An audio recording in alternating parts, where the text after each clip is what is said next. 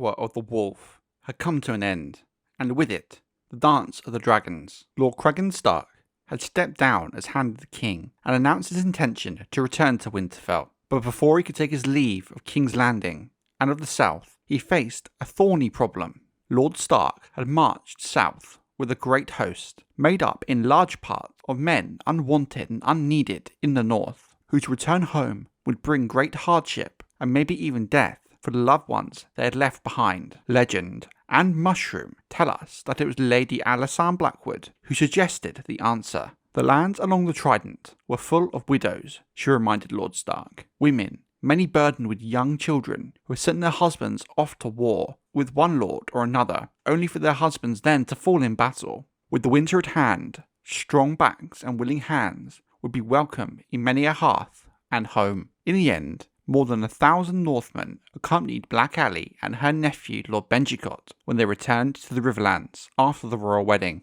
A wolf for every widow, Mushroom would jape. He will warm her bed in winter and gnaw at her bones come spring. Yet hundreds of marriages were made at so-called widows' fairs held at Raventree, Riverrun, the Stony Stepped, the Twins, and Fairmarket. Those Northmen who did not wish to marry instead swore their sword to lords, both great and small, as guards and men-at-arms. A few, sad to say, did turn to outlawry and met evil ends as a result. But for the most part, Lady Alysanne's matchmakings was a success. The resettled Northmen not only strengthened the Riverlords who welcomed them, particularly House Tully and House Blackwood, but also helped revive and spread the worship of the old gods south of the Neck. Other Northerners chose to seek new lives and fortunes across the narrow sea. A few days after Lord Stark stepped down as the Hand of the King, Sir Marsden Waters returned alone from Lys, wherence he had been sent to hire sellswords for Aegon II. He gladly accepted a pardon for his past crimes and reported that the Triarchy had collapsed. On the point of war, the three daughters were hiring free companies as fast as they could form, at wages no one could hope to match. Many of Lord Cregan's Northmen saw this as an opportunity. Why return to a land gripped by winter to freeze or starve to death when there was gold to be had across the narrow sea? Not one but two free companies were birthed as a result. The wolf pack, commanded by Hallis Hornwood, called Mad Hal, and Timothy Snow, the bastard of the Flint's Fingers, and it was made up entirely of Northmen, while the Stormbreakers, financed and led by Sir Oscar Tully, included men from all over Westeros. Even as these adventurers prepared to take their leave of King's Landing, others were arriving from every point of the compass for Prince Aegon's coronation and the royal wedding. From the west came Lady Joanna Lannister, her father, Roland Westerling, Lord of the Crag. From the south, 20 Hightowers from Oldtown, led by Lord Lionel and the redoubtable Lady Samantha, his father's widow. Though forbidden to marry, their passion for one another had become common knowledge by this time, so great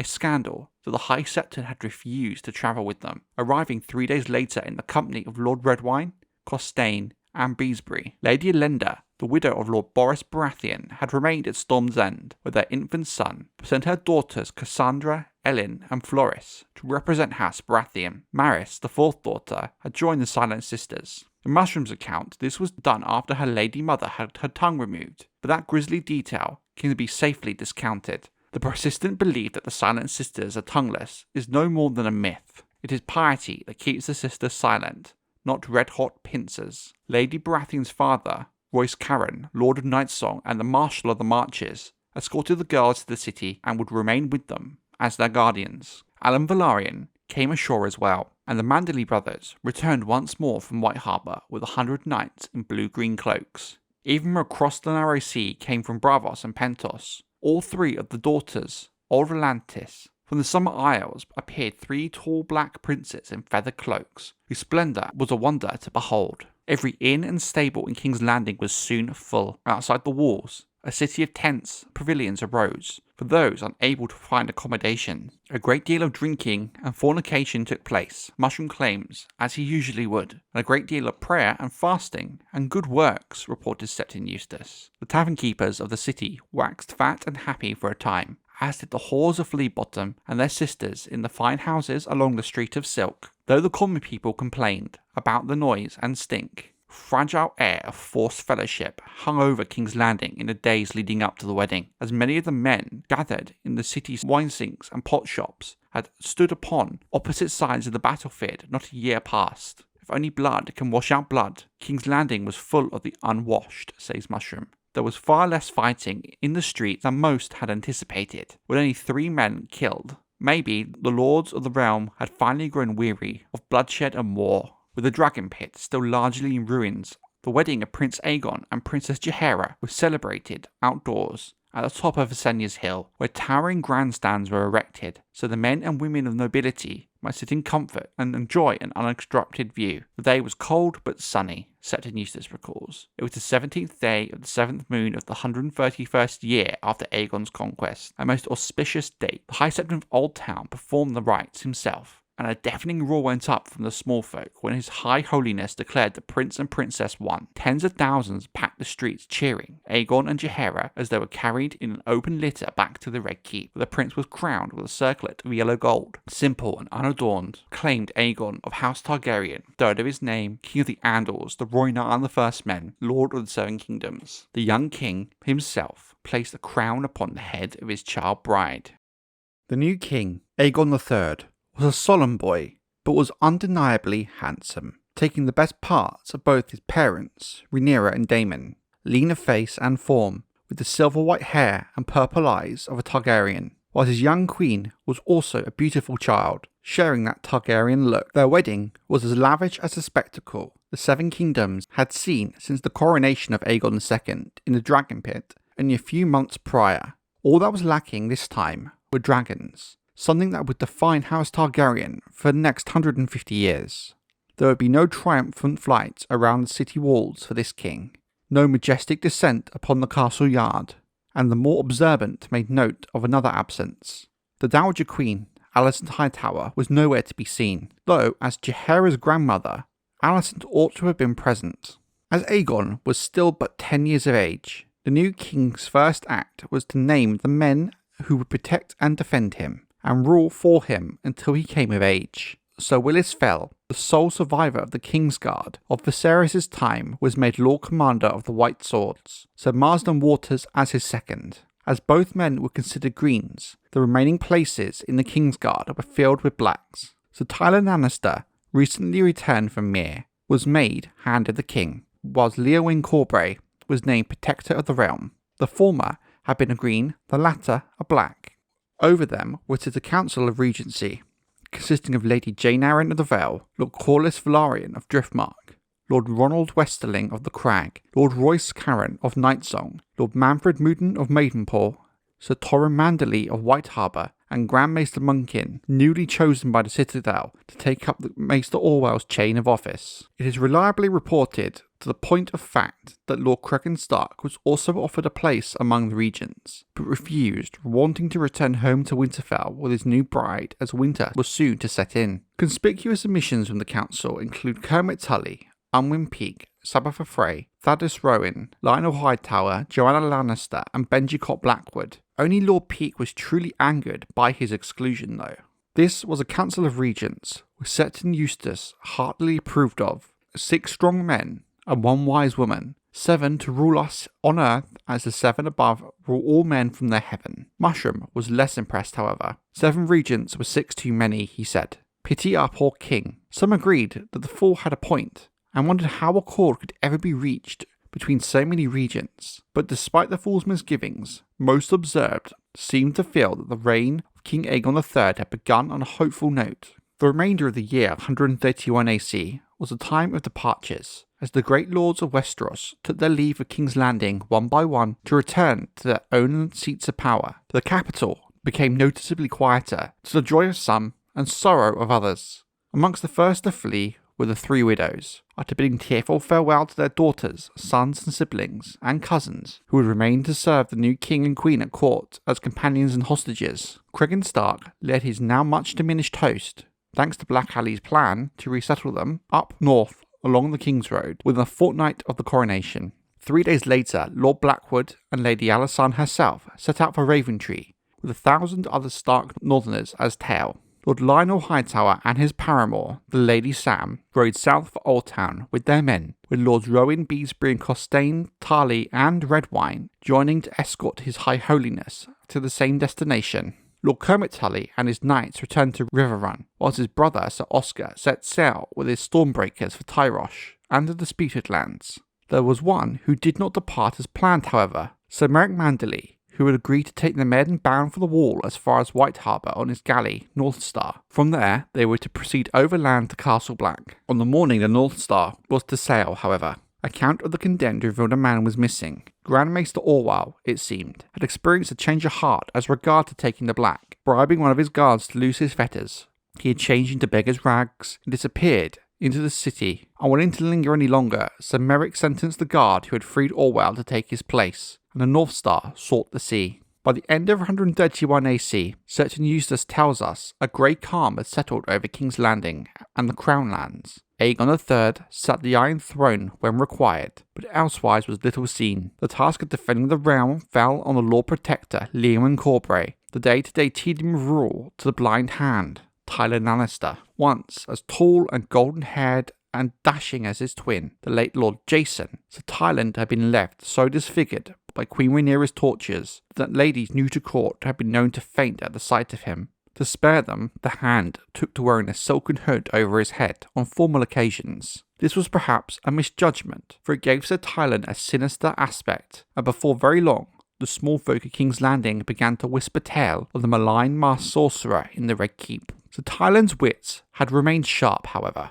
He might have expected to have emerged from his torments a bitter man, intent upon revenge, but this proved far from true. Instead, the Hand claimed a curious failure of memory, insisting he could not recall who had been black and green, whilst demonstrating a dogged loyalty to the son of the very queen who had sent him to the torturers. Very quickly, Sir Tyland achieved an unspoken dominance over Leomund Corbray. By law, both the Hand and the Lord Protector were subject to the authority of the Regency Council. But the days passed, and the moon turned and turned again. The regents convened less and less often, whilst the tireless, blind, hooded Tyland Lannister gathered more and more power to himself. The challenges the new King's Hand, Tyland Lannister, faced were daunting, for winter had descended upon Westeros and would endure for 4 long years, a winter as cold and bleak as any in the history of the Seven Kingdoms. The kingdom's trade had collapsed during the Dance of the Dragons, as well as countless villages, towns and castles had been slighted or destroyed. Bands of outlaws and broken men haunted the roads and woods. Even the best hand of the king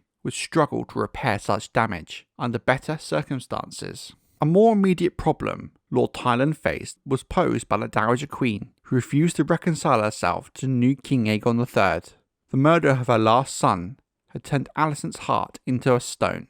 None of the regents wished to see her put to death, some for compassion, others for fear that such an execution might rekindle the flames of war. Yet she could not be allowed to take part in the life of court as before. She was too apt to rain down curses on a new king, or snatch a dagger from an unwary guardsman. Alicent could not even be trusted in the company of the little queen. When she last allowed to share a meal with her, she had told Jaehaera to cut her husband's throat whilst he was sleeping, which set the child to screaming. Sir Tyland felt he had no choice but to confine the Dowager Queen to her own apartments in Maegor's Holdfast. A gentle imprisonment, but imprisonment nonetheless. The Hand then set out to restore the kingdom's trade and began the process of rebuilding.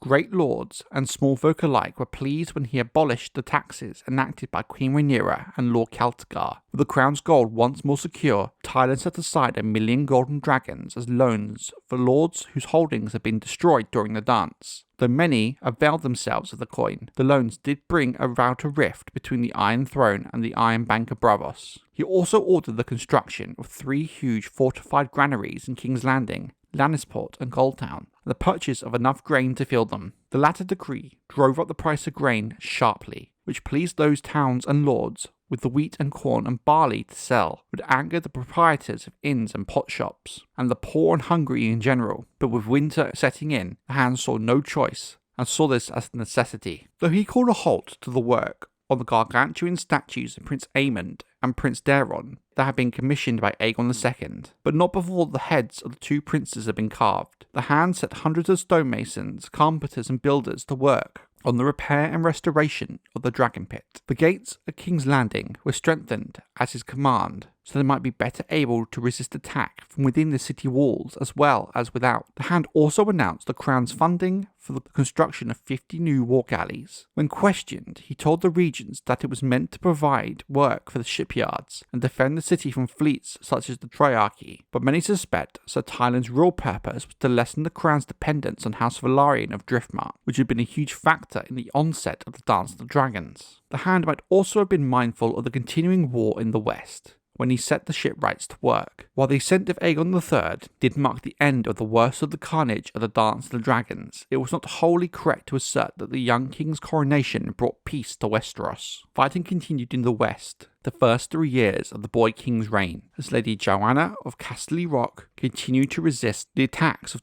Dalton Greyjoy's Ironborn in the name of her son, Lord Lauren. The details of the war lay outside the purpose of this tale, but suffice to say that whilst the Red Kraken had proved a valuable ally to the Blacks during the Dance of the Dragons, the coming peace demonstrated that the Iron Men had no more regard for them than the Greens. Though he had stopped short of openly declaring himself as King of the Iron Isles, Dalton Greyjoy paid little heed to any of the edicts coming from the Iron Throne during these years. Maybe perhaps because the king was a boy and his hand a Lannister, and commanded to cease raiding, Greyjoy continued as before. Told to restore the women Iron Men had carried off, he replied that only the drowned god may surrender the bond between a man and his salt wives. Instructed to return Fair Isle to its former lords, he replied, should they come rising back from beneath the sea, we shall gladly give them back once what was theirs. While Joanna Lannister's attempt to build a new fleet of warships to take the battle to the Iron Men, the Red Kraken descended upon her shipyard and put them to the torch, and made off with another 100 women in a single raid. The Hand sent an angry reproach, to which Lord Dalton replied, the women of the West prefer men of the iron to cowardly lions, it would seem, for they jump into the sea and plead with us to take them. Across Westeros,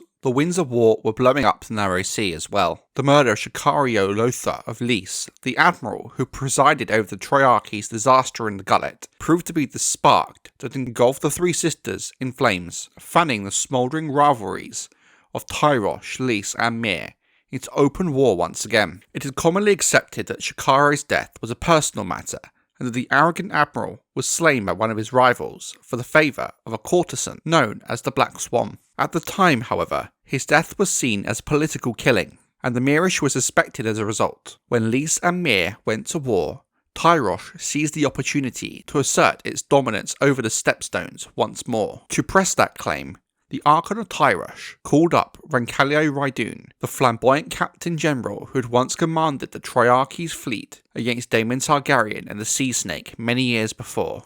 Rancalio overran the islands quickly, putting the reigning king of the Narrow Sea to death, only to decide to claim the crown for himself, betraying the Archon and his native city. This confused, four-sided war that followed had the effect of closing the southern end of the Narrow Sea to all trade, cutting off King's Landing, Duskendale, Maidenpool and Goldtown from commerce with the east. Not ideal when trying to rebuild a war-torn kingdom. Pentos, Braavos and Lorath were similarly affected and sent envoys to King's Landing in the hopes of bringing the Iron Throne into the Grand Alliance against Rancalio and the quarrelsome daughters. Sir Tyland Lannister entertained them lavishly, but refused their offer. It would be a grave mistake for Westeros to become embroiled in the endless quarrels of the free cities, he informed the Council of Regents. Some say this was the best decision that Tyland Lannister would make during his time as Hand of the King. Within the walls of the Red Keep, there were whispers about the King and Queen as well. The royal marriage was troubled from the very first, and the idea of binding the two rival claims of the parents was not going to be that simple. Both bride and groom were children after all. Aegon III was now 11, and Jaehaera only 8. Once wed, they had very little contact with one another, save on formal occasions, and even then that was rare, as the little queen was loath to leave her chambers. Both of them are broken, Grand Maester Munkin declared in a letter to the conclave of maesters in Old Town. The girl had witnessed the murder of her twin brother, Jaehaerys, at the hands of Blood and Cheese, and in the same moment lost her mother as well, as Helena would never be the same again. The king had lost all 4 of his own brothers as well, then watched his uncle, Aegon II, feed his mother Rhaenyra to a dragon. They are not normal children, Munkin wrote. They have no joy in them. They neither laugh or play. The girl wets her bed at night and weeps inconsolably when she is corrected. Her own ladies say she's 8, going on 4. Had I not laced her milk with sweet sleep before the wedding, I am convinced the child would have collapsed during the ceremony. And as for the boy king, the Grand Maester went on, Aegon shows little interest in his wife, or any other girl to be honest. He does not ride or hunt or joust, but neither does he enjoy sedentary pursuits, such as reading, dancing or singing. Though his wits seem sound enough, he never initiates a conversation, and when he's spoken to, his answers are so curt, one would think the very act of talking to him was painful. He has no friends save for the bastard boy Gaemon Palehair, and seldom sleeps through the night. During the hour of the wolf, he can often be found standing by the window, gazing up at the stars, but when I present him with Archmaester Laemon's Kingdom of the Skies, he shows little interest. Aegon seldom smiles and never laughs, but neither does he display any outward signs of anger or fear, save in regards to dragons, the very mention which sends him into a rage. Orwell was wont to call his grace calm and self-possessed, but I say the boy is dead inside. He walks in the halls of the Red Keep like a ghost. Brothers, I must be frank. I fear for our boy king, and I fear for the 7 kingdoms. The Maester's fears, alas, would prove to be well founded in time. As bad as 131 AC had been, the next 2 years would be much worse for the king, for the queen, for Westeros. It began on an ominous note when the former Grand Maester Orwell was discovered in a brothel called Mother's, near the lower end of the Street of Silk. Shorn of his hair and beard and chain of office, and going by the name Old Weil, he had earned his bread by sweeping, scrubbing, inspecting patrons of the house for pox, and mixing moon tea and potions of tansy and pennyroyals for the working girls of the brothel, to rid themselves of unwanted children. No one paid Old Weil any mind, that is, until he took it upon himself to teach some of Mother's younger girls to read. One of his pupils demonstrated her new skills to a sergeant in the gold cloaks, who in turn grew suspicious, and led the old man in for questioning. The truth soon emerged. The penalty for deserting the night's watch is death. Though Orwell had never technically sworn a vow, most still considered him an oathbreaker. There was no question of allowing him to take a ship for the war. The original sentence of death that Lord Stark had pronounced on him must apply, the regents agreed. Sir Tyland did not deny this, though he pointed out the office of King's Justice had yet to be filled, and as a blind man, he was a poor choice to swing the sword himself. Using that for his pretext, the Hand instead confined Orwell to a tower cell, a far too comfortable, some charged, until such a time a suitable headsman could be found. Neither Septon Eustace nor Mushroom were deceived. Orwell had served with Sir Tyland on Aegon II's Green Councils, and plainly, old friendships and the memory of all they had endured played some part in the Hand's decision. The former Grand Maester was even provided with a quill, ink and parchment, so he might continue his confessions. And so he did for the best part of 2 years, setting down the lengthy history of the reigns of Viserys I and Aegon II, but would later prove to be such an invaluable source for his successor's true telling. Less than a fortnight later, reports reached King's Landing of a band of wildlings from the Mountains of the Moon descending upon the Vale of Arryn in larger numbers to raid and plunder,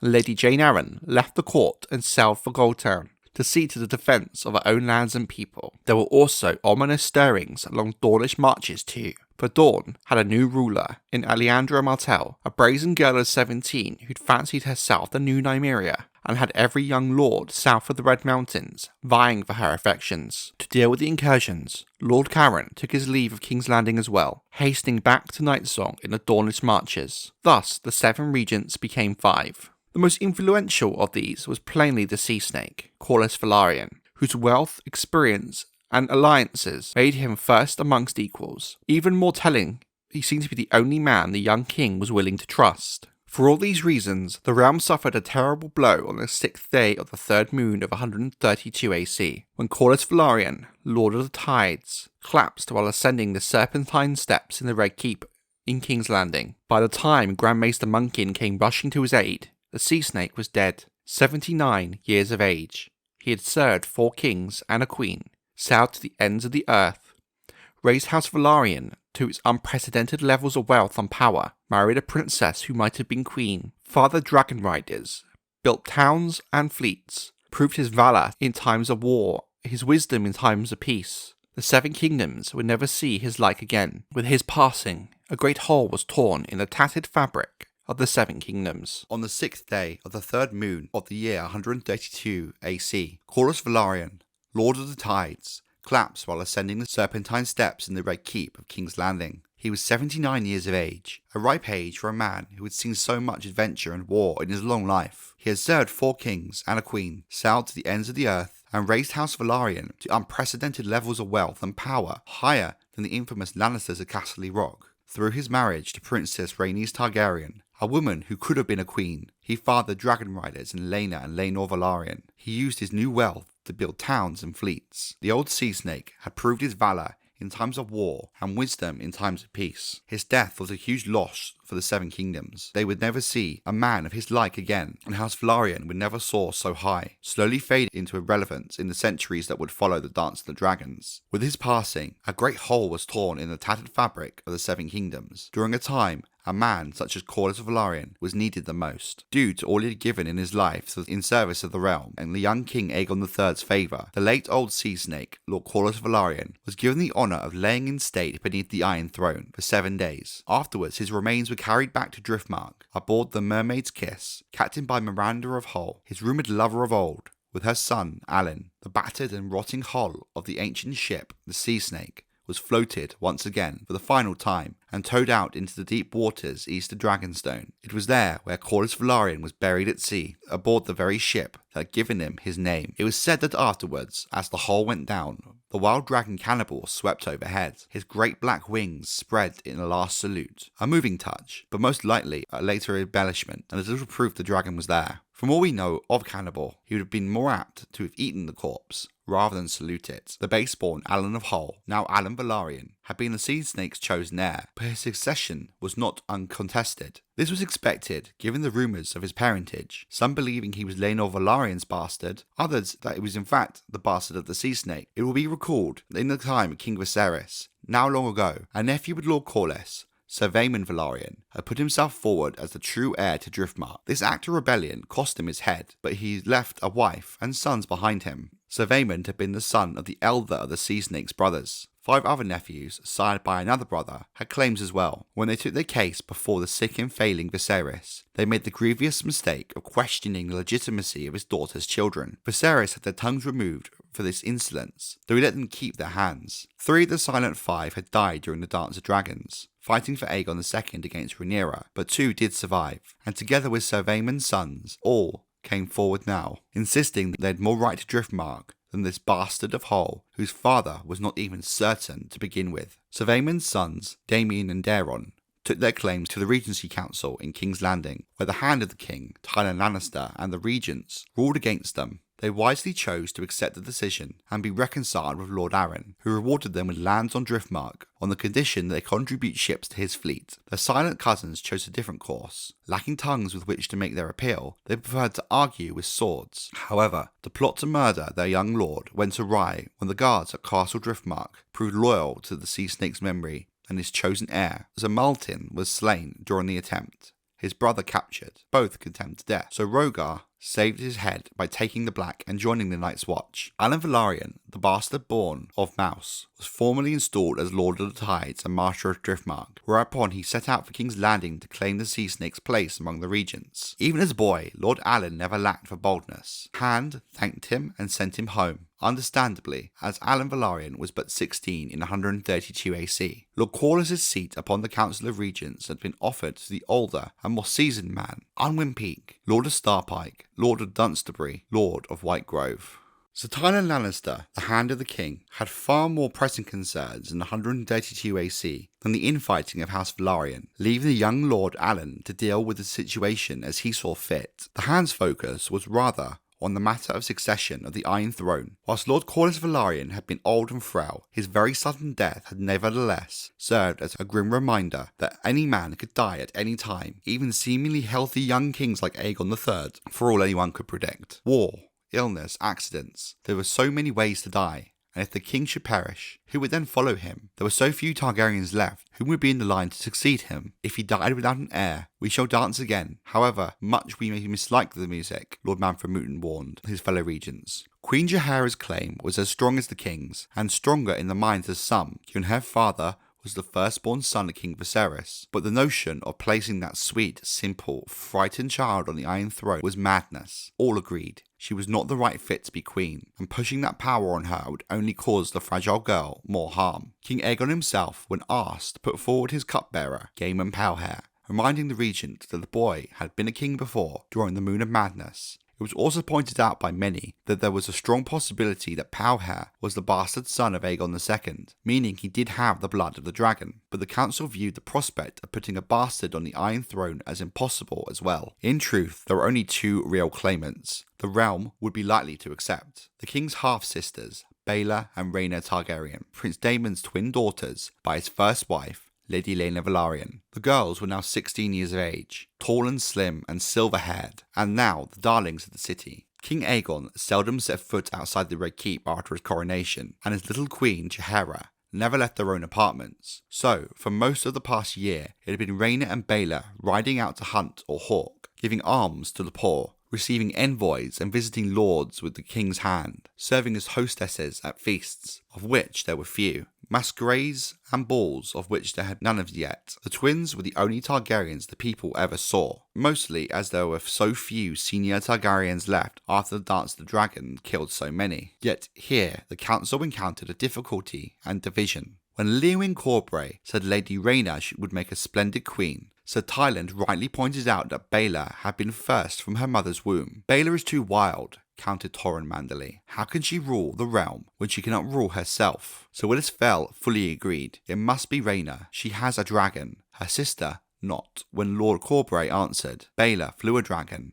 Rhaena only has a hatchling. Ronald Westerling replied, Baela's dragon brought down our late king. There are many in the realm who would not have forgotten that. Crown her, and we will rip all our old wounds open again, and civil war will surely occur. Yet, it was Grand Maester Munkkin who put an end to the debate when he said, My lords, it makes no matter, they are both girls. Have we learned so little from the slaughter? We must abide by primogeniture, as the Great Council ruled in 101 AC. The male claim comes before the female. Yet, when Sir Tyland said, And who is this male claimant, my lord? We seem to have killed them all. Munkkin had no answer, but to say he would research the issue. Thus, the critical question of succession would remain unsettled. Despite the issue of who should be the heir between the twins, this certainly did little to spare Rhaena and Baela Targaryen from the fawning attention of all the suitors, confidants, companions, and similar flatterers eager to befriend the king's presumed heirs, though the sisters reacted to these lickspittles in vastly different ways. Where Rhaena delighted in being the centre of court life, Baela bristled at praise, and seemed to take pleasure in mocking and tormenting the suitors, who flustered around her like moths. As young girls, the twins had been inseparable, and almost impossible to tell apart. But once parted, their experiences had shaped them in very different ways. In the Vale, Rhaena had enjoyed a life of comfort and privilege as Lady Jane's ward. Maids had brushed her hair and drawn her baths, while singers composed odes to her beauty, and knights jousted for her favour. More so, she was protected from the worst that the Dance of the Dragons had to offer. The same was true at King's Landing, where dozens of gallant lords competed for her smile.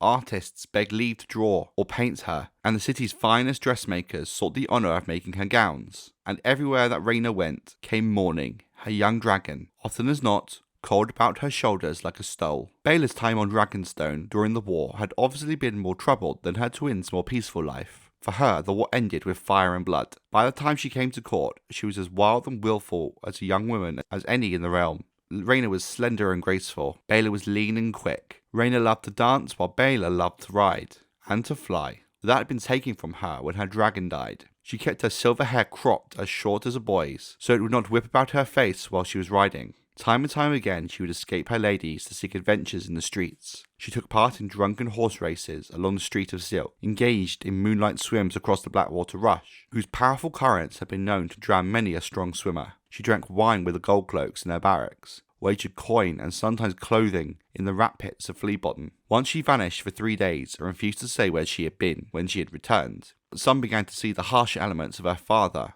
the once prince of the city, in the young girl. Even more gravely, Baela had a taste for unsuitable companions. Like stray dogs, she brought them home with her to the Red Keep, insisting they be given positions in the castle or be made part of her own retinue. These pets of hers included a comely juggler, a blacksmith's apprentice whose muscles she admired, a legless beggar who she took pity on, a conjurer of cheap tricks she took for an actual sorceress and a hedge knight's homely squire. Once she turned up with an entire troop of mummers. Septa Amaris, who had been given charge of her religious and moral instruction, despaired of her, and even Septon Eustace could not seem to curb her wild ways. The girl must be wed, and soon, he told the king's hand, else I fear that she may bring dishonour upon House Targaryen, and shame to his grace her brother. Sir Tyland saw sense in the Septon's counsel, but there were perils as well. Baela did not lack for suitors. She was young, beautiful, healthy, wealthy, and of the highest birth. Any lord in the Seven Kingdoms would be glad to take her for his wife. Yet the wrong choice could have grave consequences, for her husband would stand very close to the throne. An unscrupulous, venal, or overly ambitious husband might cause no end of war and woe. A score of possible candidates for Baela's hand were considered by the regents. Lord Tully, Lord Blackwood, Lord Hightower, who was yet unwed, though he had taken his father's widow as a paramour. They were all put forth, as were a number of less likely choices, including Dalton Greyjoy, the Red Kraken, who boasted of having 100 salt wives, but had never taken a rock wife, a younger brother of the Prince of Dawn, and even the rogue Roncalio Rydun. All of them were ultimately discarded for one reason or another. Finally, the hand of the Council of Regents decided to grant Lady Baela's hand in marriage to Thaddeus Rowan, Lord of Goldengrove. Rowan was no doubt a prudent choice. His second wife had died the year previous, and he was well known to be seeking a suitable young maid to take her place. His virility was beyond question. He fathered 2 sons on his first wife, and 5 more on his second. As he had no daughters, Baela would be the unquestioned mistress of his castle. His youngest 4 sons were still at home, and in need of a woman's hand. The fact that all of Lord Rowan's offspring were male counted heavily in his favour. If he were to sire his son on Lady Baela, Aegon III would have a clear successor. Lord Thaddeus was a bluff, hearty, cheerful man, well liked and well respected. A doting husband and a good father to his sons. He had fought for Queen Rhaenyra during the dance, and had done ably, and with valour. He was proud without being arrogant, just in judgment and not vindictive. Loyal to his friends, dutiful in religious matters, untroubled by overweening ambition. Should the throne pass to Baela, Lord Rowan would make the perfect consort, supporting her with all his strength and wisdom, without seeking to dominate her or usurp her rightful place as ruler. Certain Eustace tells us the regents were very pleased with the result of their deliberations.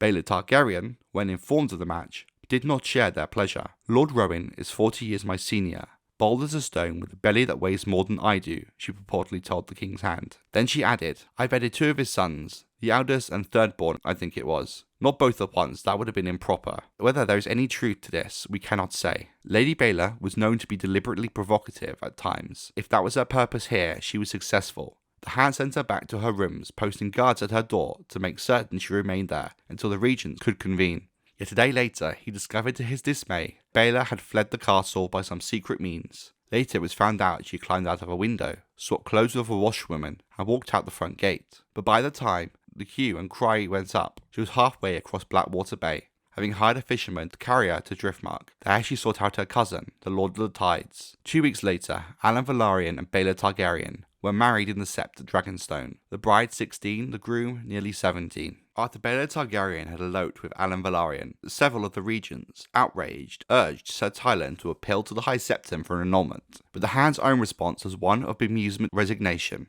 Prudently, he had put it about that the marriage had been arranged by the king and court, believing that it was Lady Baela's defiance that was the scandal rather than her choice of spouse. The boy comes of noble blood, he assured the regents, and I do not doubt he will prove as loyal as his brother. Thaddeus Rowan's wounded pride was appeased by a betrothal to Floris Baratheon, and made of 14 years widely considered the prettiest of the 4 storms. In her case, it was a misnomer. A sweet girl, if somewhat frivolous. She was to die in childbed 2 years later. The stormier marriage would be the one made on Dragonstone, as the years would prove. For the Hand and Council of Regents, Baela Targaryen's midnight flight across Blackwater Bay had confirmed all their doubts about her. The girl was wild, willful and wanton, as we all feared, Sir Willisfeld declared mournfully. And now she has tied herself to Lord Corlys' up-jumped bastard. A snake for a sire, a mouse for a mother. Is this to be our prince consort? The regents were in agreement. Baela Targaryen could not be King Aegon's heir, and it must be Lady Rhaena, declared Moon, provided that she wed. This time, at Sir Tyland's insistence, the girl herself was made part of the discussions. Lady Rhaena proved to be as tractable as her sister had been willful. She would, of course, wed whomever the King Council wished, though it pleased me if he was not so old he could not give me children, nor so fat that he would crush me when we were abed. so long as he is kind and gentle and noble, I know that I shall love him." When the Hand asked if she had any favourites among the lords and knights who paid her suit, she confessed that she was especially fond of Sir Corwin Corbray, whom she had first met in the Vale while the ward of Lady Arryn. Sir Corwin was far from an ideal choice. A second son, he had 2 daughters from a previous marriage. 32, he was a man, not a green boy. Yet House Corbray was an ancient and honourable. Sir Corwin, a knight of such repute that his late father had given him Lady Forlorn, the Valyrian steel sword of the Corbrays.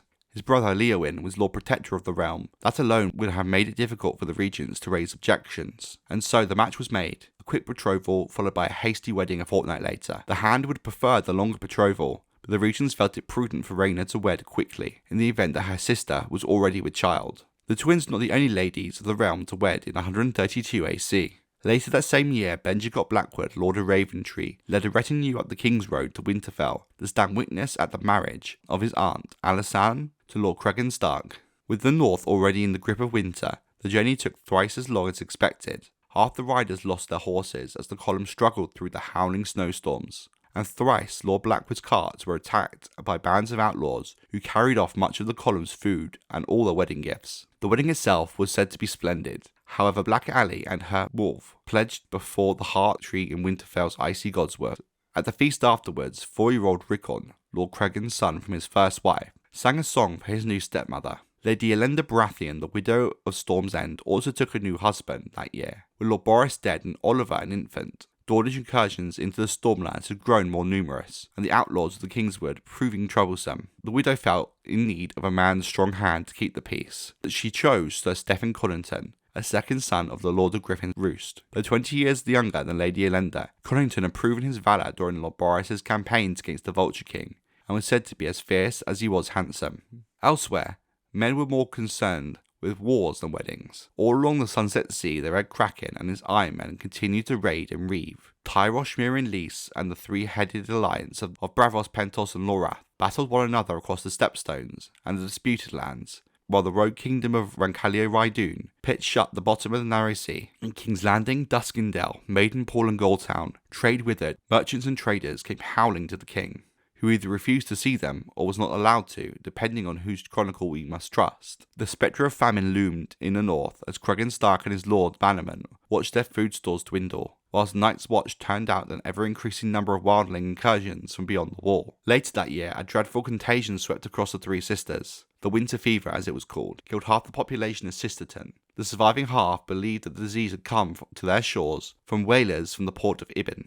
They rose up and butchered every Ibbenese sailor that laid their hands on, setting fire to their ships. It made no matter. When the disease crossed the Bight into White Harbour, the prayers of the Septons and potions of the Maesters proved equally powerless against it. Thousands died, among them Lord Desmond Manderley. His splendid son, Medric, the finest knight in the north, survived him by only 4 days before succumbing to the same affliction. And Sir Merrick had been childless. This had further calamitous consequences, in that the lordship devolved upon his brother Sir Torrent, who was then forced to give up his place on the Council of Regents to take up rule of White Harbour. That left 4 regents, where there had once been 7. So many lords, both of great and small houses, had perished during the Dance of the Dragons that the Citadel rightly came to name this time the Winter of the Widows.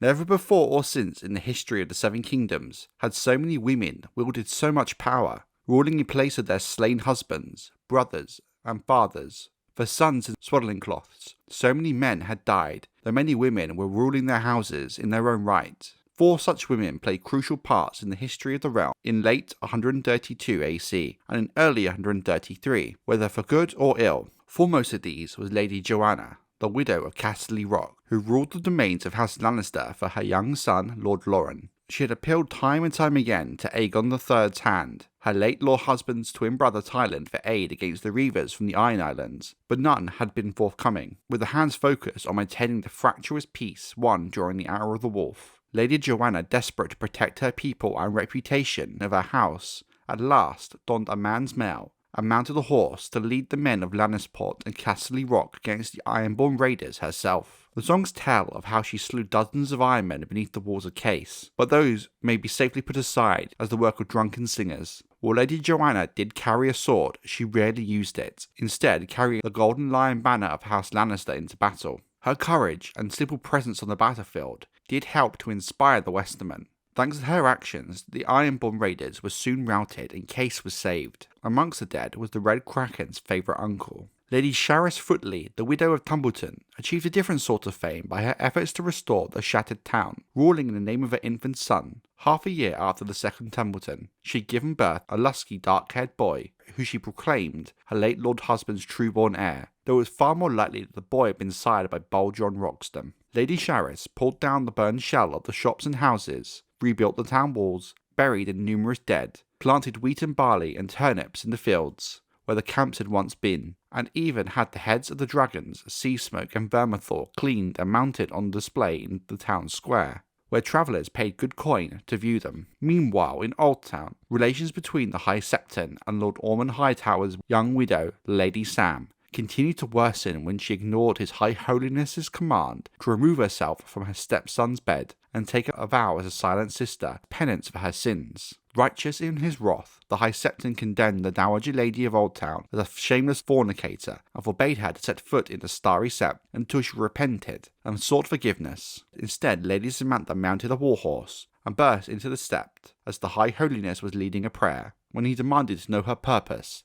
Lady Sam replied that whilst he had forbidden her to set foot in the Sept, he had said naught about her horse's hooves. She then commanded her knights to bar the doors. If the Sept was closed to her, it would be closed to all. He quacked and thundered and called down the wrath of the gods upon this harlot on a horse. In the end, the High Septon had no choice but to relent. The fourth and last of these remarkable women emerged from the twisted and blasted towers of Harrenhal, the vast ruin beside the water of the God's Eye, and this widow in particular, would take many of the regents and the Hand by surprise, and become a thorn in the side of both. Shunned and forgotten since Daemon Targaryen and his nephew Aemon had met their final fate above the God's Eye, Black Harren's accursed seat had become the haunt for outlaws, robbers, and broken men, who sally forth from behind its walls to prey upon travellers, fisherfolk, and farmers. A year ago, there had been but a few, but lately the number had grown to the point of a small army, enough they could even pose somewhat of a threat if well organised. But more importantly, it was being said that a sorceress ruled over them, a witch queen of fearsome power. When these tales did finally reach King's Landing, Sir Tyland Lannister decided it was time to reclaim the castle. This task he entrusted to a knight of the Kingsguard, Sir Regis Grove, who was sent out from the city with 100 seasoned men. At Castle Darry, he was joined by Sir Daemon Darry with a like number. Rashly, Sir Regis assumed this would be more than a sufficient number to deal with a few squatters and cutthroats. Arriving before the walls of Harrenhal, he found the gates closed and hundreds of well-equipped, armed men on the battlements. This would be no quick affair. There were at least 600 souls within the castle, a third of them men of fighting age, more than enough to put up a strong defence in a siege. When Sir Regis demanded to speak with their lord, a woman emerged to treat with him, with a child beside her. The Witch Queen of Harrenhal proved to be none other than Alys Rivers, the base-born wet nurse who had been the prisoner and then paramour of Prince Aemon Targaryen. She now claimed to be his widow. The boy was Aemon's, she told the knight. His bastard, said Sir Regis, his true-born son and heir, Alys Rivers spat back, and the rightful king of Westeros. She commanded the knight to kneel before your king and swear him your sword, but Sir Regis laughed at this, saying, I do not kneel to bastards, much less the base-born whelps of a kinslayer and a milk cow. What happens next remains a matter of some dispute.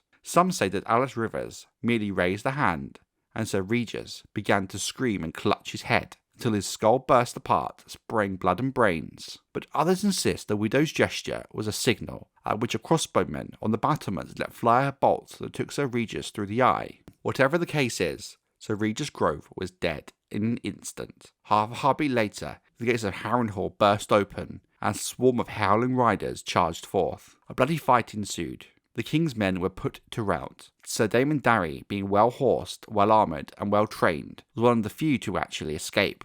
The Witch Queen's minions hunted him through all the night before abandoning the chase. Some 32 men lived to return to Castle Darry, of the 100 that had set out. The next day, a 33rd made his appearance, having been captured with a dozen others. He'd been forced to watch them die by torture one by one before turning loose to deliver a warning. I'm telling you what she said, he gasped, but you can't laugh. The widow put a curse on me. Any man of you who laughs, I'll die. When Sir Daemon assured him that no one was going to laugh at him, the messenger said, Don't come again "Unless you mean to bend your knee," she says. "Any man who comes near her walls will die. There's a power in them stones, and the widow's woken it. 7 save us. She has a dragon. I've seen it." The name of the messenger is lost to us, along with the name of the man who laughed, but someone did. One of Lord Darry's men. The messenger looked at him, stricken, then clutched his throat and began to wheeze. Unable to draw breath, he was dead in a moment. Supposedly, the imprints of a woman's fingers could be seen upon his skin,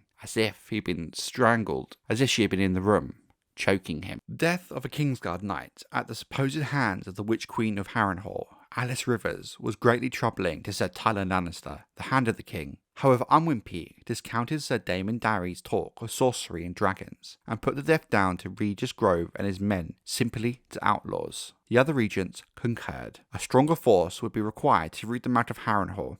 That much was clear, they concluded, as that peaceful year of 132 AC came to its end. But before Sir Tyland could organise such an assault, or even consider who might take Sir Regis's place in Aegon 7, a threat far worse than any Witch Queen descended on the city. From the 3rd day of 133 AC, the winter fever arrived in King's Landing. Whether or not the fever had been born in the dark forests of Ib, or brought to Westeros by a whaler, as the sister men had believed, it was most certainly at this point moving from port to port up and down the narrow sea. White Harbour, Goldtown, Maidenpool, and Duskendale had been afflicted, each in turn. There were reports that Braavos was being ravaged as well, along with many of the other free cities. The first sign of this disease was a red flush of the face, easily mistaken for the bright red cheeks that many men exhibit after exposure to the frosty air of the cold winter's day. But a fever followed. It would be slight in its onset, but rising, never stopping. Bloodletting did not soften the sickness, nor garlic or any of the other various potions or wise tales that were tried. Some even went as far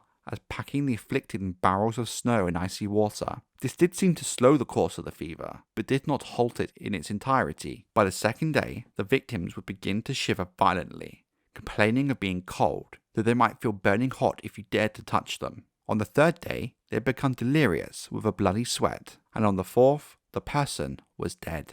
As would be for the case of many. However, if you managed to outlast the illness, on the 4th day, be on the path to survival and recovery on the 5th. 1 in 4 survived the winter fever. Not since the shivers that ravaged Westeros during the reign of King Jaehaera I had such terrible pestilence been seen in the 7 kingdoms. In King's Landing, the first sign of the fatal plague was seen along the riverside docks amongst the sailors, the ferrymen, fishmongers, dockers, and wharfside whores who lived and plied their trades beside the Blackwater Rush. Before most had even realised they were ill, they had already spread the contagion through every part of the city, to the rich and poor alike. When word reached the Red Keep, Grand Maester Monkey went himself to examine those afflicted, to find out whether this was indeed the winter fever he had feared would come, and not some lesser but still deadly illness.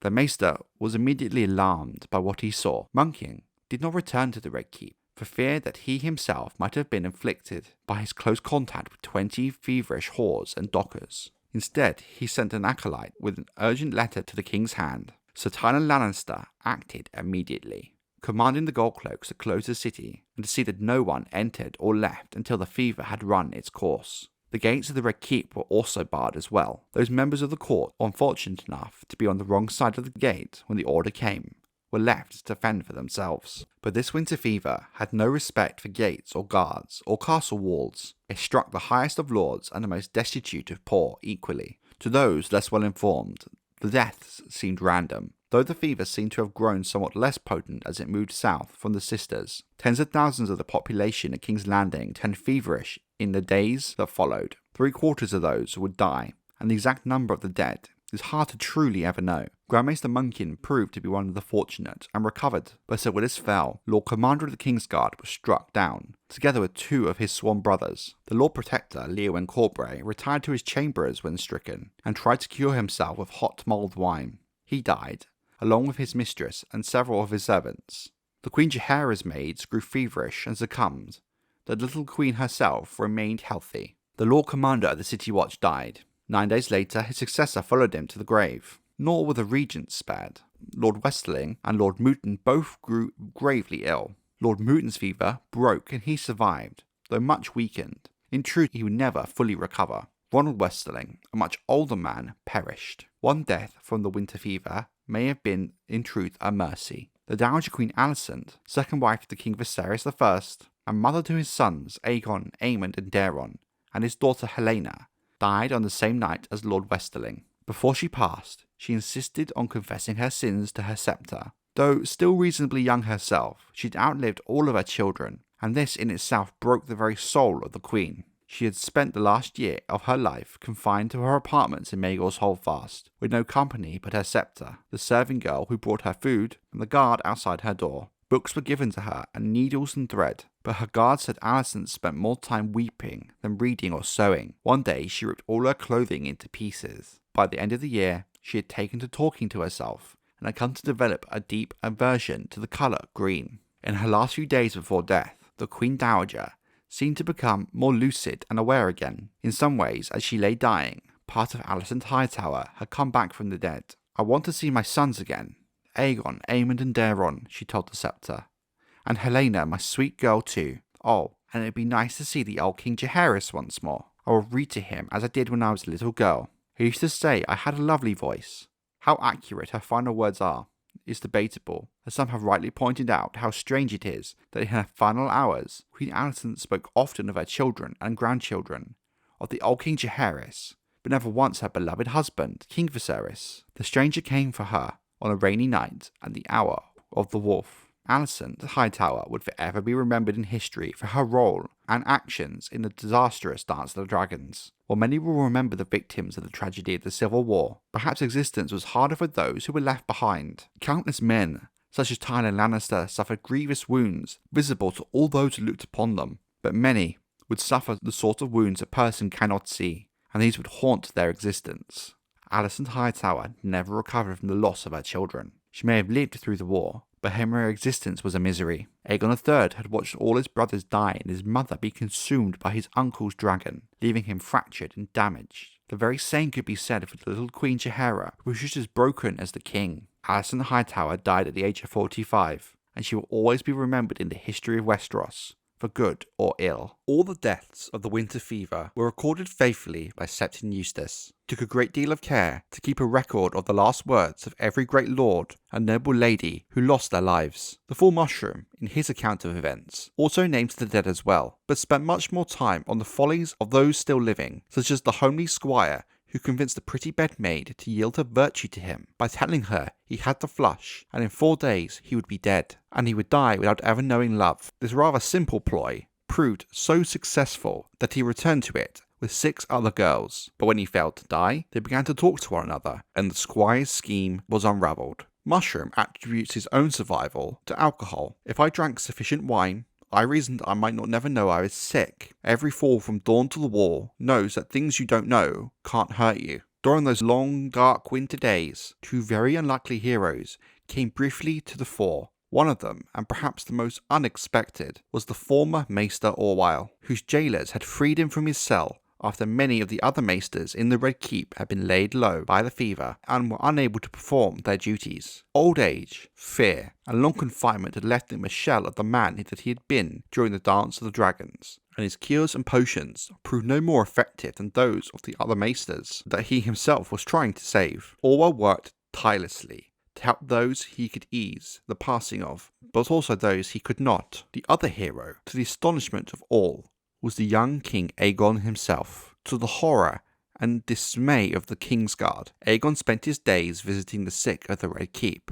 often sat with them for hours at a time, sometimes even holding their hand in his own, or soothing their fevered brows with cool damp cloths, with no fear himself of catching the deadly fever. Though King Aegon hardly ever spoke a word, he did share his silence with them and listened as they told him stories of their lives, begging him for forgiveness or boasting of conquest, kindness, and children. Most of those he visited did die, but those who lived would afterwards attribute their survival to the touch of the king's healing hands. If indeed there is some magic in a king's touch, as in the wise tales the small folk tend to believe, it failed when it was needed the most. The last bedside visited by Aegon III was that of Sir Tyland Lannister, the Hand of the King. Through the city's darkest days of the fever, Sir Tyland had remained in the Tower of the Hand, striving day and night against the stranger. Though blind and maimed, he suffered no more than just exhaustion, almost to the last. But as cruel fate would have it, when the worst of the fever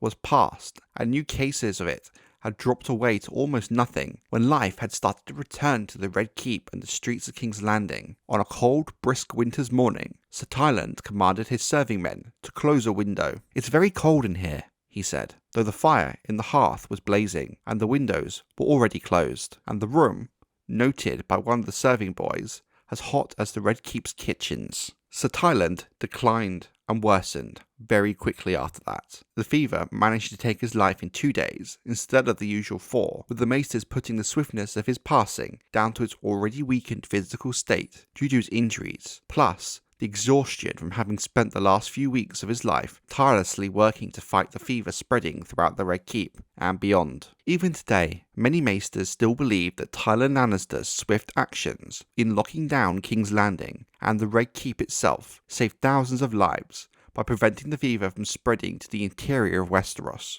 In fact, Sir Tyland Lannister's actions will be used as a precedent to this day when dealing with situations such as pestilence and fever. Septon Eustace was with him when he died, as was the boy king that he had served. The young King Aegon took his hand as he breathed his last. Sir Tyland had never been beloved by many lords or small folk alike. After the death of Queen Rhaenyra, he'd urged Aegon II to put her son, Aegon III, to death, and certain blacks hated him for that and would never let that go, no matter what good Tyland Lannister would go on to do. Yet after the death of Aegon II, despite his mutilation and torture at the orders of Rhaenyra, he'd remained to serve her son Aegon III, with no ill will towards the boy. Despite the fears of many of the blacks, he would serve loyally as Hand, and certain Greens hated him for that too. Coming second from his mother's womb, and a few heartbeats after his twin brother Jason had denied him the glory of lordship and the gold of Casterly Rock, leaving Sir Tyland to make his own place in the world, and that he did.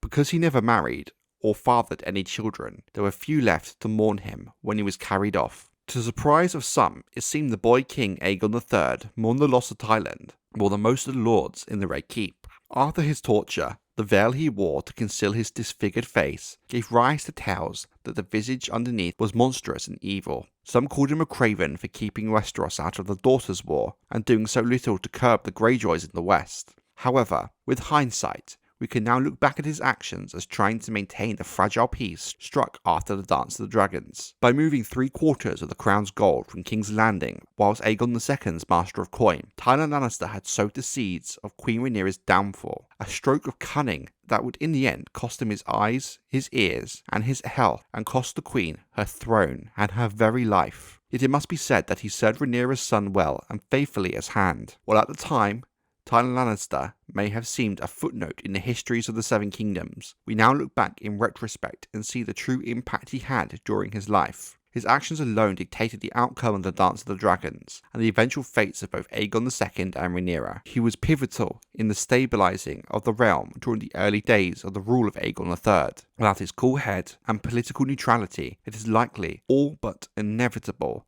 that Westeros would have been ravaged by another civil war. And finally, in his death, he was able to prevent a deadly fever from spreading throughout Westeros, doubtlessly saving many lives. Regardless of your view and opinion of Sir Tyland Lannister, his actions during the dance and the Regency earned him his deserved place in the history books. King Aegon III was still a boy, well shy of his 13th birthday, during the horror that was the winter fever. But in the days that followed the death of his hand, Sir Tyland Lannister, the young king displayed a maturity beyond his years, compared to the likes of the old King Jaehaerys, when he too was a boy king. Passing over Sir Marsden Waters, second in command of the Kingsguard, Aegon bestowed white cloaks on Sir Robin Massey and Sir Robert Darkland, and made Massey Lord Commander. With Grand Maester Munkin still down in the city tending to the victims of the winter fever, His Grace turned to his predecessor, instructing the former Grand Maester Orwell to summon Lord Thaddeus Rowan to the city. I would have Lord Rowan as my hand, so Tyland thought well enough of him to offer him my sister's hand in marriage, so I know he can be a person we can trust. This action alone showed the impact the former hand Sir Tyland had on the young king. He also wanted Lady Baela back at court as well. Lord Alyn shall be my admiral, as was his grandsire. These were, in truth, the first key decisions that King Aegon would take in his own right, and for the first time he spoke with a semblance of authority. Orwell, made perhaps hopeful of a royal pardon for his actions during the Hour of the Wolf, hurriedly sent the ravens on their way. King Aegon, although testing his authority as king for the first time, had acted without the consult and consent of his Regency Council. Only 3 of the 7 did remain in King's Landing, however: Lord Peake, Lord Mouton, and Grand Maester Munkin, who came rushing back inside the Red Keep the moment Sir Robert Darkland commanded the gates be opened again. Manfred Mouton was bedridden, still recovering his strength after the battle with the fever. He asked any decision be postponed until Lady Jane Arryn and Lord Royce Carron could be summoned back from the Vale and the Dawlish marches to take part in the deliberations. His colleagues would have none of it, however, Lord Peake insisting that the former regents had given up their place on the council by departing King's Landing. With the Grand Maester's support, Unwin Peake then set aside all of the King's appointments and arrangements on the grounds that no boy of 12 had the judgment to decide such weighty matters himself. Sir Marsden Waters was confirmed as Lord Commander of the King's Guard, whilst Darkland and Massey were commanded to surrender their white cloaks, so that Sir Marsden might bestow them on knights of his own choosing. Grand Maester Orwell was returned to his cell to await execution. So as not to offend Lord Rowan, the regents offered him a place amongst them, and the office of Justicar and Master of Laws. No similar gesture was made to Alyn Velaryon, but of course there was no question of such a boy of his years and of such uncertain lineage serving as Lord Admiral. The office handed the King and Protector of the Realm, previously separate, were now combined and filled by none other than Unwin Peake himself. In the account of the Full Mushroom, he tells us that King Aegon reacted to the decision of his regents with a sullen silence, speaking only once, to protest the dismissal of Massey and Darkland. Kingsguard serve for life, the boys said, to which Lord Peake replied, only when they are properly appointed, your grace. Elsewise, Septon Eustace tells us the king received the decrees courteously. He was reported to have said, I am still a boy, as your lordship knows, and in want of instruction in these matters. If his true feelings were otherwise, Aegon did not choose to voice them, but instead retreated back into silence and passivity after a brief moment of finding his voice as king. For the remainder of his minority, King Aegon III took little part in the rule of his realm, save for fixing his signature and seal upon such papers as Lord Peake presented him. On certain formal occasions, his grace would be brought out to sit on the Iron Throne or welcome an envoy, but elsewise he was little seen inside the Red Keep and never beyond its walls. Unwin Peake would rule the 7 kingdoms in all but name for the best part of 3 years, serving as Lord Regent and Protector of the Realm and Hand of the King. From the outset, it is a marvel how one man managed to secure so much power in such a small amount of time. His house was amongst the oldest in the Reach, its deep roots twisting back to the age of heroes and the first men. Amongst many of his illustrious ancestors, his lordship could count such legends as Sir Orathan, Lord Meryn the Scribe, Lady Yarma of the Golden Bowl, Sir Barquin the Besieger, Lord Edison the Elder, Lord Edison the Younger, and Lord Emric the Avenger. Many Peakes had served as councillors at Highgarden when the Reach was the richest and most powerful kingdom in all of Westeros, before the conquest of Aegon. When the pride and power of House Manderley became too great, it was Lomere Peake who humbled them and drove them into exile in the north, for which services King Peregrine III Gardner granted the former Manderley seat at Dunstanbury and its attending lands to House Peake. King Peregrine's son Gawain took Lord Lolmer's daughter as his bride as well, making her the 7th Peake to sit beneath the Green Hand as Queen of all the Reach, though through the centuries other daughters of House Peake married into the Redwynes, Rowans, Costains, Oakharts, Florence, and even the Hightowers. All this had ending with the coming of Aegon and his dragons. Lord Armyn Peake and his sons had perished on the field of fire beside King Mern. With House Gardner extinct, Aegon the Conqueror had granted Highgarden and the rule of the Reach to House Tyrell, the former royal stewards. The Tyrells had no blood ties to the Peakes, and no reason to favour them, and thus the slow fall of this proud house began. A century later, the Peakes still had 3 castles, and their lands were wide and well populated, if not particularly rich, but they no longer commanded the pride placed amongst the bannermen of Highgarden. Unwin Peake was determined to redress this and restore House Peake to its former greatness. Like his father, who had sided with the majority at the Great Council of 101, he did not believe it was a woman's place to rule over men. During the Dance of the Dragons, Lord Unwin had been amongst the fiercest of the Greens, leading forth 1,000 swords and spears to keep Aegon II on the Iron Throne. When Lord Ormond Hightower fell at Tumbleton, Lord Unwin believed command of the host should have come to him, but he was denied by scheming rivals. This he never forgave, stabbing the turncloak Owen Borney and plotting the murder of the Dragon Riders, Hugh Hammer and Ulf White. He was foremost of the Caltrops. This was not widely known at the time, and only one of 3 still living. Lord Unwin had proved at Tumbleton that he was no man to trifle with. He would prove that again in King's Landing. Having elevated Sir Marsden Waters to commander of the King's Guard, Lord Peake now gave white cloaks to two of his own kin, his nephew Sir Armory Peake and his bastard brother Sir Mervyn Flowers. The city watch was placed under the command of Sir Lucas Laygood, the son of one of the Keltrops, who died at Templeton. To replace the men who had died during the Winter Fever and the Moon of Madness, he bestowed gold cloaks on 500 of his own loyal men. Lord Peake did not have a trusting nature, and all he had seen and been a part of at Templeton had convinced him that his enemies would bring him down if given half a chance. Ever mindful of his own safety, he surrounded himself with his own personal guard. 10 sellswords loyal only to him, and gold he lavished onto them. In due course they became known as his Fingers. The captain, a Volantine adventurer named Tissario, had a tiger-striped tattoo across his face, the marks of a slave soldier. Men called him Tissario the Tiger to his face, which pleased him. Behind his back they called him Tissario the Thumb, a mocking name the Mushroom had bestowed upon him. Once secure in his own person, the new Hand began bringing his own supporters, kin and friends to court, in place of men and women whose loyalties were less assured. His widowed aunt, Clarence Osgrey,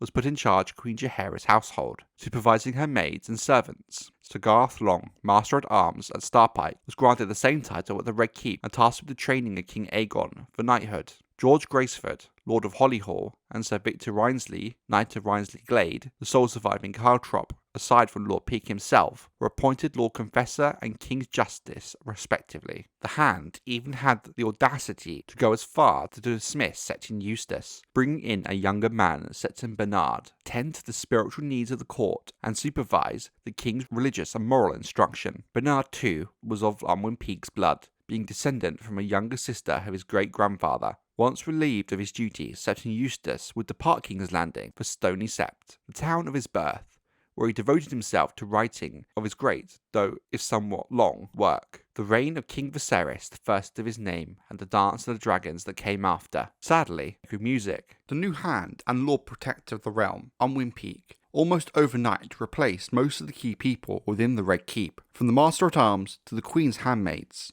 None of these sudden changes pleased the young King Aegon III. His Grace was especially unhappy with the new King's Guard, none of which were men of his own choosing. He neither had much of a like for them, nor trusted the two new men, and had far from forgotten the presence and actions of Sir Marsden Waters at his mother Rhaenyra's death. King Aegon also misliked the Hand's Fingers, his personal guard, even more, if that is possible, especially their brash and foul-mouthed commander, Tissario the Tiger. That mislike soon turned into hatred when a Volantine slew Sir Robert Massey, one of the young knights that Aegon had wished to name to his Kingsguard. In a quarrel over a horse both men wished to buy, Aegon soon developed a strong disdain for his new Master-at-Arms as well. Sir Garth Long was a skilled swordsman but a very stern taskmaster, renowned at Starpike for his harshness towards the boys in his instruction. Those who did not meet his exacting standards were made to go for days without sleep, doused in tubs of ice water, had their heads shaved, and were often beaten. None of these punishments were available to Sir Garth in his new position, given Aegon was his king. King Aegon was a sullen student who displayed little interest in swordplay or the arts of war. Whenever Sir Garth spoke to him too loudly or too harshly, the king would simply throw down his sword and shield and walk away. Looking back at this with hindsight, Aegon's mislike for martial pursuits is not surprising given his deep-rooted trauma that he suffered during the Dance of the Dragons. Aegon seemed to have only one companion he cared about, Gaemon Powhair, the rumoured bastard son of King Aegon II, now his 6-year-old cupbearer and food taster. He not only shared all of the king's meals, but often accompanied him to the yard as well. This, Sir Garth did not fail to note. As a bastard born of a whore, Gaemon counted little in the court, even if Aegon II was in fact his father, as claimed. So when Sir Garth asked Lord Peake to make the lad the king's new whipping boy, the Hand was pleased to do so. Thereafter, any misbehaviour, laziness, or unwillingness to train on King Aegon's part resulted in punishment for his friend. Gaemon's blood and Gaemon's tears reached the king as none of Garth Long's words ever had, and his grace's improvements were soon marked by every man who watched him in the castle yard. But the king's dislike for his teacher only deepened. Let us now turn our attention to Gaemon Powhair for a brief moment and assess if his father really was the second Aegon. The boy was the son of a prostitute called Essie, who worked in a brothel that it is claimed by the small folk and whores that King Aegon II would frequent in his youth. While it could be very easy to dismiss the claims that Gaemon was blood of the dragon, he shared the Targaryen look with the silver hair and violet eyes, and some even claimed he shared the look of Aegon II. The fact he was given such a high position, despite the actions of his mother during the Moon of Madness, leads some to speculate that even the lords who were part of the Hour of the Wolf believed in his lineage, thus they allowed Aegon III to spare him. It is said that during the Moon of Madness, when 3 people's kings were raised by the small folk of King's Landing, that Essie and the other whores of the Street of Silk gave away their wares for free to any man who swore themselves to Gaemon. In the end, Gaemon gathered thousands of followers. Whores, mummers, and thieves made up his court atop Viserys Hill, and his supporters in the streets included gangs, sellswords, and drunkards. At his peak, Gaemon's mother began calling herself Lady Esselyn. Gaemon would go on to make several edicts. However, being a boy of 4, it is almost certain that these came from his mother and her allies. Oddly and unexpectedly for many during the events, these edicts proved to be very popular among the small folk, while others found Gaemon's edicts outrageous. After the death of Rhaenyra on Dragonstone, Boros Baratheon, the Lord of Storm's End, took King's Landing and the Red Keep. He and his knights rode against Viserys Hill and the 3 kings the small folk had raised. There they found where the court of Gaemon was gathered, and routed the boy's followers. A crying and chained Gaemon, who had only just celebrated his 5th name day 2 days earlier, was taken to the Red Keep, slung over the back of a horse. Behind him his mother Essie. Gaemon would eventually be spared by King Aegon III during one of his first acts as king, though some believed only because the lords allowed it. Gaemon was made a ward of the crown. Essie confessed under torture that the boy's true father had been a silver-haired Lysene oarsman and not Aegon II. However, as has been well proven, confessions under torture are more often than not unreliable. Some maesters in hindsight look back and suggest that this false confession was needed to ensure Gaemon could not become a banner for any remaining Green loyalists who did not seek peace. Regardless, the rumours of Gaemon being the son of Aegon II still persisted among the small folk even today. Essie, Sylvania, and 27 other members of Gaemon's court were hanged from the battlements of the Red Keep, while Aegon ordered any decrees issued by Gaemon to be publicly burned. Aegon II's bastard son or not, the 6-year-old Gaemon Powhair became King Aegon III's constant companion and shadow, and his only friend. Sir Tyland Lannister, being blind and crippled, to some had seemed a very odd choice as Aegon III's hand of the king, given his mutilations were on the order of his mother, Rhaenyra. But the crippled hand had always treated the king with difference. Understanding more than most the sensitivity of the boy, he spoke to him gently, seeking to guide him and teach him, rather than command. Unwin Peake made a sterner, more forceful hand. Brusque and hard, he showed little patience with the young monarch, treating him more like a sulky boy than the like of a king, and making no effort to involve his grace in the day-to-day rule of his kingdom. It was very clear from the onset that Peake had little care or understanding of what troubled the damaged young Aegon. When Aegon retreated back into silence, solitude, and brooding passivity, after all the progress he had made before the death of Tyland, his new hand was more than pleased to ignore him, save on very rare, certain formal occasions when his presence was required. Rightly or wrongly, Sir Tyland Lannister had been perceived as having been a weak and ineffectual hand by some of the more power-hungry members of the court, yet somehow also sinister, scheming, and even monstrous at the same time. Lord Unwin Peake came to the handship determined to demonstrate his strength and sent a message to any who he thought might oppose him. "This hand is not blind, nor veiled, nor crippled," he announced before the king and the court. "This hand can still wield a sword." And saying so, he drew his longsword from its scabbard and raised it high so all might see it. Whispers flew about the hall. This was no common blade that Unwin Peake held, but one forged of Valyrian steel. Orphan Maker, last seen in the hands of bold John Roxton, as he lay about at Hugh Hammer's men in the yard at Tumbleton. The feast day of our father is an auspicious day for making judgments, the Septons teach us. In 133 AC, the new hand decreed that it should be a day when those who had previously been judged would at last be punished for their crimes. This included countless who had yet to have their sentences delivered from their part in the Dance of the Dragons. The city's jails were crowded to bursting, and even the deep dungeons below the Red Keep were somehow near full. Lord Unwin emptied them in one day, the prisoners were marched or dragged out into the square before the Red Keep's gates, where thousands of Kingslanders gathered to see them receive their dues, with the sombre young king and his stern hand looking down from the battlements. The king's justice set to work. As there was too much work for one sword alone, Targaryen the Tiger and Lord Unwin's personal guard were tasked with aiding him. It would have gone much more quickly if the hand is sent to the Street of Flies for butchers, Mushroom observed, for it was butchers' work they were about to do, hacking and cleaving. 40 thieves had lost their hands. 8 rapers were gelded and marched naked to the riverside to be put aboard ships for the war. A suspected poor fellow who preached that the Seven sent the winter fever to punish House Targaryen for incest had his tongue removed. 2 pox-ridden whores were mutilated in unspeakable ways for passing the pox to dozens of men. 6 servants found guilty of stealing their master's coin had their noses slit. A 7th, who cut a hole in the wall to peek upon his master's daughters in their nakedness, had the offending eye plucked out as well.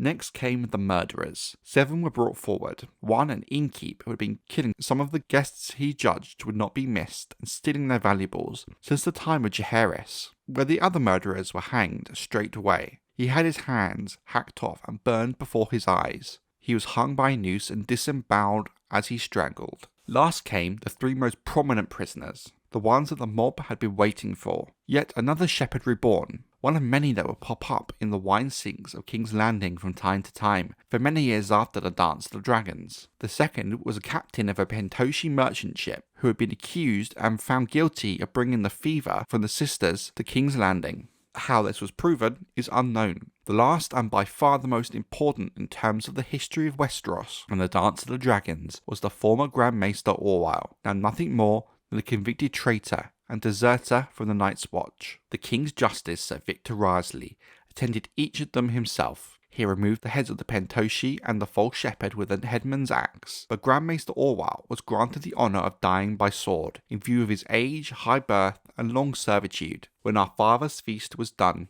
and the mob before the gates disappeared, the king's hand was well satisfied, wrote Septon Eustace, who would be departing for the Stony Sept the next day. Would that I could write that the small folk returned to their homes and hovels, to fast and pray and beg for forgiveness from their own sins. But that would be far, far from the truth. Flushed with blood, they sought out dens of sin instead, and the city's alehouses, wine-sinks and brothels were crowded unto bursting, for such is the wickedness of men. Mushroom says the same, though in his own way. Whenever I see a man put to death, I like a flagon and a woman afterwards to remind myself that I am still alive. In the end, the net result of this public spectacle was the refilling of the now empty jails across the city, not the impact the Hand had hoped his display of power would achieve. King Aegon III stood atop the gatehouse battlements of the Red Keep throughout the feast of our Father above, and never spoke nor looked away from the bloodletting below. The boy seen his own mother burned and eaten by his uncle's dragon. None of the horror he saw that day could match that. The king might as well have been made of wax, observed Septon Eustace. Grand Maester Munkin also echoes him. His grace was present, as was his duty, yet somehow seemed far away, well lost in memory. Some of the condemned turned to the battlements to shout out cries for mercy, but the king never even seemed to see them, nor hear their desperate words. Even if Aegon had been mentally present that day, there was little chance that Unwin Peake would have allowed for him an inch of authority over the events. Make no mistake, this feast was served up by the Hand, and it was him who gorged upon it. It was clear to all after that day that Unwin Peake was in control of King's Landing, the Regency Council, most importantly of all, the fragile boy king, Aegon III. By the middle of the year, the Red Keep, King's Landing, and King Aegon III were all firmly in the grasp of the new Hand, Unwin Peake. The small folk were quiet and content. The winter fever receded, Queen Jaehaera hid in seclusion in her chambers, King Aegon trained in the yard by morning and stared at the stars by night. Beyond the walls of King's Landing, however, the woes that had afflicted the realm these past 2 years had only worsened. The trade had withered away to nothing. War continued in the west. Famine and fever ruled much of the north. The Dornishmen were growing bolder and more troublesome. It was past time the Iron Throne showed its power, Lord Peake decided. The construction had been completed on 8 of the 10 great warships commissioned by Sir Tyland Lannister, so the Hand resolved to begin by opening the narrow sea to trade once more. To command the royal fleet, he tapped another uncle, Sir Gedmund Peake, a seasoned battler known as Gedmund Greataxe, for his favoured weapon.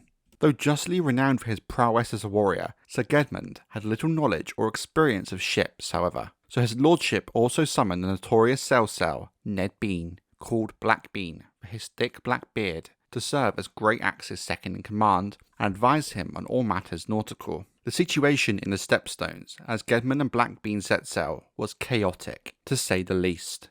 Rancalio Rhydun's ships had been swept from the sea for the most part, but he still ruled Bloodstone, largest of the islands, and a few small rocks in between. The Tyroshi had been on the point of overwhelming him when Lys and Myr had made peace and launched a joint attack on Tyrosh, forcing the Archon to recall his ships and swords. The three-headed alliance of Braavos, Pentos, and Lorath had lost one of its heads with the withdrawal of the Lorathi, but the Pentoshi sellswords held all of the Stepstones not in the hands of Rancalio's men, and the Braavosi warships owned the waters in between them. Westeros could not hope to prevail in a sea war against Braavos. Lord Unwin knew this. His purpose, he declared, was to put an end to the rogue Rancalio Rhydun and his pirate kingdom, and establish presence upon Bloodstone to ensure that never again could the narrow sea be closed. The royal fleet comprised 8 new warships and some 20 older cogs and galleys, and was nowhere large enough to hope to accomplish this. So the Hand wrote to Driftmark, instructing the Lord of the Tides to gather his grandsire's fleets and put them under the command of Gedmund, so that he may open the sea roads once again.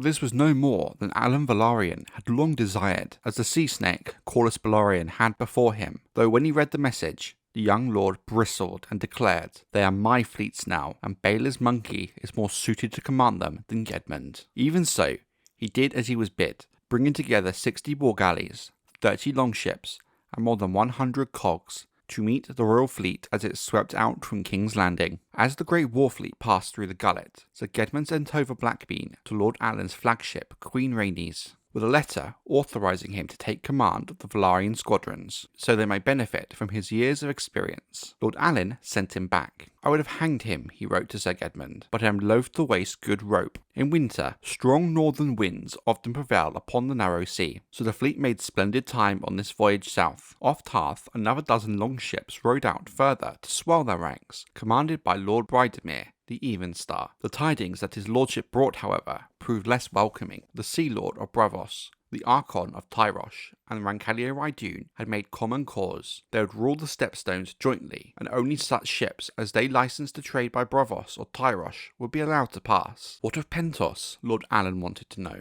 Disregarded, the Even Star informed him. A pie split 3 ways offers larger slices than one cut into quarters. Gedmund Greataxe, who had been so seasick during the voyage that the sailors had named him Gedmund Greensick, decided that the King's Hand should be informed of this new alignment among the warring cities. The Even Star had already sent a raven to King's Landing, so Peake decreed that the fleet would remain at Tarth until a reply was received. "That will lose us any hope of taking Rancalio by surprise," argued Alyn Velaryon, but Sir Gedmund proved adamant. The two commanders parted angrily. The next day, the sun rose. Blackbean woke Sir Gedmund to inform him that the Lord of the Tides was gone. The entire Velaryon fleet had slipped off during the night. Gedmund snorted. "Run back to Driftmark, I'd venture," he said. Blackbean agreed, calling Alyn a scared boy. They could not have been more wrong. Lord Alyn had taken his ship south, not north. 3 days later, whilst Gedmund the Greataxe and his royal fleet still lingered off the coast of Tarth, waiting on a raven, battle was joined amongst the rocks, sea and stacks, and tangled waterways of the Stepstones. The attack caught the Braavosi unawares, with their Grand Admiral and 20 of his captains feasting on Bloodstone with Rancalio Rhydun and the envoys from Tyrosh. Half the Braavosi ships were taken, burned or sunk, while still at anchor, others as they raised sail to try and get away. The fight was not entirely bloodless. The Grand Defiance, a towering Braavosi warship of 400 oars, fought her way past half a dozen smaller Velaryon warships to gain the open sea, only to find Lord Alyn himself bearing down on her. Too late, the Braavosi tried to turn to face her, but the huge warship was ponderous in the waters and slow to answer, and Queen Rhaenys struck her broadside with every oar churning the water. The Queen's prow smashed into the side of the great Braavosi ship like a great oaken fist, one observer wrote later, splintering her oars,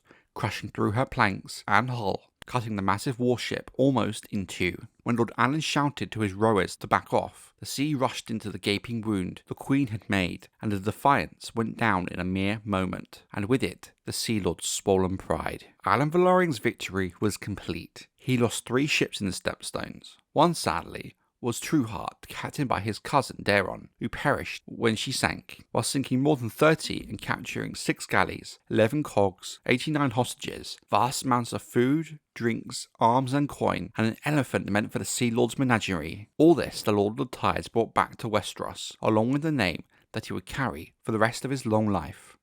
Oakenfist. After his impressive victory in the Stepstones, the like of which the sea snake, Alyn Velaryon's grandfather, or father depending on the tales you believed, regardless, would have made him proud, Lord Alyn Velaryon sailed his flagship, the Queen Rhaenys, up the Blackwater Rush and rode in through the River Gate on the back of the Sea Lord of Braavos' captured elephant. Tens of thousands lined the city streets, shouting his name and clamouring for a glimpse of their new hero and the elephant, of which none had likely ever seen before. At the gates of the Red Keep, King Aegon III himself appeared to welcome his brother-in-law, and for a brief moment, some claim Aegon seemed cheerful. Once within the walls, however, it was a very different story. The moment Alyn stepped through the gates, the roar of the crowd faded, and the thick atmosphere engulfed the hallways of the Red Keep.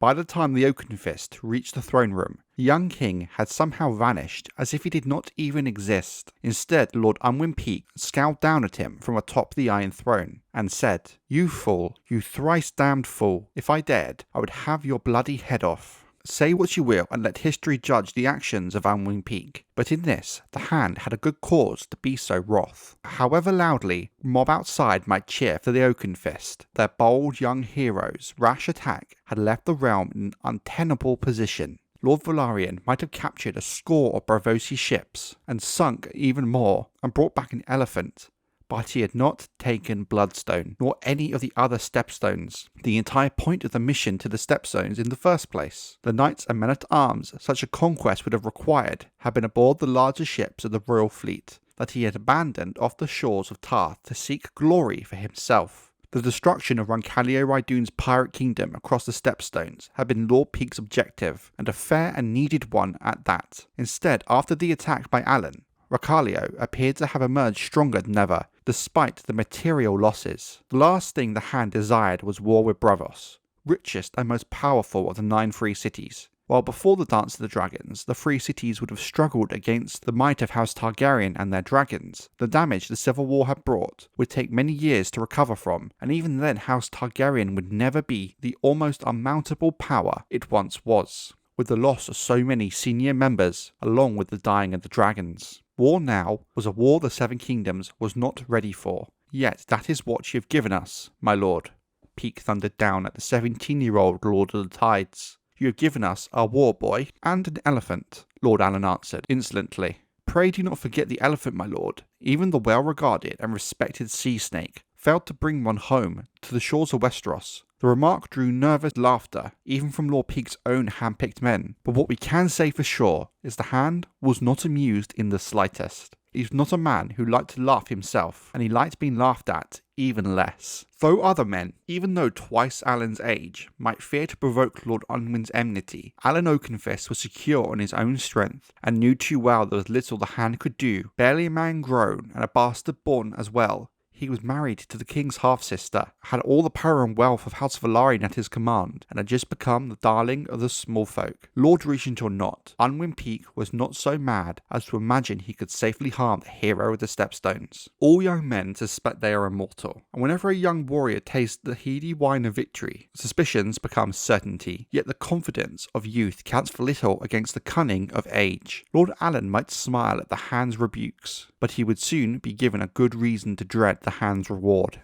7 days after the triumphant return of Lord Alyn to King's Landing, he was honoured in a lavish ceremony in the Red Keep, King Aegon III seated on the Iron Throne, and the court and half the city looking on. Sir Marsden Waters, Lord Commander of the Kingsguard, dubbed him a knight. Unwin Peake, Lord Regent and Hand of the King, draped an admiral's golden chain about his neck and presented him with a silver replica of the Queen Rhaenys as a token of his victory. The king himself inquired if his lordship would consent to serve upon his small council as master of ships. Lord Alyn humbly agreed. Then the hand's fingers closed about the throat. The voice was Aegon's, but the words were Unwin's. His loyal subjects in the west had long been troubled by reavers from the Iron Islands, the young king declared, and who better to bring peace to the Sunset Sea than his new admiral? And Alyn Oakenfist, that proud and headstrong youth, found he had no choice but to agree to sail his fleets around the southern end of Westeros to win back Fair Isle and end the menace of Lord Bolton Greyjoy and his Iron Men. The trap was neatly set. The voyage was a perilous one and likely to take a heavy toll on the Velaryon fleets. The Stepstones teemed with enemies who would not be taken unawares this time. Past them lay the barren coasts of Dorne, where Lord Alyn would not like to find a safe harbour. And should he gain the Sunset Sea, he would find the Red Kraken's longships waiting for him. If the Iron Men prevailed, the power of House Velaryon would be broken for good, and Lord Peake need never suffer the insolence of the boy called Oakenfist. If Lord Alyn was triumphant, Fair Isle would be restored to its true lords. The Westerlands would be freed from further attacks, and the lords of the Seven Kingdoms would learn the price of defying King Aegon III and his new hand. The Lord of the Tides made a gift of his elephant to King Aegon III as he took his leave of King's Landing, returning to Hull to gather his fleets and take on provisions for the long journey. He said his farewells to his wife, Lady Baela, who sent him on his way with a kiss, and the news that she was with child. "Name him Corlys, after my grandsire," Lord Alyn told her. "One day he may sit the Iron Throne." Baela laughed at that. "I will name her Rhaenyra, after my mother. One day she may even ride a dragon." Lord Corlys Velaryon had made 9 famous voyages on his sea snake. Lord Alyn Oakenfist would make 6, upon 6 different ships. My ladies, he would later call them. On his voyage round Dorne to Lannisport, he sailed a Braavosi war galley of 200 oars, captured in the Stepstones, and renamed the Lady Baela, after his young wife. Some might think it very odd for Lord Peake, the Hand of the King, to send off the largest fleet in the Seven Kingdoms to the Sunset Sea, whilst war with Braavos threatened and was a genuinely real possibility. Unwin Peake and the royal fleet had been recalled from Tarth, while Sir Alyn and the Velaryon fleet headed for the Sunset Sea to deal with the Iron Men. Sir Unwin Peake and the royal fleet had been recalled from Tarth to the Gullet to guard the entrance to Blackwater Bay should the Braavosi seek retaliance against King's Landing, but other ports and cities up and down the narrow sea remained vulnerable to attack, so the King's Hand dispatched fellow regent Lord Manfred Mouton to Braavos to treat with the Sea Lord and return his captured elephant that Alyn Oakenfist had gifted to King Aegon. 6 other noble lords accompanied him, along with 70 knights, guardsmen, servants, scribes and septons, 6 singers, and for some bizarre reason, the Full Mushroom, who claims he supposedly hid in a wine cask to escape the gloom of the Red Keep and find a place where men remembered how to laugh. Braavos is the wealthiest and oftentimes likely the most powerful of the 3 cities across the Narrow Sea. It's located in a lagoon on the northwestern end of Essos, where the Narrow Sea and the Shivering Sea meet. This prime location has made the city a key trading port for any trader running goods up and down the Narrow Sea. Braavos is also known as Braavos of the 100 Isles and the Secret City, a name also attributed to the city in Nefer, the last remaining city of Nagai. Braavos is sometimes also referred to as the bastard daughter of Valyria, being founded by escaped slaves of the Freehold, whom hid in the lagoon to hide from the dragons searching for them above. Over time, they developed the swampy lagoon into the canaled city of Braavos. Due to the people of Braavos being the descendants of slaves of the Valyrian Freehold, the city is diverse in its culture and people. This only became more evident as the city became a popular port for trading, bringing in even more new cultures and people to the already diverse city. In Braavos, you would likely to be able to meet someone from any far-off place in the known world, from a Shy by the Shadow to the Iron Islands. As a result, unlike Westeros, where the Faith of the Seven is the dominant and most widely practiced religion, they say 1,000 different gods are worshipped in Braavos, each with their own temple and a place of respect among her people. Perhaps the biggest influence Braavos has over Westeros comes from the Iron Bank, the richest bank in the world, whom has the financial power to bring down dynasties, fund countless wars and influence politics all over the world in their own favour. Even a dynasty such as the Dragon Lords of House Targaryen have used the bank to fund their wars, and in the case of Jaehaerys, infrastructure projects. And while the Iron Bank has tended to stay out of Westerosi affairs on the large part, After the Dance of the Dragons and then the Dying of the Dragons as a result, the Iron Bank now find it had much more influence over the goings-on of the Seven Kingdoms. Some may have also feared at the time that with the loss of the dragons, the Iron Bank had pushed for their repayments of the Crown's debts that little bit harder and more brazenly than before. Should that situation have arisen, in the end it would have been the small folk who would have bore the brunt of the burden through more heavy taxation, something Lord Unwin Peake wanted to avoid along with the threat of war with the Free City. As shown throughout their long history, the Braavosi were pragmatic people, for theirs is a city of escaped slaves, where 1,000 false gods are honoured, but only gold is truly worshipped. Profit means more than pride amongst the 100 Isles. Upon arrival, Lord Moon and his companions marvelled at the Titan, and were taken to the fabled arsenal to witness the building of a warship, completed in a single day. We already have replaced every ship that your boy Admiral stole or sank, the Sea Lord boasted to Lord Moon. Having thus demonstrated the power of the Braavosi at sea, he was more than willing to be placated. Whilst he haggled with Lord Moon over terms of peace, Lord Follard and Creasy spread lavish bribes among the city's keyholders, magisters, priests, and merchant princes. In the end, in return for a very sizable peace deal, Braavos forgave Lord Velaryon's unwarranted transgressions, agreeing to dissolve her alliance with Tyrosh and break all ties with Rancalia Rhydun, and thus cede the Stepstones to the Iron Throne. But since the islands were held by Rhydun and the Pentoshi at the time, the Sea Lord had in fact sold something that he did not own. But this was not unusual in Braavos. The mission to Braavos proved eventful in other ways as well. Lord Follard became enamoured of a Braavosi courtesan and elected to remain close to her rather than return to Westeros. Sir Herman Rollingford was killed in a duel by a Bravo who took offence of the colour of his doublet, and Sir Denny Hart supposedly engaged the services of the mysterious Faceless Men to kill a rival back in King's Landing, the Fool Mushroom asserts. The Fool himself so amused the Sea Lord that he received a handsome offer to remain in Braavos. I do confess that I was tempted. In Westeros my wit is wasted, capering for a king who never smiles, but in Braavos they would have loved me too well, I fear. Every courtesan would want me, and sooner or later a Bravo would take umbrage at the size of my member and prick me with his little pointy dwarf skewer. So back to the Red Keep Mushroom scurried, and more fool me. So it came to pass that Lord Moon returned to King's Landing with peace in hand, but at grievous cost. The huge peace deal demanded by the Sea Lord so depleted the royal treasuries that Lord Peake soon found it necessary to borrow from the Iron Bank of Braavos, just so the Crown might pay its debts, and that in turn required him to reinstate a certain number of Lord Celtigar's infamous taxes that Sir Tyland had abolished, which angered lords and merchants alike, and weakened his support greatly amongst the small folk. Unwin Peake plays a huge role in the later stages of the Dance of the Dragons, specifically at Templeton, and then becomes the single most powerful man in Westeros during the regency of King Aegon III, not only becoming Hand of the King, but merging that role with that of the Lord Protector, meaning the only power check in place over Unwin was the Regency Council, or who more often than not let Unwin do as he pleased. To understand the kind of man Unwin Peake was, and perhaps understand some of his actions, knowing about the house he comes from,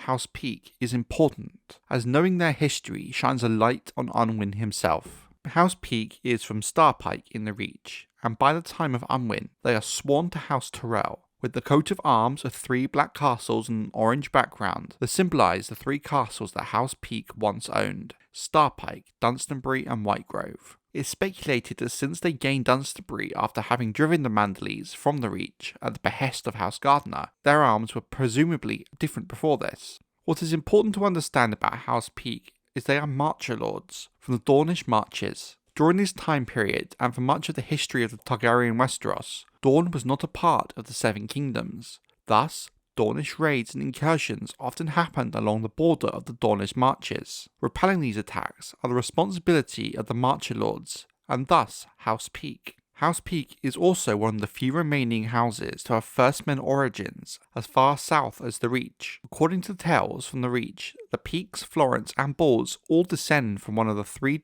husbands of Floris the Fox, a daughter of Garth Greenhand. Traditionally, the Peakes were historical rivals of House Manderley. During the reign of the Gardner Kings in the Reach, King Gawain the Fat persuaded Lord Manderley and Peake to accept his judgment on their quarrel without any bloodshed. Near the end of the long reign of King Garth Greybeard, a problem arose with the succession, as Garth had sired no sons and only daughters, one of whom married a Manderley and another a Peake. Both lords were determined that their own wife should succeed to the throne, and the rivalry between them was marked by betrayal, conspiracy and murder, and finally escalated into open war, with other lords joining the cause on both sides. The anarchy that followed lasted almost a decade, until Sir Osmond Tyrell, the High Steward of Highgarden, made common cause with all the other lords of the Reach, and defeated both the Peakes and Manderleys. Sir Osmond then placed the distant cousin of the late King Garth Greybeard on the throne, who ascended as Mern the Sixth Gardener. What is vital in this regard to the succession of Mern is that House Tyrell, before becoming Lords of the Reach in their own right, had sway and power to influence and direct politics. Other than the War of Succession, the biggest role House Peake played in the history of Westeros before the time of Unwin was their role in the downfall of House Manderley. House Manderley was driven into exile from the Reach by Lord Lomar Peake on behest of Lord Pericon III Gardener, who feared the Manderleys' swelling power in the Reach. This allowed House Peake to acquire the Manderley seat of Dunstanbury, adding it into the already vast lands. While House Manderley was forced out from the Reach, this is one of the very few cases wherein the house did not end up extinct, with the Manderleys relocating north to White Harbour, becoming one of the most powerful and influential houses in the north in their own right. Despite their new success, House Manderley and Peake would remain bitter foes. With the biggest rivals in House Manderley now removed from the Reach, the power and position of House Peake remained unchallenged until the time of Aegon's conquest, which marks their rapid decline. Lord Armin Peake and his sons perished upon the field of fire, along with many of the High Lords of the Reach, the whole line of the Gardener Kings. Unlike the station they had enjoyed under the Gardener Kings, they had no blood connection to the new Lords of Highgarden, House Tyrell, and thus had no reason to be favoured. And so their swift decline began. From then on, they would only play a bit part in the history and politics of Westeros, but one Lord Peake saw a chance to regain the station of his house and make them even more powerful than before. That man was Unwin Peake. During the Dance of the Dragons, Lord Unwin Peake supported the Greens. He took command of the Green Army from the Reach after the Second Battle of Tumbleton, and led the retreat once most of the senior command structure had been killed. In a single battle, Lord Unwin found himself the head of one of the very few large armies left in Westeros. Even Unwin to a point expected him to be named on the Regency Council of Aegon III from the onset, given his influence after the Dance of the Dragons. Many felt him too ambitious, but after the death of Lord Corlys of Velaryon, Lord Unwin was given a position as one of King Aegon III's regents, eventually becoming Protector of the Realm and Hand of the King. In a matter of months, Unwin Peake reversed the fortunes of his ailing ancient house, and, to an extent, no one could have foreseen a few short years prior. But the Dance of the Dragons changed many things, and now Unwin Peake found himself the most powerful single man in the realm, more so than even the boy King Aegon III, who still had many years left till he came of age and could rule in his own right. But with events to come, you could say that despite the achievements of gaining so much power, Unwin Peake was about to fly too close to the sun. And like many men before him, power is a fleeting and brief gift, changing hands like the wind. But before that day came for Lord Unwin Peake, he still had much to be done, and for good or ill, Lord Peake would write his name forever in the histories of the Seven Kingdoms. The last half of the year 133 AC proved calamitous in other ways as well. The court rejoiced when Lady Rhaenyra Targaryen that she was with child by her husband, Lord Corbray, but joy turned to grief only a month later when she miscarried the babe. Widespread famine was reported in the north, attributed to the loss of the harvest thanks to the Dance of the Dragons, and the winter fever descended on Barrowton, the first time it had ever travelled so far inland. This is even more strange when you consider how sparsely populated the north is, in comparison to other parts of Westeros. A raider named Silas the Grim led 3,000 wildlings against the wall, overwhelming the Black Brothers at Queensgate, and spreading out across the Gift until Lord Cregan Stark rode forth from Winterfell, joined with the Glovers of Deepwood Motte, the Flints and Norries of the Hills, and 100 rangers from the Watch, to hunt them down and put an end to them. But in the time it took for Lord Stark to rally his men, the wildlings ran wild, killing and pillaging as they went. 1,000 leagues to the south, Sir Stephen Connington was hunting too, pursuing a small band of Dornish raiders across the windswept marches. But he rode too far and too fast, ignorant what lay ahead, until one-armed Wyland Will came down on him, and Lady Elenda found herself widowed once again. This even only emboldened the Dornish more than they had been before. In the west, Lady Joanna Lannister hoped to follow her victory at Case by striking another blow against the Red Kraken. Assembling a ragtag fleet of fishing boats and cogs, she loaded 100 knights and 3,000 men-at-arms aboard and sent them out to sea under the cover of darkness to retake Fair Isle from the Iron Men. The plan was to land them undetected on the south end of the island, but someone had betrayed them, and the longships were waiting. Lord Prester, Lord Tarbeck, and Lord Erwin Lannister commanded the ill-fated crossing. Dalton Greyjoy sent their heads to Castle Rock afterwards. Yet, all these were as naught against the tragedy that descended the court and king. On the 22nd day of the 9th moon of 133 AC, Jaehaera of House Targaryen, Queen of the Seven Kingdoms and last surviving child of King Aegon II, perished at the age of 10. Little Queen died just as her mother, Queen Helaena, had, throwing herself from a window in Maegor's Holdfast onto the iron spikes that line the dry moat below.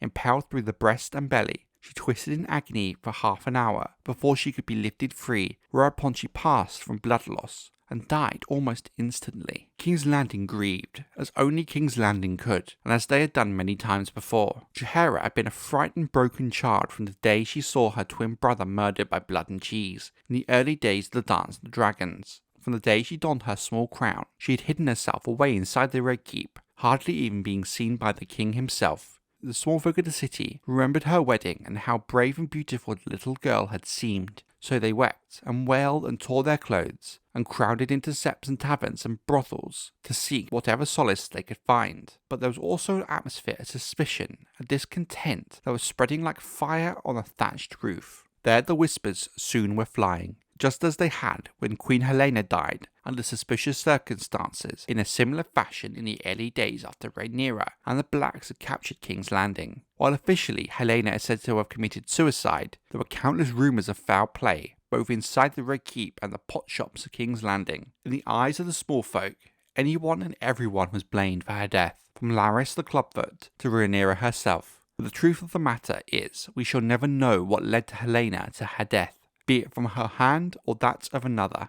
But the similar circumstances in Jaehaera's death led the small folk, and even some in the Red Keep, to ask one simple question: had the little Queen Jaehaera truly taken her own life? Speculation was rampant. Jaehaera was a lonely child, prone to weeping and somewhat simple-minded, yet she had seemed content in her bedchambers with her maids and ladies, her kittens and her dolls. What could have made her mad enough or sad enough to leap from the window onto the cruel spikes below? Some suggested that Lady Rhaena's miscarriage might have made her so distraught she did not wish to live, but in truth she hardly knew or spent much time with Rhaena. Others, of a more cynical bent, counter that it might have been jealousy over the child growing inside of Lady Baela drove her to the act. It was the king, whispered still others. She loved him with all her heart, yet he paid her no mind, showed her no affection, did not even share his room with her.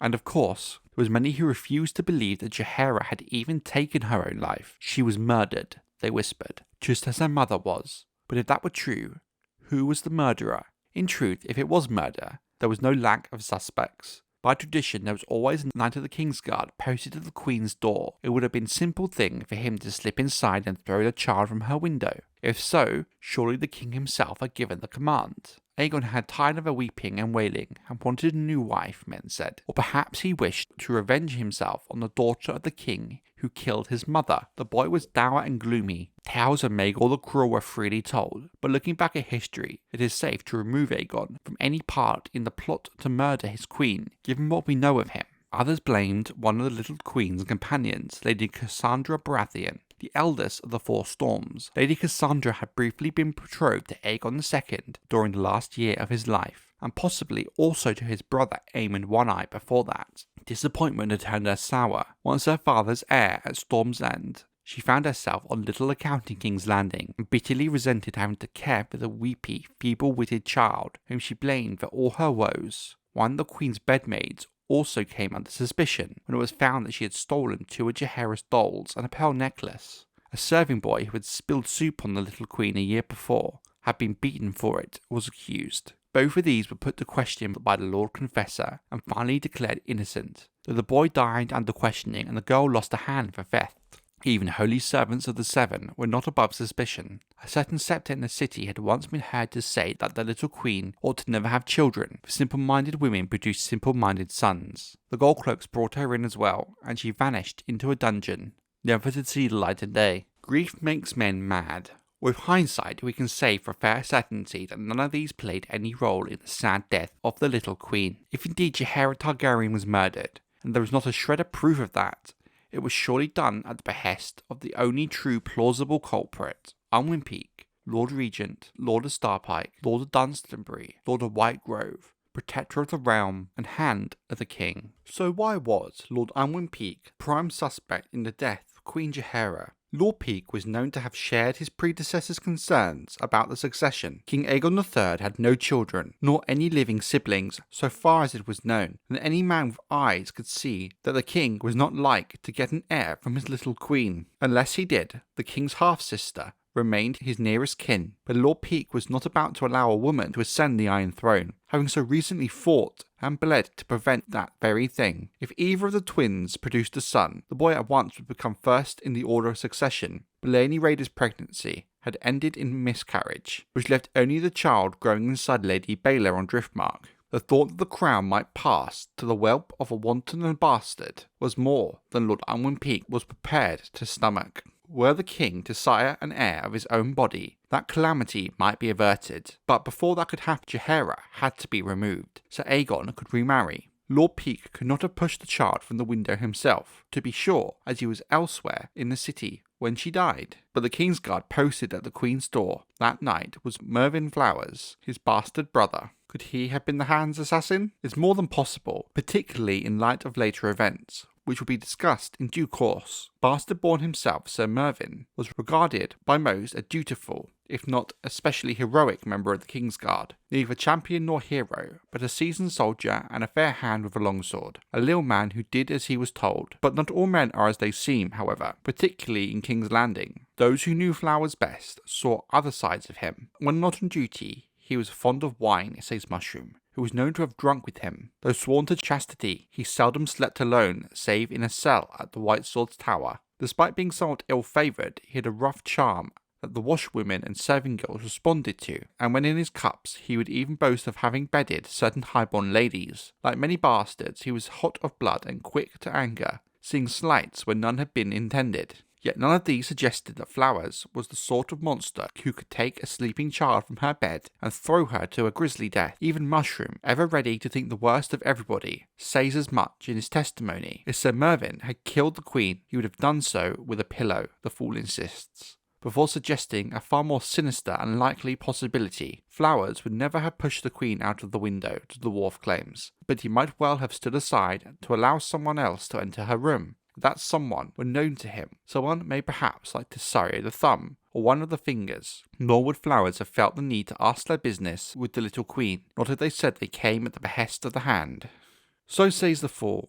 But to be sure, all of this is fancy. The true tale of how Jaehaera Targaryen met her end will never be known. Maybe she did take her own life in some fit of childish despair, if murder was indeed the cause of her demise.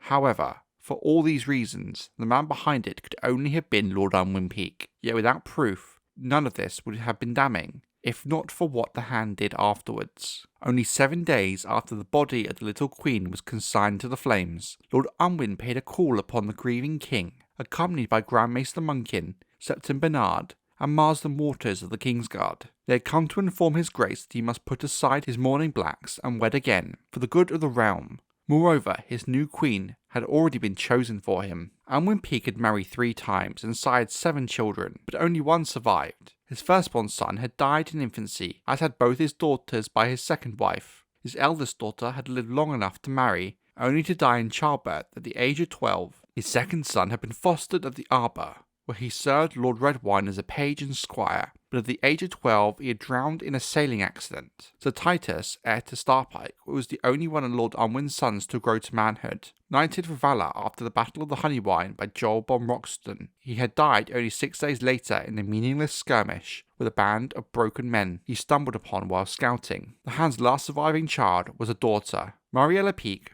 was to be Aegon III's new queen. She was the ideal choice, the Hand declared, the same age as the king, a lovely girl and courteous, born of one of the most noble houses in the realm, schooled by scepters to read and write and do her sums. Her lady mother had been fertile, so there was no reason to think Myrella would not give his grace strong sons. But what if I do not like her? The king said. You do not need to like her, Lord Peake replied. You only need to wed her, bed her, and father a son on her. Then infamously he added, Your grace does not like turnips. When your cook prepares them for you, you eat them, do you not? The boy king nodded sullenly, but the tale got out, as such tales always do, and the unfortunate Lady Myrella was soon known as Lady Turnips. Throughout the Seven Kingdoms, she would never be known as Queen Turnips, however. Unwin Peake had overreached himself. Thaddeus Rowan and Manfred Mouton were outraged that he had not seen fit to consult them. Matters of such importance rightly belonged to the Council of Regents. Lady Arryn sent a waspish note from the Vale. Kermit Tully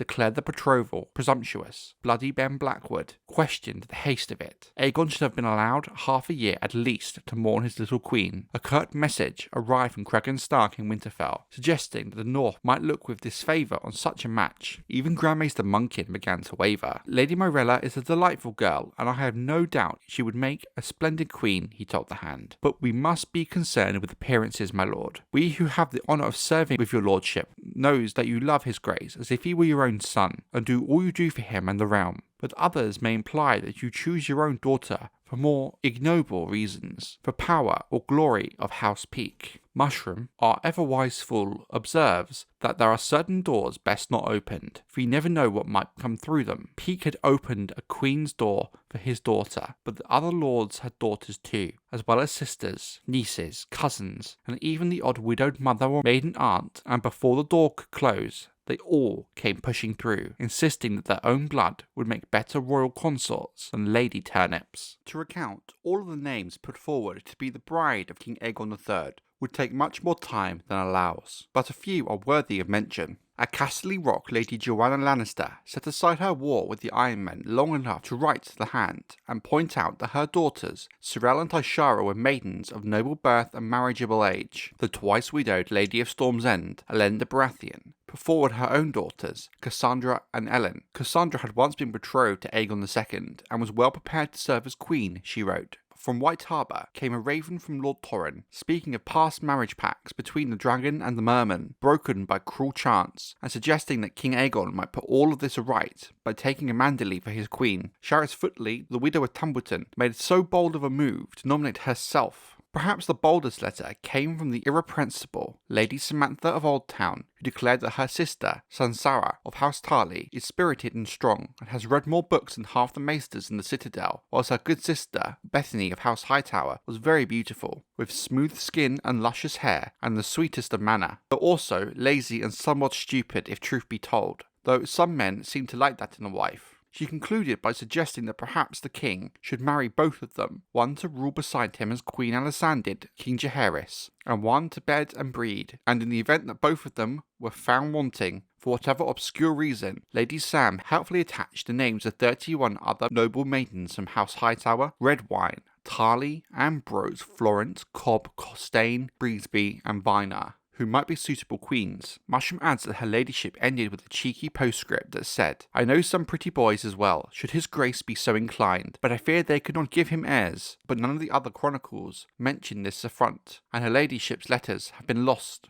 In the face of so much focus on the matter, Lord Unwin was forced to think again, though he remained determined to wed his own daughter Marielle to the king. He had to do so in a way that would not provoke the lords whose support he needed. Bowing to the inevitable, he mounted the Iron Throne and said, for the good of his people, his grace must take another wife. Though no woman will ever place our beloved Jaehaera in his heart, many have been put forward for this honour, the fairest flowers in the realm. Whichever girl King Aegon weds shall be the Alysanne to his Jaehaerys, the Jonquil to his Florian. She will sleep by his side, birth his children, share his labours, soothe his brow when he is sick, grow old with him. It is only fitting, therefore, that we allow the king himself to make this choice. On Maiden's Day we shall have a ball, the like of which King's Landing has not seen since the days of King Viserys. Let the maidens come from every corner of the Seven Kingdoms, and present themselves before the king, that his grace might choose the one best suited to share his life and love, And so the word went out, and a great excitement took hold from court and the city, and spread about across the realm. From the dawnless marches to the wall, doting fathers and proud mothers looked at their daughters and wondered if she might be the one, and every highborn maid in Westeros began to primp and sew and curl her hair, thinking, why not me? I might be the queen. Yet even before Lord Unwin had ascended the Iron Throne, he had sent a raven to Starpike, summoning his daughter to the city. Though Maiden's Day was yet 3 moons away, his lordship wanted Mariella at court, in hopes that she might befriend and beguile the king, and thus be chosen on the night of the ball. That much is known. What follows now is mere rumour, for it was said that even as he awaited the arrival of his own daughter, Unwin Peake also set in motion many secret plots and plans designed to undermine, defame, distract and besmirch those damsels he deemed his daughter's most likely rivals. The suggestion that Cassandra Baratheon had pushed the little queen to her death was heard again and again, and the misdeeds of certain other young maidens, real or imagined, became common gossip about court. Jezebel Staunton's fondness for wine was bruited about. The tale of Eleanor Massey's deflowering was told and retold. Rosamund Darry was said to be concealing 6 nipples under her bodice, supposedly because her mother had lain with a dog. Lyra Hayford was accused of having smothered an infant brother in a fit of jealousy, and it was put about that the 3 Janes, Smallwood, Mouton, and Merryweather, liked to dress in squires' garbs and visit brothels to kiss and fondle the women there, as if the 3 of them were boys. All this reached the king's ears, some from Mushroom's own lips, for the fool confessed to having been paid handsomely to poison Aegon III against these maids and others. The dwarf was much in his grace's company, following the death of Queen Jaehaera, though his japes could not dispel the king's gloom. They delighted Gaemon Pelhair. Aegon often summoned him for the boy's sake. In his testimony, Mushroom says to Sario the Thumb gave him a choice of silver or steel, and to my shame I bade him sheath the dagger and seize that sweet fat purse. Nor were the words the only means by which Lord Unwin sought to win his secret war for the king's heart, if the whispers can be believed. A groom was found abed with Tashara Lannister not long after the ball had been announced. The Lady Tashara claimed the lad climbed in through her window uninvited. Grand Maester Munkkin's examination revealed her maidenhead was broken. Lucinda Penrose was set upon by outlaws whilst hawking along Blackwater Bay, not half a day's ride from the castle. A hawk was killed, her horse stolen, and when one of the men held her down, another slit her nose open. Pretty Felena Stokeworth, a vivacious girl of 8, who sometimes played dolls with the little queen, took a tumble down the Serpentine steps and broke her leg, whilst Lady Buckler and both her daughters drowned when the boat carrying them across Blackwater Bay foundered and sank. Some men began to talk with the Maiden Day's curse, while others were wiser in ways of power,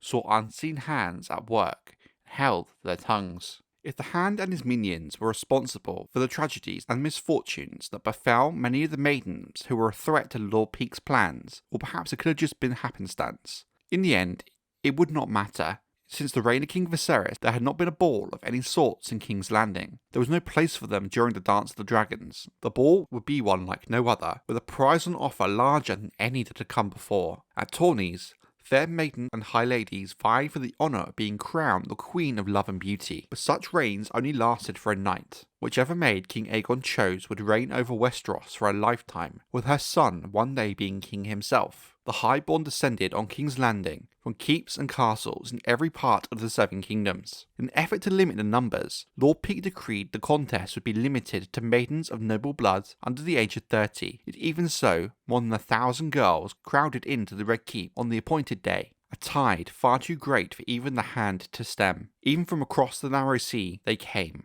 The Prince of Pentos sent a daughter, the Archon of Tyrosh a sister, and the daughter of ancient houses set sail from Myr, and even of Volantis, though sadly none of the Volantine girls ever arrived in King's Landing, being carried off by corsairs from the Basilisk Isles on the way. Each maiden seemed lovelier than the last, Mushroom says in his testimony, sparkling and spinning in their silks and jewellery. They made a dazzling sight as they made their way to the throne room. No doubt these maidens dreamed sweet dreams of dancing with the king, charming him with their wit, exchanging coy glances with him over a cup of wine. But there was to be no dancing, no wine, nor opportunity for conversation, be it witty or dull. The gathering was not truly a ball in the ordinary sense. King Aegon sat atop the Iron Throne, clad in black, with a golden circlet around his head and a gold chain at his throat, as the maidens paraded beneath him one by one. As the king's herald announced the name and lineage of each candidate, the girls would courtesy, the king would nod down at them, and then it would be time for the next girl to be presented. By the time the 10th girl was presented,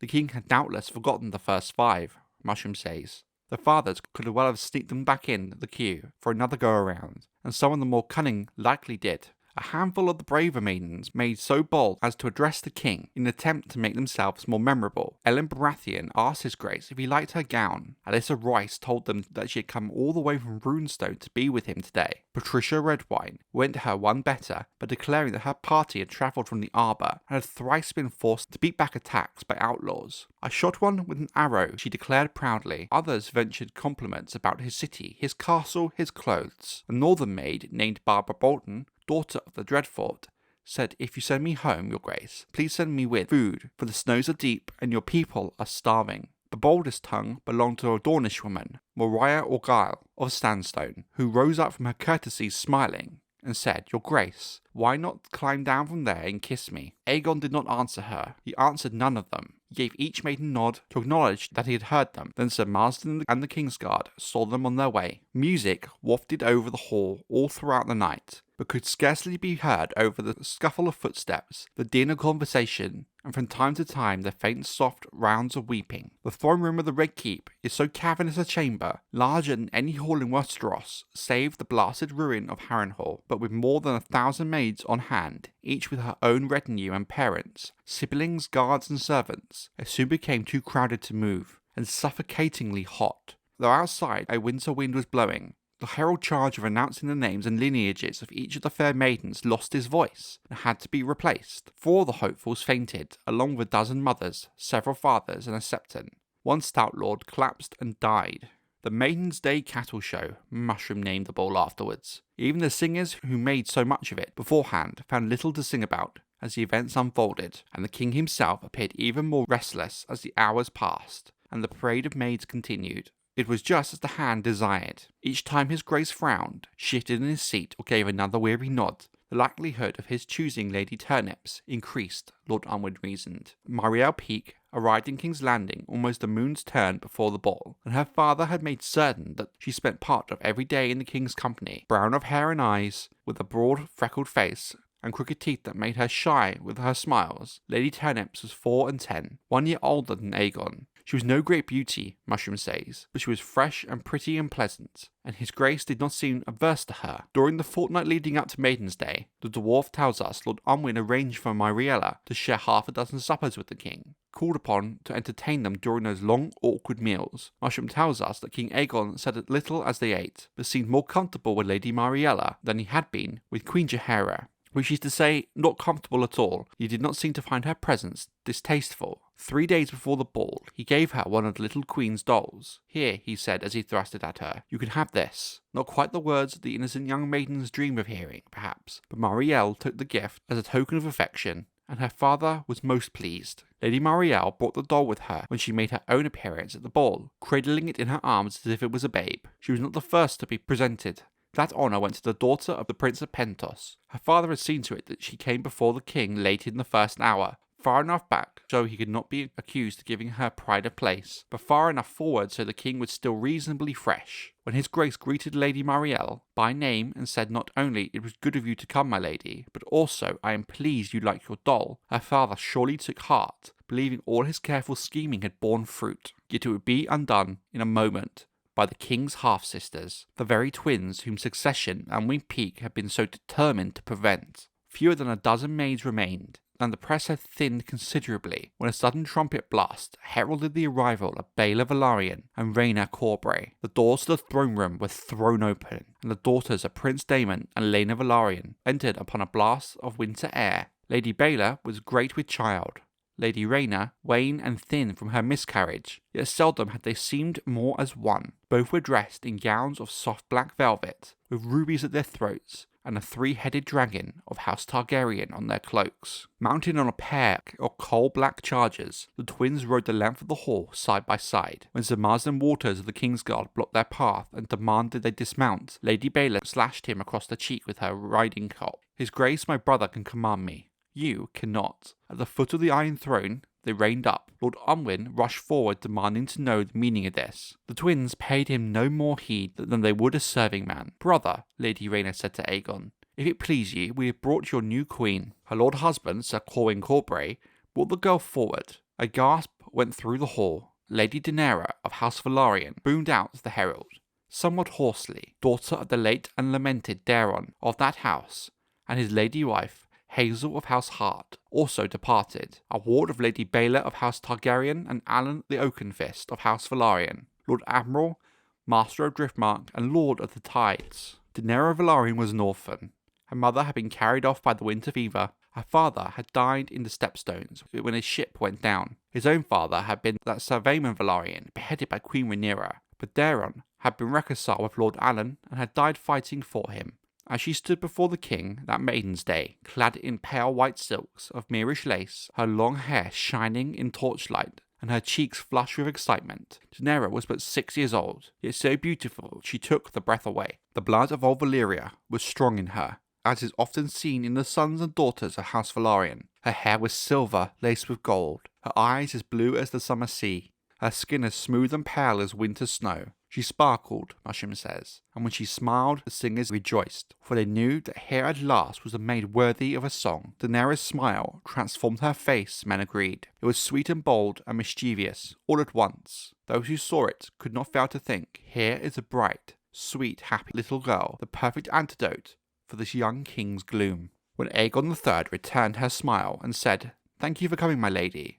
You look very pretty." Even Lord Unwin Peake surely must have known that the game was lost. The last few maidens were brought forward hurriedly to do their turns, but the king's desire to put an end to the parade was so palpable that poor Henrietta Woodhull was sobbing as she courtesied. As she was led away, King Aegon summoned his young cupbearer, Gaemon Palehair. To him was given the honour of making the announcement. His Grace will marry Lady Daenaera of House Velaryon, Gaemon shouted happily. Caught in a trap of his own making, Lord Unwin Peake had no choice but to accept the king's decision with as much grace as he could muster. In a council meeting the next day, however, he gave vent to his wrath by choosing for his bride a girl of 6. This sulky boy had thwarted the entire purpose of the marriage. It would be years before the girl was old enough to bed, and even longer till she could produce a true-born heir. Until such time, the succession would remain clouded. The foremost duty of the Regency was to guard the king against the follies of youth, he declared. Follies such as this. For the good of the realm, the king's choice must be set aside, so that his grace marry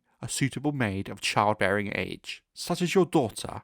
Asked Lord Rowan. I think not. Nor were his fellow regents more sympathetic. For once the council remained adamant, defying the hand's wishes. The marriage would proceed. The betrothal was announced the next day, as scores of disappointed maidens streamed out of the city gates for home. King Aegon III Targaryen wed Lady Daenaera of House Velaryon on the last day of 133 AC. The crowd that lined the streets to cheer the royal couple was significantly smaller than those who had come for Aegon and Jaehaera, for the winter fever had carried almost a fifth of the population of King's Landing away. But those who did brave the day's bitter winds and snow flurries were delighted with their new queen, charmed by her happy waves, flushed cheeks, and shy sweet smiles. Ladies Baela and Rhaena, riding just behind the royal litter, were greeted with exuberant cheers as well. Only a few took note of the king's hand further back, with his face as grim as death. We must leave our story in King's Landing for a moment and turn back the calendar sometime to speak of Lady Baela's lord husband, Alyn Oakenfist, and his epic voyage to the Sunset Sea that would go down in the annals of the Seven Kingdoms forever, with some comparing it to one of the 9 voyages of the sea snake, Corlys Velaryon himself. The challenges and triumphs of the Velaryon fleet as it made its way around the bottom of Westeros could fill a mighty tome all by themselves. For those seeking details of that voyage, Maester Bendemeur's 6 Times to Sea, being the account of the great voyages of Alyn Oakenfist, remain the most complete and authoritative source, though the vulgar accounts of Lord Alyn's life good hard as oak and bastard born are colourful and engrossing in their own way, albeit unreliable. However, as all good scholars know, All sources must be assessed, even the dubious ones. The former was written by Sir Russell Stillman, who squired for his lordship as a youth, and was later knighted by him, losing a leg during the Oakenfist's 5th voyage. The latter by a woman known only as Rue, who may or may have not been a scepter, and may or may not have become one of his lordship's many known paramours. Alyn Oakenfist displayed considerably more caution on his return to the Stepstones than he had upon his previous visit. He had taken his lesson from the Hand, Unwin Peake, very well, and saw the point of the Hand's position on the matter. Wary of the ever-shifting alliances and studied treacheries of the Free Cities, he sent scouts ahead in the guise of fishing boats and merchantmen to discover what awaited him. They reported that the fighting on the islands had largely died away, with the resurgent Regalio holding Bloodstone and all the isles to the south, whilst Pentoshi sellswords in the higher of the Archon of Tyrosh controlled those rocks to the north and east. Many of the channels between the islands were closed by booms or blocked by the hulks of ships sunk during Lord Alyn's previous attack. Such waywaters as remained open were controlled by Rhydun and his rogues. Lord Alyn was thus confronted with a simple but difficult choice. He must need fight his way past Queen Regalio, as the Archon had named him, or treat with him. Neither option would be an easy task. Little has been written in the common tongue about the strange and extraordinary adventurer Regalio Rhydun, but in the Free Cities his life has been the subject of 2 scholarly studies and an uncounted number of songs, poems, and vulgar romances. In his native city, Tyrosh, his name remains loathed to men and women of good blood to this very day, whilst being revered by the thieves, pirates, whores, drunkards, and all of their ilk. Surprisingly, little is known of his youth, and much of what we believe we know is false and contradictory. He was 6.5 feet tall, supposedly, with one of his shoulders higher than the other, giving him a stooped posture and a rolling gait. He spoke a dozen dialects of Valyrian, which suggests he was highborn, but he was infamously foul-mouthed too, suggesting that he had come from the gutters. In the fashion of many of the Tyroshi, he was wont to dye his hair and beard. Purple was his favourite colour, hinting at a possibility of a tie to Braavos, and most accounts of him make mention of a long, curling, purple hair, often streaked with orange. He liked sweet scents and would bathe in lavender or rosewater. That he was a man of enormous ambition and enormous appetite seemed clear. He was a glutton and a drunkard when it came to leisure, and a demon when in battle. He could wield a sword with either hand and sometimes fought with 2 at once. He honoured the gods, all gods, everywhere. When battle threatened, he would throw the bones to choose which god to placate for a sacrifice. Though Tyrosh was a slave city, he hated slavery, suggesting that perhaps he himself had come from bondage. When wealthy, he gained and lost several fortunes. He would buy any slave girl who caught his eye, kiss her and set her free. He was open-handed with his men, claiming a share of the plunder no greater than the least of them. In Tyrosh, he was known to toss gold coins to beggars. If a man admired something of his, be it a pair of boots, an emerald ring, or a wife, Roncalio would press it on him as a gift. He had a dozen wives and never beat them, but he would sometimes command them to beat him. He loved kittens and hated cats. He loved pregnant women, but loathed children. From time to time he would dress in women's clothes and play the whore,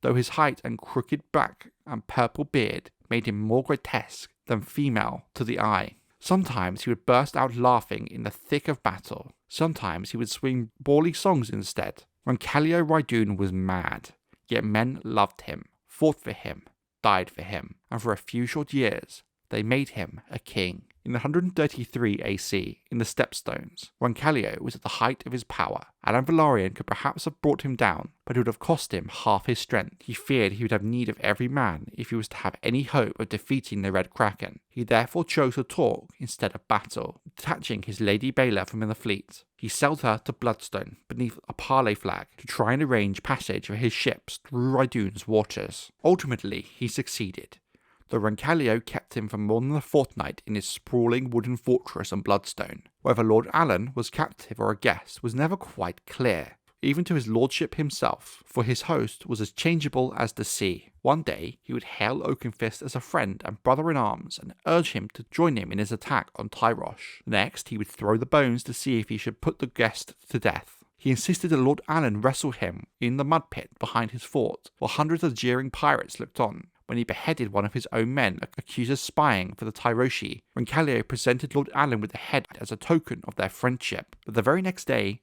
he accused his lordship of being the Archon's hire himself. To prove his innocence, Lord Alyn was forced to kill 3 Tyroshi prisoners. When he did, Rhydun was so delighted with him that he sent 2 of his wives to Oakenfist's bedchamber that night. "Give them sons," Rancalio commanded. "I want sons as brave and as strong as you." Our sources are at odds as to whether Lord Alyn did as he was bid, though given what we know of Alyn, it surely would have been a possibility he did. In the end, Rhydun allowed the Velaryon fleet might pass for a price. He wanted 3 ships, an alliance written on sheepskin and signed in blood, and a kiss. Oakenfist gave him the 3 least seaworthy ships in his fleet, an alliance written on parchment and signed in Mace's ink, and a promise of a kiss from Lady Baela should Rancalio visit them on Driftmark. That proved sufficient. The fleet sailed through the Stepstones. More trials awaited them, however. The next was Dawn, and in truth, it was Dawn that could prove to be more of a threat to Alyn than the petty pirate king on the Stepstones. After successfully treating with Rancalio Rhydun and gaining safe passage through the Stepstones, more trials awaited Alyn Velaryon and his fleet. The next was Dawn. The Dornishmen were understandably alarmed at the sudden appearance of the large Velaryon fleet in the waters of Sunspear, more so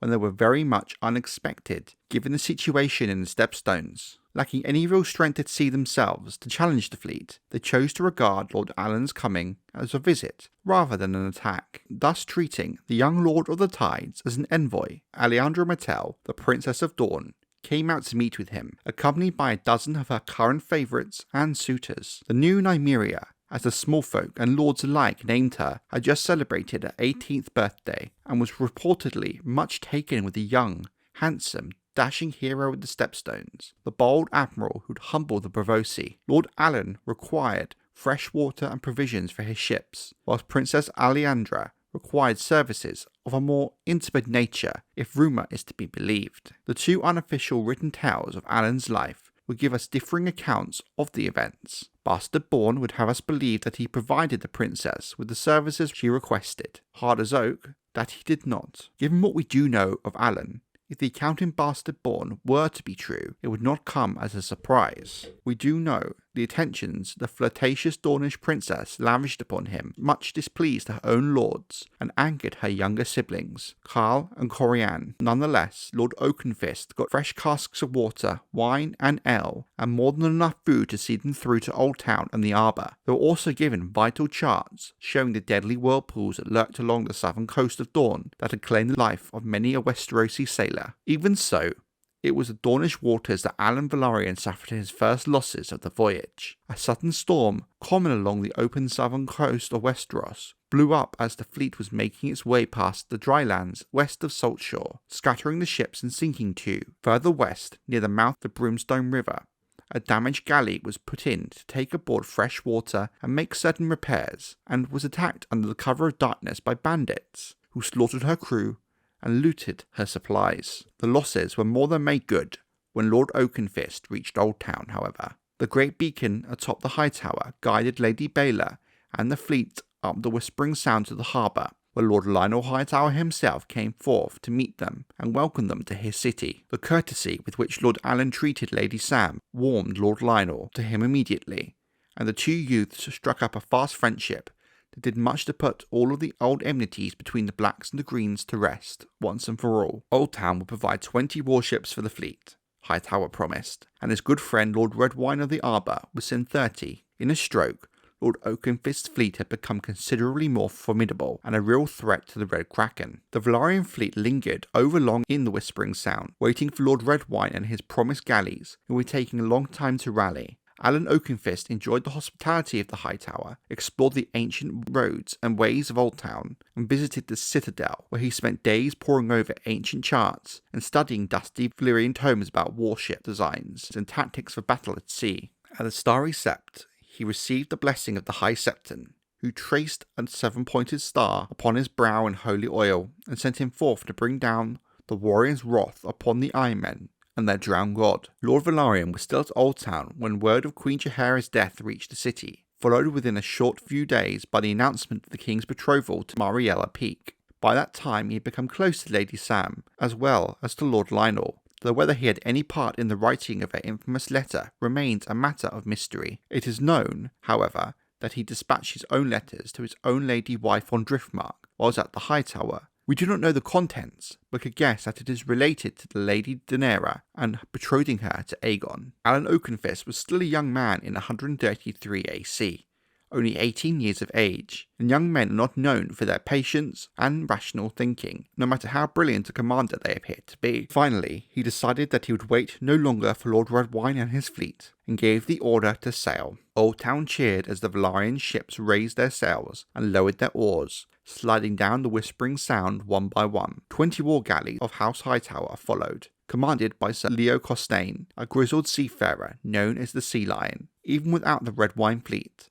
Alyn was leaving Old Town on a much stronger position than he arrived in. Off the singing cliffs of Blackcrown, where the twisted towers and wind-carved stones whistled above the waves, the fleet turned north into the Sunset Sea, creeping up the western coast past Baladon. As they passed the mouth of the Mander, the men of the Shield Islands sent forth their own galleys to join them. 3 ships each from Grey Shield and South Shield, 4 from Green Shield, and 6 from Oakenshield. Before they could move much further north, however, another storm came down on them. 1 ship went down, 3 more were so badly damaged they could not proceed. Lord Velaryon regrouped the fleet off Crackle, where the Lady of the Castle rode out to meet them. It was from her his lordship first heard of the great ball to be held on Maiden's Day, and may perhaps set into motion his plan for Lady Daenaera. But before attention could be set on any political scheming, Alyn turned his focus north to Fair Isle, and the Red Kraken that awaited him. Word had reached Fair Isle of the Maiden Day's ball, and we are told that Lord Dalton Greyjoy even toyed with the idea of sending one of his own sisters to vie for the Queen's crown. An Iron Maid upon the Iron Throne, he said. What could have been more fitting? The Red Kraken had more immediate concerns, however. Long forewarned of the coming of Alyn Oakenfist, he had gathered his power to receive him. Hundreds of longships had assembled in the waters south of Fair Isle, and more off Feastfires, Case and Lannisport, after he sent that boy down to the halls of the Drowned God at the bottom of the sea. The Red Kraken proclaimed he would take his own fleets back the way of the Oakenfist had come, raise his banner over the shields, sack Old Town and Sunspear, and claim Driftmark for his own. Though Greyjoy was not quite 3 years older than his foe, he never called him anything but that boy. He might even take Lady Baela for a salt wife. Lord of the Iron Islands told his captains, laughing, "'Tis true, I have 22 salt wives, but not one with silver hair." So much of history tells us the deeds of kings and queens, high lords, noble knights, holy septons, and wise maesters. It is easy to forget the common folk who shared these times with the great and the mighty. Yet from time to time, some ordinary man or woman, blessed with neither birth nor wealth, nor wit nor wisdom, nor skill at arms, will somehow rise up by some simple act or whispered word and change the destiny of kingdoms. So it was in Fair Isle in that fateful year of 133 AC. Lord Dalton Greyjoy did indeed possess 22 salt wives. 4 were back on Pike. 2 of those had borne him children. The others were women of the West, taken during his conquests, amongst them 2 of the late Lord Farman's daughters, the widow of a knight of Case, and even a Lannister of Lannisport, not of Casterly Rock though. The rest were girls of humble birth, the daughters of simple fisherfolk, traders or men-at-arms, who had somehow caught his eye, often as not after he had slain their fathers, brothers, husbands, or other male protectors. One bore the name of Tess. Her name is all we truly know of her. Was she 13 or 30, pretty or plain, a widow or a virgin? Where did Lord Greyjoy find her? And how long had she been amongst his salt wives? Did she despise him for a reaver and raper, or love him so fiercely she went mad with jealousy? We do not know. Accounts differ so markedly that Tess remains forever a mystery in the annals of history. All we do know is that she did exist, and on that rainy, windswept night at Faircastle, as the longships gathered below, Lord Dalton had the pleasure of her, and afterwards, as he slept, Tess slipped his dagger from his sheath and opened his throat from ear to ear, then threw herself, naked and bloody, into the hungry sea below, and so perished the Red Kraken and Pike on the eve of his greatest battle, slain not by the sword of a foe, but by his own dagger, in the hand of his own wife. Nor did his conquests long survive him. As word of his death spread, the fleet he had assembled to meet Alyn Oakenfist began to dissolve, as captain after captain slipped away from home. Dalton Greyjoy had never taken a rock wife, whose only heirs were 2 young sons born of the salt wives he had left behind on Pike, 3 sisters and several cousins, each more grasping and ambitious than the last. By law,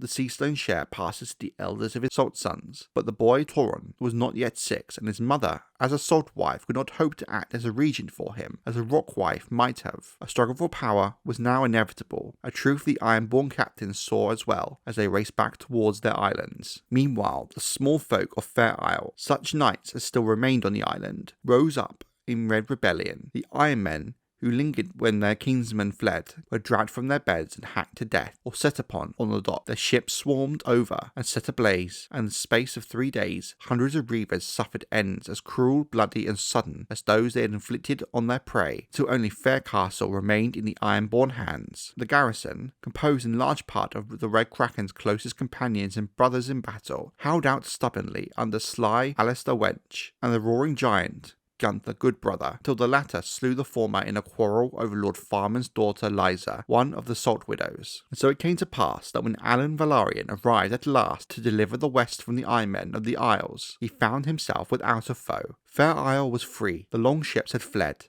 The fighting was done. As the Lady Baela passed beneath the walls of Lannisport, the bells of the city pealed in welcome. Thousands rushed from the gates to line the shores, cheering. Lady Joanna Lannister herself emerged from Castle Rock to present the Oakenfist with a seahorse, wrought in gold, and other tokens of Lannister esteem. Days of celebration followed. Lord Alyn was anxious to take on provisions and depart on his long voyage home, but the Westermen were loath to see him go. With their own fleet destroyed, they remained vulnerable should the Ironmen return under the Red Kraken's successor, whoever he might be. Lady Joanna even went as far as to propose an attack on the islands themselves. Should we provide as many swords and spears as might be required, Lord Velaryon only need deliver them to the Isles. We should put every man of them to sword, her ladyship declared, and sell their wives and children to slavers of the East.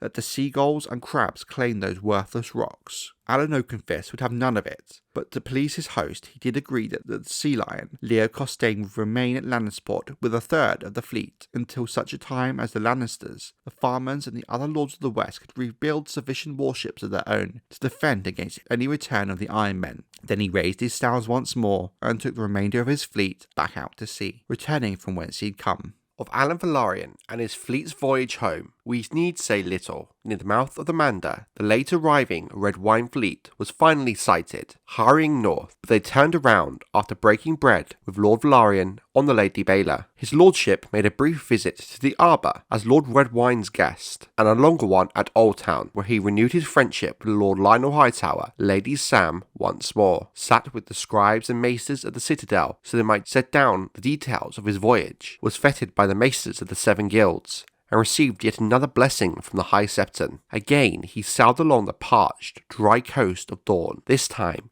beating eastwards. Princess Alliandra, as expected, was pleased at his return to Sunspear, and insisted on hearing every detail of his adventures to the Sunset Sea, much to the fury of her siblings and jealous suitors alike. It was from Princess Alliandra that Lord Alyn learned that Dawn had joined the Daughters' War, making alliance with Tyrosh and Lys against Racalio Rhydun, and it was at her court at Sunspear, during the Maiden Days feast that very day, that 1,000 maidens were paraded before King Aegon III in King's Landing, that his lordship was approached by a certain Regency Rogare, one of the envoys that Lys had sent to Alliandra's court, who begged a private word. Curiously, and to the surprise of many, Lord Alyn agreed to listen, and the 2 men stepped out into the yard, where Lord Drazenko leaned so close to his lordship that he said, "I feared he meant to kiss me." Instead, the Lysene whispered something in the Admiral's ear, a secret that would change the course of Westerosi history, for the time being a secret for Alyn's ears, and Alyn's ears only. The next day,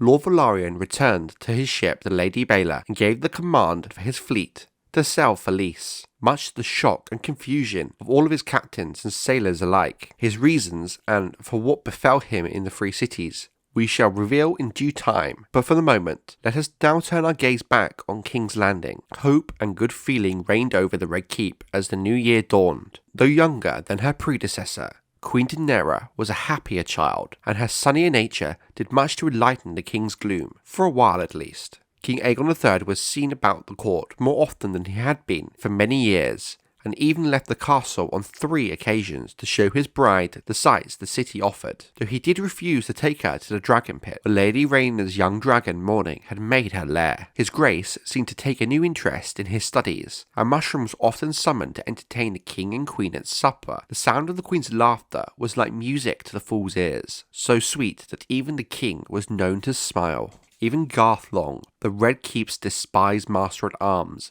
made note of a change. "We no longer have to beat the bastard boy as often as before," he told the Hand. "The boy never lacked for strength nor speed. Now at last he is showing some modicum of skill." The young king's new interest in the world even extended to the rule of his kingdom. Aegon III began to attend council meetings. Though he seldom spoke, his presence heartened Grand Maester Munkin and seemed to please Lord Moon and Lord Rowan. Sir Marsden Waters of the Kingsguard seemed discomforted by his Grace's attendance, however, and Lord Peake took it for a rebuke. Whenever Aegon made so bold as to ask the question, Munkin tells us the Hand would bristle and accuse him of wasting the council's precious time, or inform him that such weighty matters were beyond the understanding of a mere child. Unsurprisingly, before very long, King Aegon began to absent himself from the meetings once again. Sour and suspicious by nature, and possessed of overweening pride, Unwin Peake was the most unhappy man in King's Landing by 134 AC. The Maiden Days ball had been a humiliation for him, and he took the king's rejection of his daughter,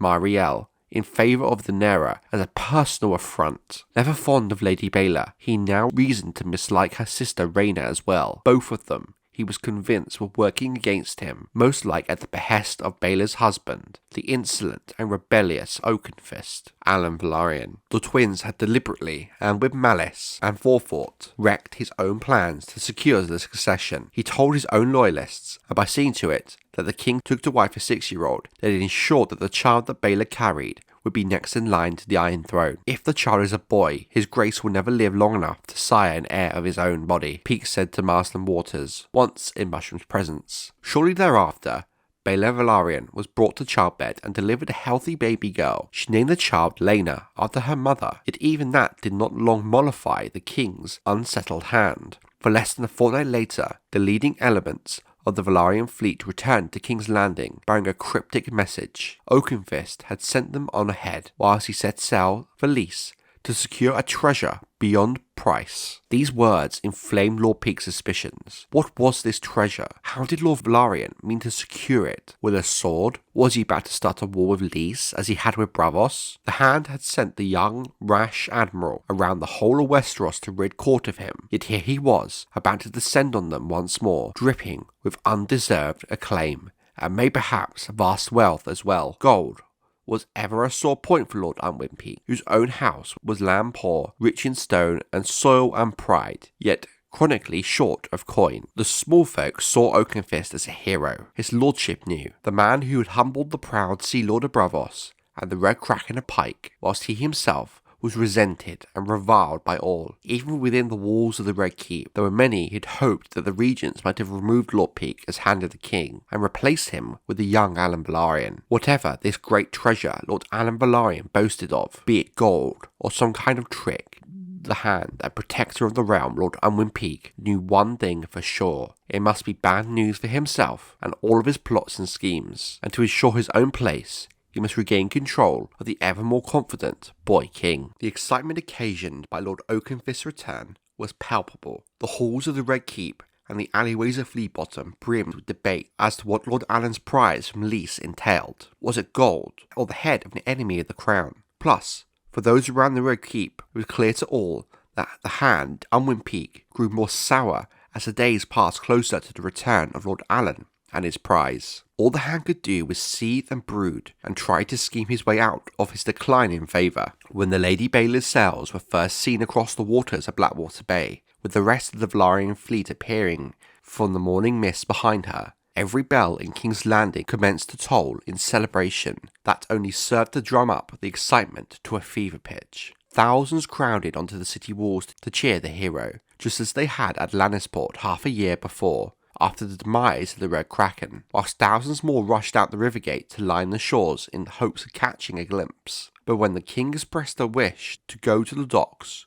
to thank my good brother for his service, the Hand forbade it. insisting it would not be fitting for his grace to go to Lord Velaryon, that the Admiral must come to the Red Keep to abase himself before the Iron Throne and the King. What happened next made it clear to all that the Hand had begun to lose his grip on the boy he once commanded at will. In this matter, and in matters of Aegon's betrothal to Unwin Peake to the King, Lord Unwin found himself overruled by the other regents, as well as the boy king himself. Over his strenuous objections, King Aegon and the new Queen Jaehaera Velaryon descended from the castle in their litter, accompanied by Lady Baela and her newborn daughter, her sister, Lady Rhaena, with her lord husband, Corwin Corbray, Red Maester Munkin, Sir Tim Bernard, the regents, Manfred Mouton and Thaddeus Rowan, the Knights of the Kingsguard, and many other notable, eager to meet Lady Baela at the docks, also attended. The morning was bright and cold and brisk, the chronicles tell us,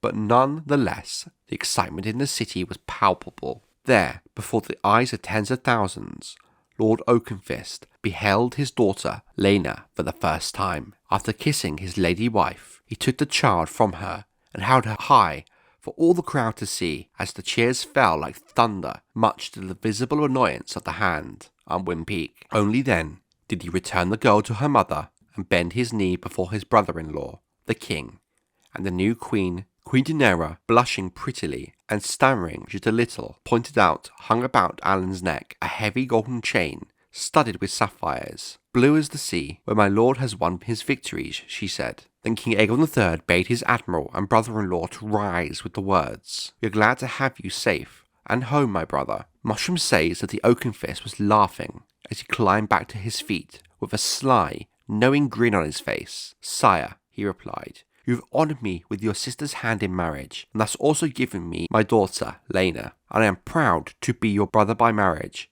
as any man here surely would be. Yet I can never be your brother by blood. A bond of blood runs deeper than any other, and cannot be replaced once lost. But there is one who is your blood." Then, with a flamboyant, seemingly well-practiced gesture, Lord Alyn summoned forth the treasure he had brought from Lys. Down from the Lady Baela emerged a pale young woman of surprising beauty, arm in arm with a richly clad boy, near about the king's own age, beard slightly younger, his features hidden beneath a cowl of his rich embroidered cloak. Lord Unwin Peake could no longer contain himself and broke with anger. The Hand barged his way through the small crowd, gathered to meet Alyn, pushing past the Kingsguard, as he did to the alarm and confusion of those around him. A murmur began to spark among the larger crowds, be it for the Hand's brash intrusion, or for the mysterious couple stood before them, we do not know. "Who is this?" the Lord Unwin demanded, harshly, pushing forward even further towards this strange boy.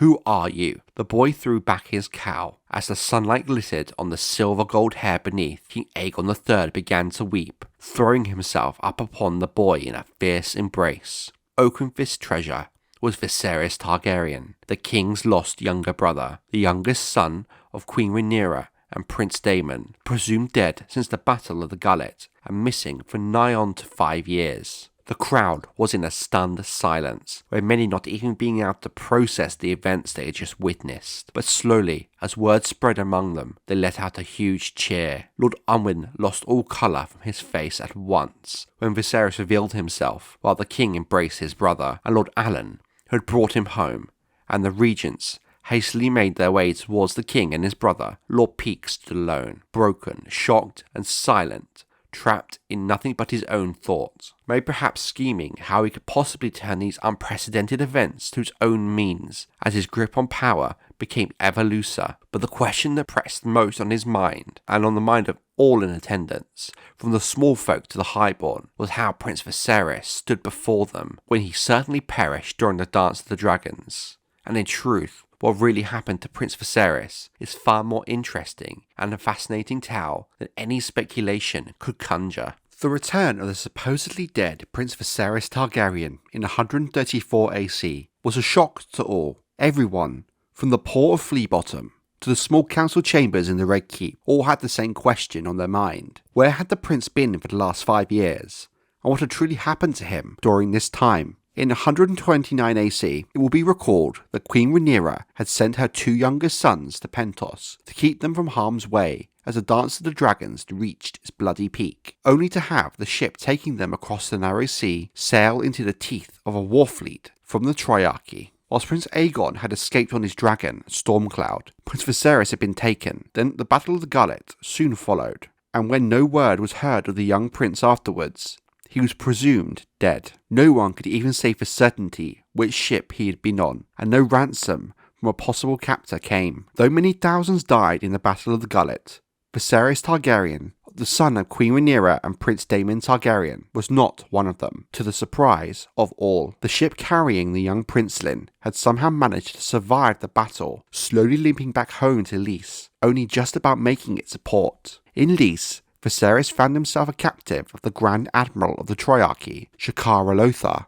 Defeat had left Shakaro in disgrace, and the Lysene soon found himself besieged by enemies old and new, eager to bring him down. Desperate for coin and new allies to prevent his fall, he sold the boy to a certain magister of the city named Bambaro Bazane in return for Viserys' weight in gold and promise of support. The subsequent murder of the disregarded admiral brought the tensions and rivalries amongst the 3 daughters to the surface, and the long-simmering resentments faltered into violence with a series of murders that soon led to an open war. Amidst the chaos that followed, Magister Bambaro and his advisors thought it prudent to keep his Targaryen prize hidden away for now, lest the boy be wrenched away by one of his fellow Lysene, or rivals from another city. The man who held the prince held a significant sway in the war, and any possible peace deal in the wake. Viserys was well treated during his captivity, fitting his station, though many who served him had no idea who he truly was. The abundance of Valyrian blood in the 3 daughters, and among the people of Lys, meant the prince could be a whore's son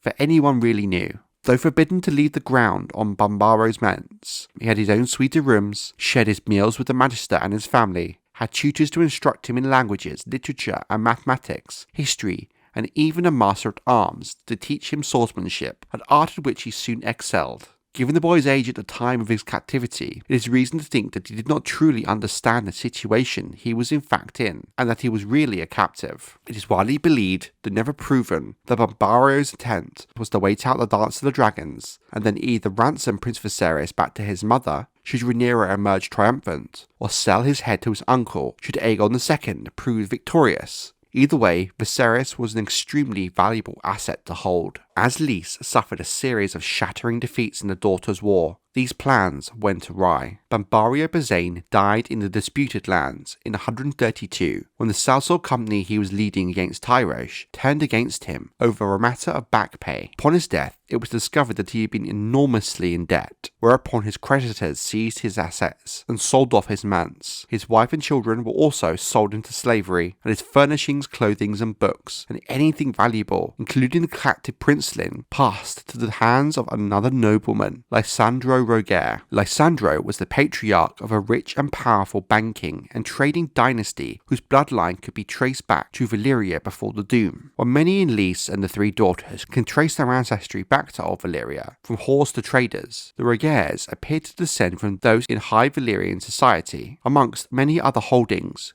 the Rogares owned a famous pillow house, perfumed garden. Viserys Targaryen was so striking that it is said that Lasario Rogare, for a while, contemplated putting the boy to work as a courtesan until Viserys identified himself. Once he knew he had a prince in hand, the magister quickly revised his plan. Instead of selling the prince's favours, he married him to his youngest daughter, the Lady Lara Rogare, who would become known to the histories of Westeros as Lara of Lys. The chance encounter between Alyn Velaryon and Regency Rogare at Sunspear had proved a perfect opportunity to effect the return of Prince Viserys to his brother, but it is not the nature of any Lysene to make a gift of anything that might be sold, so it's first necessary that the Oakenfist come to Lys and agree terms with Lasario Rogare. The realm might have been better served if Lord Alyn's wife at the table rather than Lord Alyn, Mushroom observed brightly. Oakenfist was no haggler, and it had been argued he brashly attended these negotiations for his own glory, when the information he had learned should have been passed to the Council of Regents first. To secure the prince, his lordship agreed the Iron Throne would pay a ransom of 100,000 gold dragons,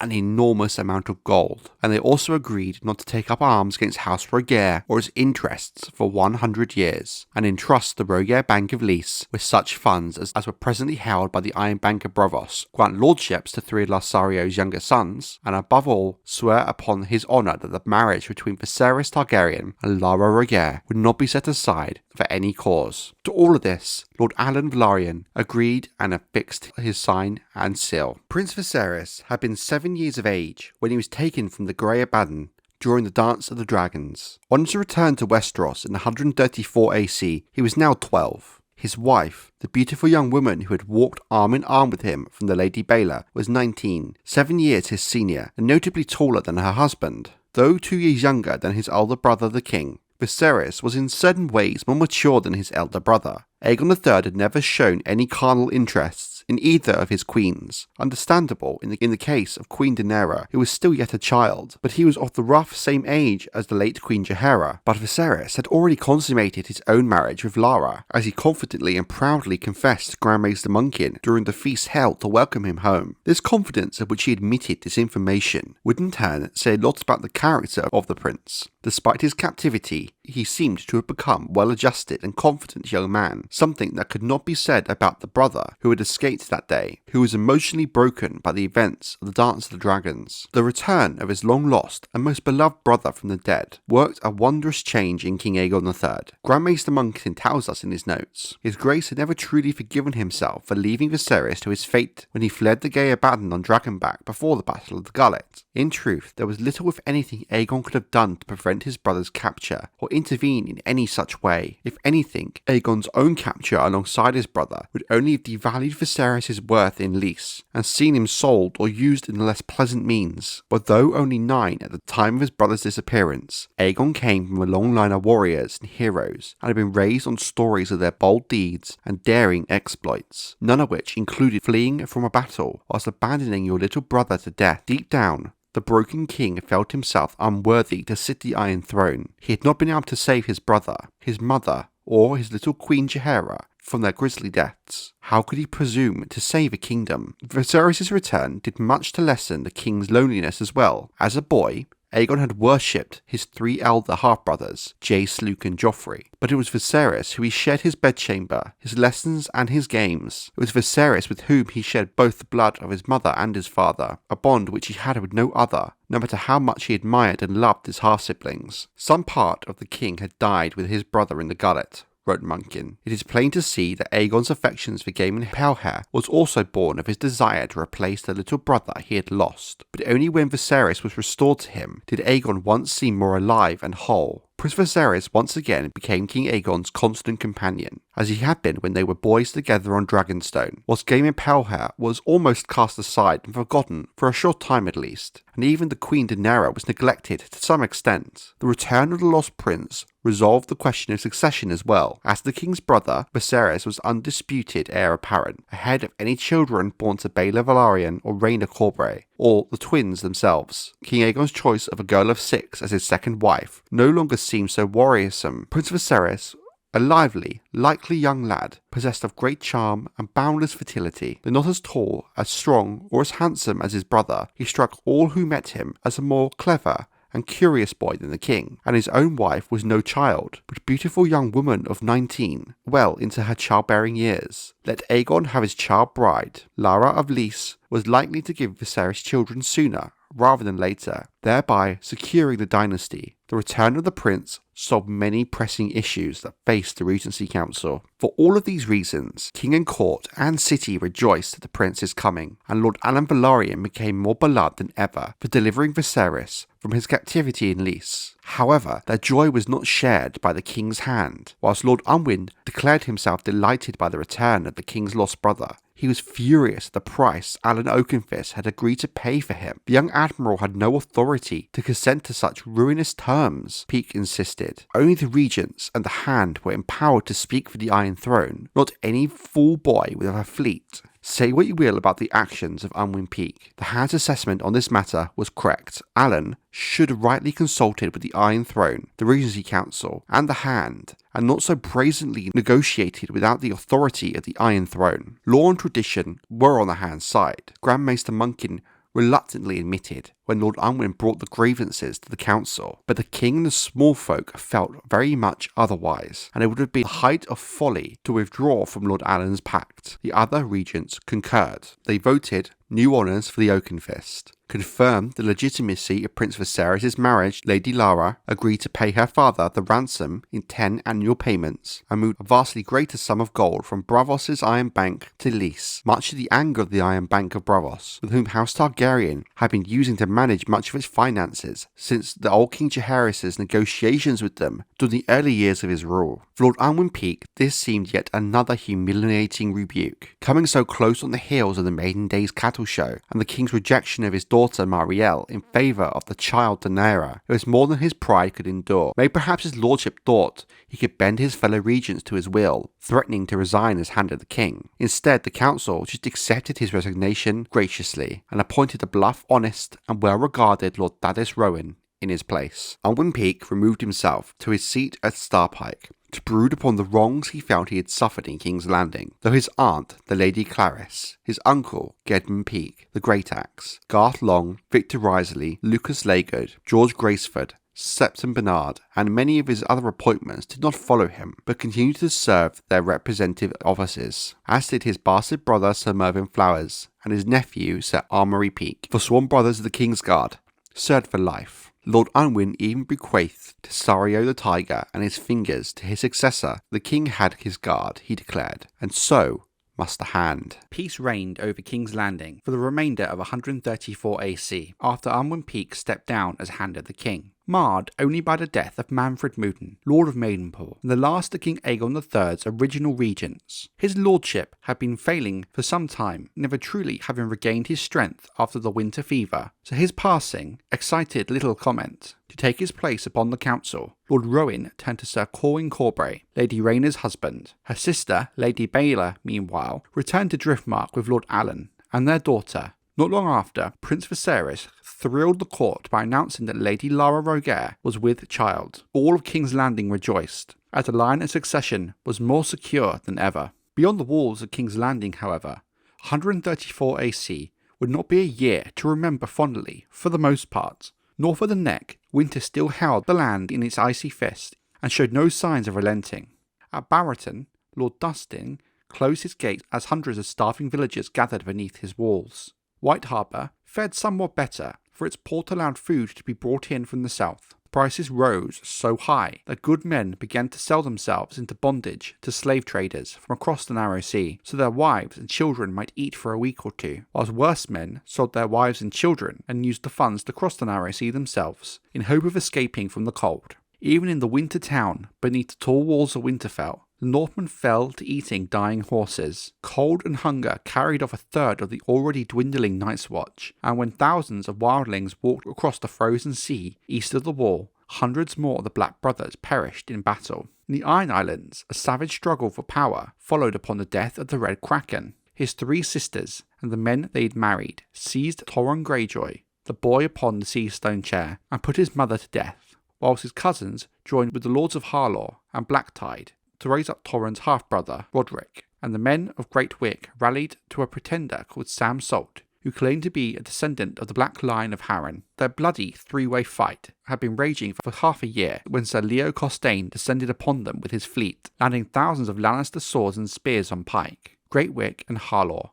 Lord Alyn Oakenfist had refused to be part of House Lannister's vengeance upon the Ironmen, but the old sea lion proved more amiable to Lady Joanna, swayed may perhaps by her promise to marry him if he delivered the Iron Islands to her son's rule. That proved beyond Sir Leo's power to achieve, however. Costaigne died amongst the stony hills of Great Wick, cut down by the hand of Arthur Goodbrother, and 3/4 of the ships were seized or sunk in those cold grey seas. Though Lady Joanna's wish to put every Iron Man to the sword was frustrated, no man could doubt that the Lannisters had paid their debts by the time the fight was done. Hundreds of longships and fishing boats were burned, where there's many homes and villages. The wives and children of the Ironborn who had wreaked such havoc on the Westerlands were put to the sword wherever they were found. Amongst the slain were 9 of the Red Kraken's cousins, 2 of his 3 sisters, and their husbands. Lord Drummond of Old Wick and Lord Goodbrother of Great Wick, as well as Lord Volmark and Harlaw of Harlaw, Botley of Lordsport and Stonehouse of Old Wick. Thousands more would die of starvation before the year was done, but the Lannisters also carried off many tons of stored grain and salted fish, and despoiled that which they could not carry back. Though Torrhen Greyjoy remained upon the sea stone chair, when his defenders were able to ward off the Lannister assault upon the walls of Pike, his half-brother Roderick was taken and brought back to Casterly Rock, where Lady Joanna had him gelded and made her son's fool.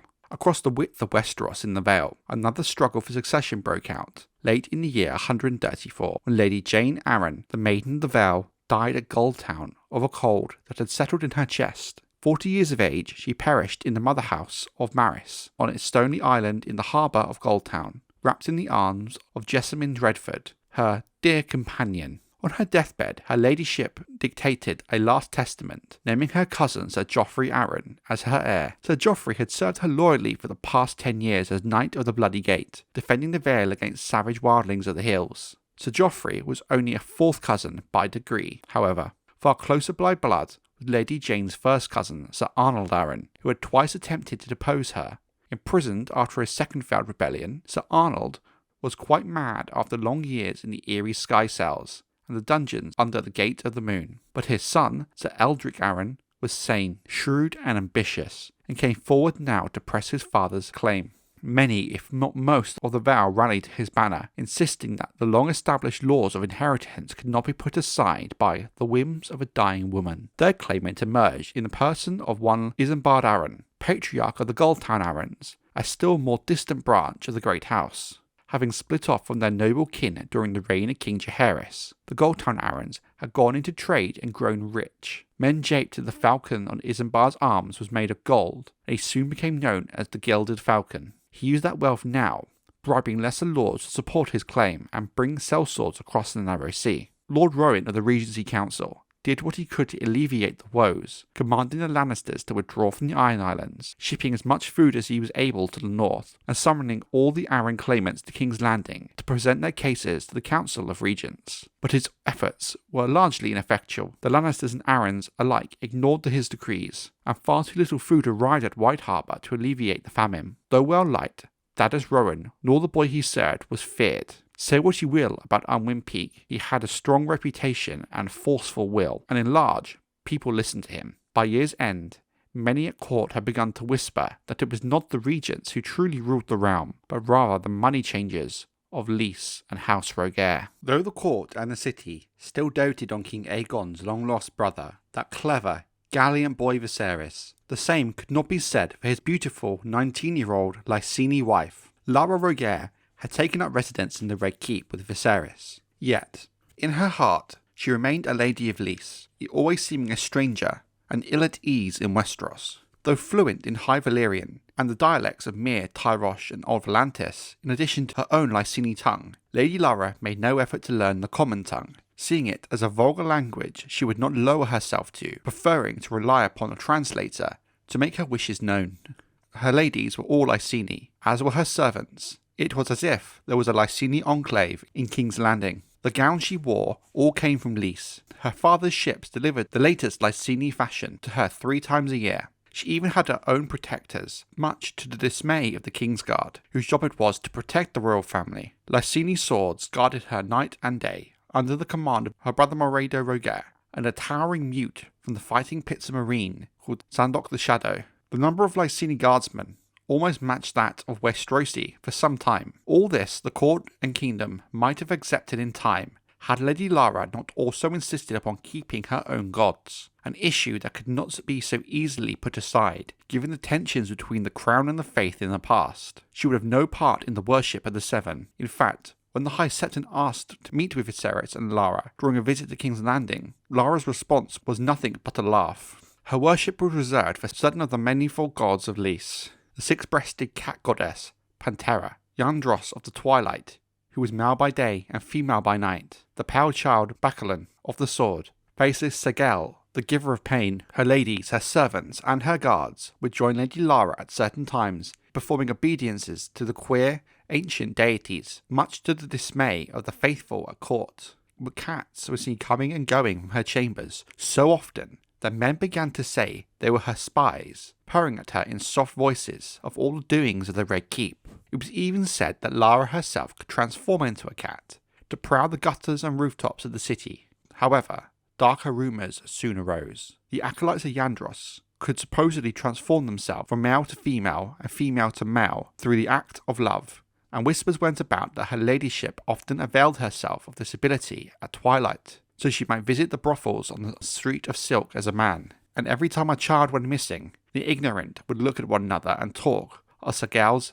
insatiable thirst for blood. Even less loved than Lara of Lys were her 3 brothers, who had come with her to King's Landing. Oredo commanded his sister's guard, while Lotho set about establishing a branch of the Rogare Bank atop Visenya's hill. Rogario, the youngest, opened an opulent Lysene pillow house called the Mermaid beside the river gate, and filled it with parrots from the Summer Isles, monkeys from Sothorios, and hundreds of exotic girls and boys from every corner of the earth. Though their favours cost 10 times as much as any other brothel dared to charge, Rogario never lacked for customers. Great lords and common tradesmen alike spoke of the beauties and wonders to be found behind Mermaid's carved and painted doors, including, some said, almost all of what we know of the myriad of marvels of the Mermaid comes from Mushroom, the former fool of Queen Rhaenyra, who alone of the chroniclers of history is willing to confess to visiting the brothel himself on many occasions and partaking in many of its pleasures. Across the sea, the Daughters' War finally reached its end. When Caleir fled south to the Basilisk Isles with his remaining supporters, Lys, Tyrosh and Myr divided the disputed lands, and the Dornish took domain over most of the Stepstones. The Myrish suffered the greatest losses in these new arrangements,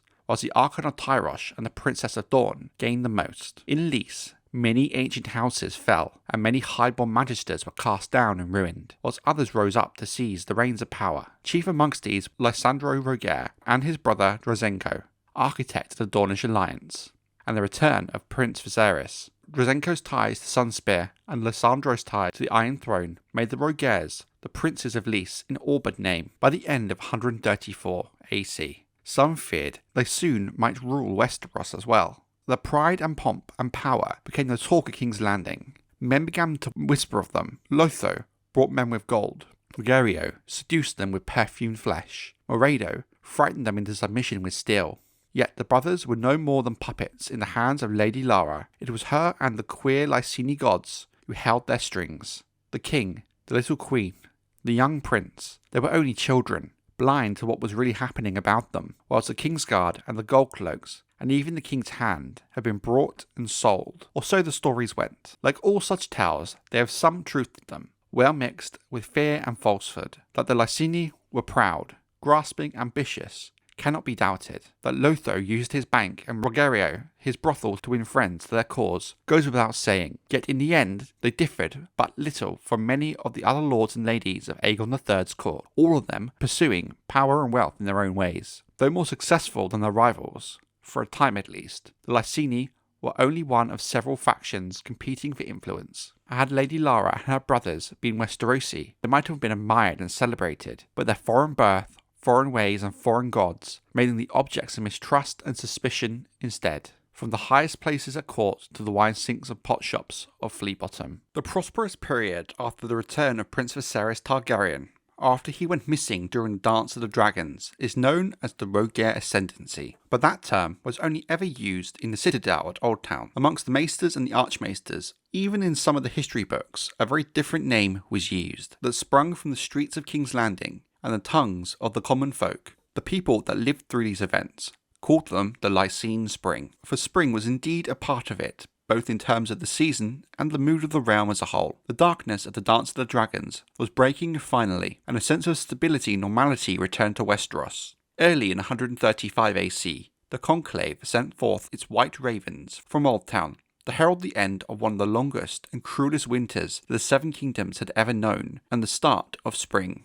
Spring is ever a season of hope, rebirth and renewal, and the spring of 135 AC was no different. The war in the Iron Islands came to an end with peace now in the west, and Lord Cregan Stark of Winterfell borrowed a huge sum of money from the Iron Bank of Braavos to buy food and seeds for his starving small folk. Only in the Vale the bloody fighting still continue, and would do for some time. Furious at the refusal of the Arryn claimants to come to King's Landing and submit their dispute to the judgment of the regents, Lord Thaddus Rowan sent 1,000 men to Goldtown under the command of his fellow regent and husband of Rhaena Targaryen, Sir Corwin Corbray, to restore the king's peace and settle the matter of succession. We shall delve into his attempts to bring this peace later. Meanwhile, King's Landing experienced a period of prosperity and growth such as it had not seen in many years since before the Dance of the Dragons, in no small part thanks to House Rogare of Lys and their trading partners. The Rogare Bank, recently set up on the Hill of Visenya, was paying rich returns on all of the money deposited within them, leading to more and more lords and even some well-off common men to entrust the Lyseni with their gold. Trade flourished as well, as ships from Tyrosh, Myr, Pentos, Braavos, and especially Lys crowded the docks along Blackwater Bay, offloading silk and spice, Myrish lace, jade from Karth, ivory from Sithorios, and many other strange and wonderful things from the ends of the earth, including luxuries seldom seen in the Seven Kingdoms before, even for the High Lords. In fact, even trade with Essos at its peak during the long rule of King Jaehaerys, the greatest king Westeros ever saw, was never as prosperous. After the doom and destruction that came with the Dance of the Dragons, the small folk of the city finally began to prosper, and their living standards improved alongside. Other port towns shared in the bounty. Duskendale, Maidenpool, Goldtown and White Harbour saw their trade expand as well, as did Oldtown to the south and even Lannisport upon the Sunset Sea, with much talk of new expeditions out west into the Sunset Sea in hopes of finding new trade routes to the east of Essos, or even plentiful undiscovered lands, as despite the few Westerosi expeditions out west, all had either failed or not returned. But rumour persisted of riches beyond the sunset. On Driftmark, the town of Hull experienced a rebirth. Scores of new ships were being built and launched, and Lord Oakenfist's mother greatly expanded her own trading fleet and began working on a partial manse overlooking the harbour that Mushroom dubbed the Mouse House. Across the narrow sea, Lys itself was prospering. The velvet tyranny of Lysandro Rhaegar, who had taken himself in the style of the first Magister for life, and when his brother Drazenko married Princess Alejandra Martell of Dorne and was named her prince consort and Lord of the Stepstones, the ascendancy of House Rogare reached its apex. Men began to speak of Lysandro the Magnificent. During the first quarter of 135 AC, two momentous events were the occasion of great joy through the Seven Kingdoms of Westeros. On the third day of the third moon of that year, the people of King's Landing woke to a sight that had not been seen since the darkest days of the dance: a dragon in the skies above the city. Lady Rhaena, at the age of 19, was flying her dragon mourning for the first time. That first day she circled around the city before returning to the ruins of the dragon pit, but every day thereafter she grew bolder and flew further. Only once did Rhaena land mourning inside the Red Keep. However, for not even the best efforts of Prince Viserys could persuade his brother, the king, to come and see his sister fly. Though Queen Daenaera was so delighted with mourning that she was heard to say that she wanted a dragon of her own. Shortly thereafter, Morning carried Lady Rhaena across Blackwater Bay to Dragonstone, where she said, "Dragons and those who ride them are more welcome." Less than a fortnight later, Lara of Lys gave birth to a son, Prince Viserys' firstborn child. The mother was 20 years of age, the father only 13. Viserys named the child Aegon after his brother, the king, and placed the dragon's egg inside the cradle, as had become custom with all true-born children of House Targaryen. Aegon was anointed by the 7 oils by Septon Bernard in the royal sept, and the bells of the city rang in celebration of his birth. Gifts were sent from every corner of the realm, though none so lavish as those bestowed upon the baby by his Lysene uncle. In Lys, Lysandro the Magnificent declared a day of feasting in honour of his grandson. Yet even in the midst of joy, whispers of discontent began to be heard. The new son of House Targaryen had been anointed into the faith, but soon enough the city heard that the mother meant to have him blessed by her own gods as well. Rumours of ceremonies in the Mermaid and blood sacrifices in Maegor's Holdfast began to be heard on the streets of King's Landing. The trouble might have ended there, with talk, but soon thereafter a series of disasters befell the realm and royal family, each following hard upon the heels of the other, till even men who mocked the gods like Mushroom began to question whether the Seven had turned against House Targaryen and the Seven Kingdoms in their wrath. Things had begun to stabilise after the return of Prince Viserys from his captivity in Lys, and the new additions to the royal family in House Rogare of Lys took their place in the running of the realm. There was even cause for joy with the birth of Viserys and Lara Rogare's firstborn son, a boy they called Aegon, after the king, but things were about to become challenging for House Targaryen. The first omen of the dark times to come was seen on Driftmark, when the dragon's egg presented to Aelyn Velaryon upon her birth quickened and hatched. Her parents' pride and pleasure quickly turned to ash. The dragon that wriggled from the egg was a monstrosity, a wingless worm, maggot-white and blind. Within moments of hatching, the creature turned upon the babe in her cradle and tore a bloody chunk from her arm. As Rhaena shrieked, Lord Oakenfist ripped the dragon off her, flung it to the floor, and hacked it to pieces. The news of this monstrosity dragon birth and its bloody aftermath were greatly troubling to King Aegon, and soon led to angry words between his grace and his brother. Prince Viserys still had his own dragon's egg. Though it had never hatched, the prince had kept it with him throughout his years in exile and captivity, but it held great meaning for him. When Aegon commanded that no dragon's eggs were allowed in the castle, Viserys grew most wroth. Yet the king's will prevailed, as it must. The egg was sent to Dragonstone, and Prince Viserys refused to speak to King Aegon for a month. His grace was much dismayed by the quarrel with his brother, Mushroom tells us, but what happened next left him bereft and devastated. King Aegon was enjoying a quiet supper in his solar with his little queen Daenaera and his friend, Gaemon Powerhair, and as the dwarf was entertaining them with a silly song about a drunk bear that drank too much, when the bastard boy, Gaemon, began to complain of cramping in his gut. "Run, fetch Grand Maester Munkin," the king commanded Mushroom. By the time the fool returned with the Grand Maester, Gaemon had collapsed, and Queen Daenaera was too, moaning, "My belly hurts." Gaemon had long served as King Aegon's food taster, as well as his cupbearer, and Munkin soon declared that both he and the little queen were the victims of poisoning. The Grand Maester gave Daenaera a powerful purgative, which most likely saved her life. She retched uncontrollably throughout the night, wailing and withering in pain, and was too drained and weak to leave her bed the next day, but she was cleansed. Munkin came too late for Gaemon Powerhair, however. The boy died within the hour. Born a bastard in a brothel, he had reigned briefly over his kingdom on a hill during the Moon of Madness, saw his mother put to death, and served as King Aegon III's cupbearer, whipping boy, and friend. He was thought to be but 9 years old at his death. Afterwards, Grand Maester Munkin fed what remained of the supper to a cage of rats, and determined that the poison had been baked into the crust of an apple tart. Fortunately, the king had never been especially fond of sweets, nor any other food if truth be told. The Knights of the Kingsguard at once descended to the Red Keep's kitchens, and took dozens of cooks, bakers, scullions, and serving girls into custody, delivering them to George Graceford, the Lord Confessor. Under torture, 7 confessed to attempting to poison the king, but each account was markedly different from the next. There was no agreement or consensus on where they had got the poison, and none of the captives correctly named the dish that had been poisoned. So Lord Rowan reluctantly dismissed their confessions as not fit to wipe his arse with. The hand was in a black state even before the poisoning, but he'd only recently suffered his own personal tragedy when his young wife, the Lady Floris, died in childbirth. Though the king had spent less time with his cupbearer after the return of his brother to Westeros, Gaemon Powerhair's death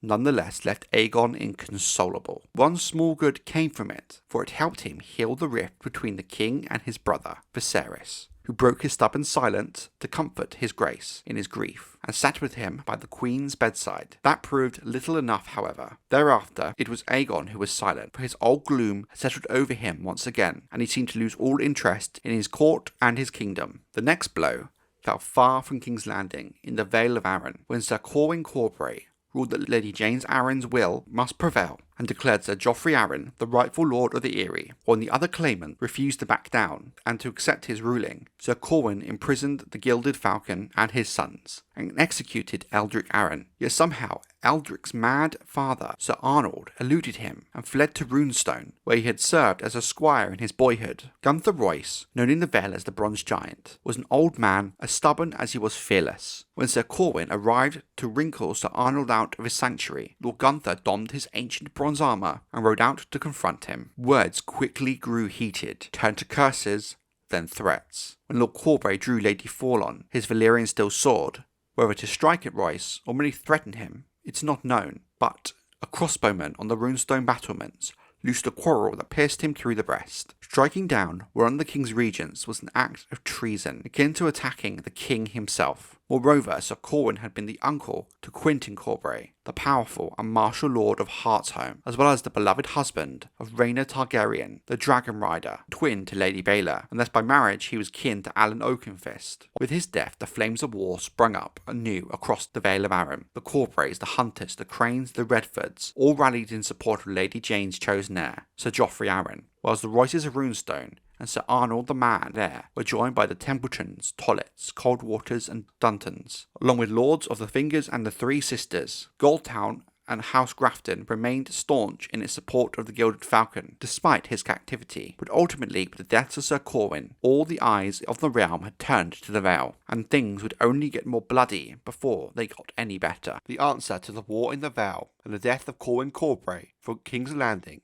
was not long in coming. Lord Rowan sent one last flight of ravens to the Vale, commanding those lords supporting the Mad Heir and the Gilded Falcon to lay down their arms at once, lest they provoke the throne's displeasure. When no reply was forthcoming, the Hand took counsel with Alyn Velaryon the Oakenfist and made plans to bring the rebellion to an end by force. At long last, with the coming of spring, it was thought that the high roads through the Mountains of the Moon would once again be passable. 5,000 men set out up the King's Road under the command of Sir Robert Rowan, Lord Thaddeus' eldest son. Levies from Maidenpool, Darry and Hayford swelled their number on the march, and once across the Trident they were joined by 600 Freys and 1,000 Blackwoods under Benjicot Blackwood himself, making them around 9,000 strong entering the mountains. A second attack was launched by sea. Rather than making use of the royal fleet commanded by Sir Unwin Peake, the Great Axe, his predecessor's uncle, the Hand turned to House Velaryon for the required ships. This made sense given the personal nature of the mission for Lord Alyn, as well as his reputation for warfare at sea. The Oakenfist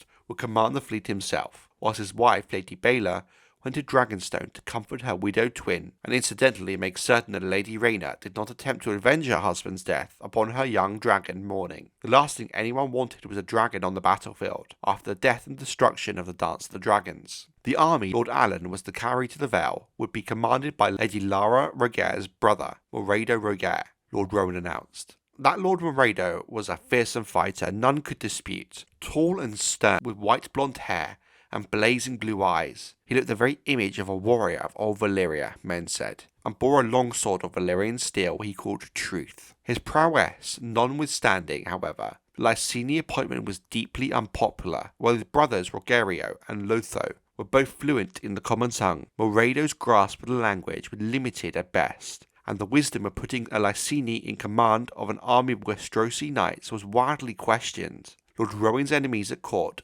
amongst them many owed their offices to Unwin Peake, were quick to say that this was proof of what they had been whispering for half a year, that Thaddeus Rowan had sold himself to the Oakenfist and the Rogares. Such mutterings might not have mattered had the assault upon the Vale had been successful. Though the Oakenfist easily swept aside the Gilded Falcon's sails to capture the harbour at Goldtown without losing a single man himself, the army lost hundreds of men taking the port walls by storm, and thrice as many during the house-to-house fighting that followed. After his translator was slain battling in the streets, Morado Rogare had great difficulty communicating with his own troops. The men did not understand his commands, and he did not understand their reports. Chaos ensued. At the other end of the Vale, meanwhile, the high road through the mountains proved far less open than had been assumed. Sir Robert Rowan's host found itself struggling through the deep snows in the higher passes, slowing their advance to a crawl, and time again their baggage train came under attack by savages native to these mountains, descendants of the first men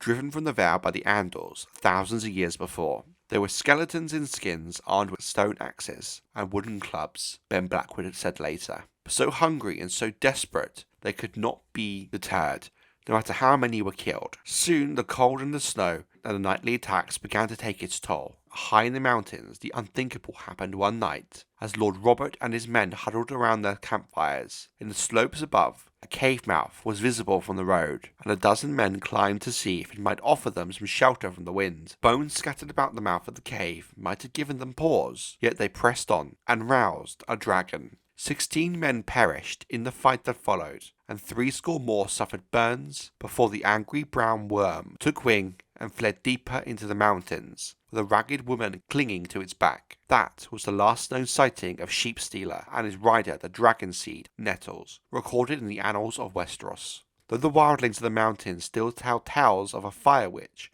who once dwelled in the hidden valley far from any road or village, one of the most savage of the mountain clans came to worship her, the storytellers say. Youths would prove their courage by bringing her gifts, and were only accounted men when they returned with burns to show they had faced the dragon woman in her lair.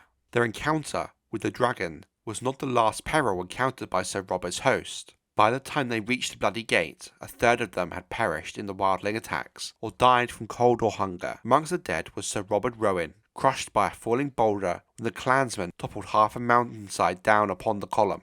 Bloody Ben Blackwood assumed command upon his death.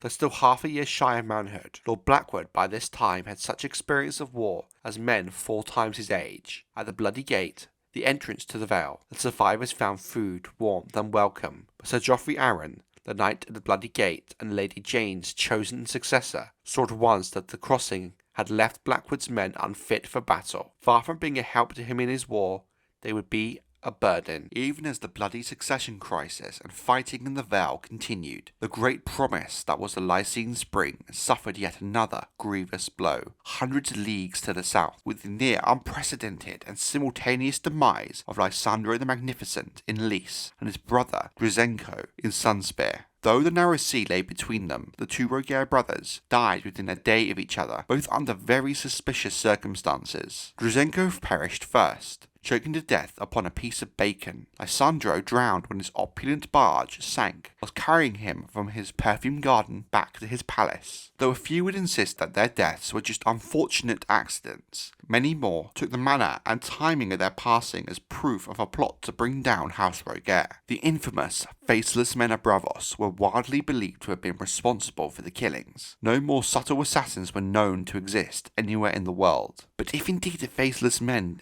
had done these deeds, at whose bidding had they acted? The Iron Bank of Braavos was strongly suspected, as was the Archon of Tyrosh, from Cali Rydun, and various merchant princes and magisters of Lys, known to have chafed the velvet tyranny of Lysandro the Magnificent. Some went as far to suggest that the first magister had been removed by his own sons. He had 6 true-born sons, 3 daughters, and 16 bastards in total. So skillfully had the brothers been removed, however, that not even the fact of murder could even be proven. None of the offices through which Lysandro exercised his dominance over Lys were hereditary ones. His crab-eaten corpse had scarcely been dredged up from the sea before his old enemies, false friends, and erstwhile allies began the struggle to succeed him. Amongst the Lyseni, it is truly said, wars are fought with plots and poisons, rather than with armies. For the rest of that bloody year, the magisters and merchant princes of Lys performed the deadly dance, rising and falling almost fortnightly. Often as not, their falls were fatal. Tororhain was poisoned with his wife, his mistress,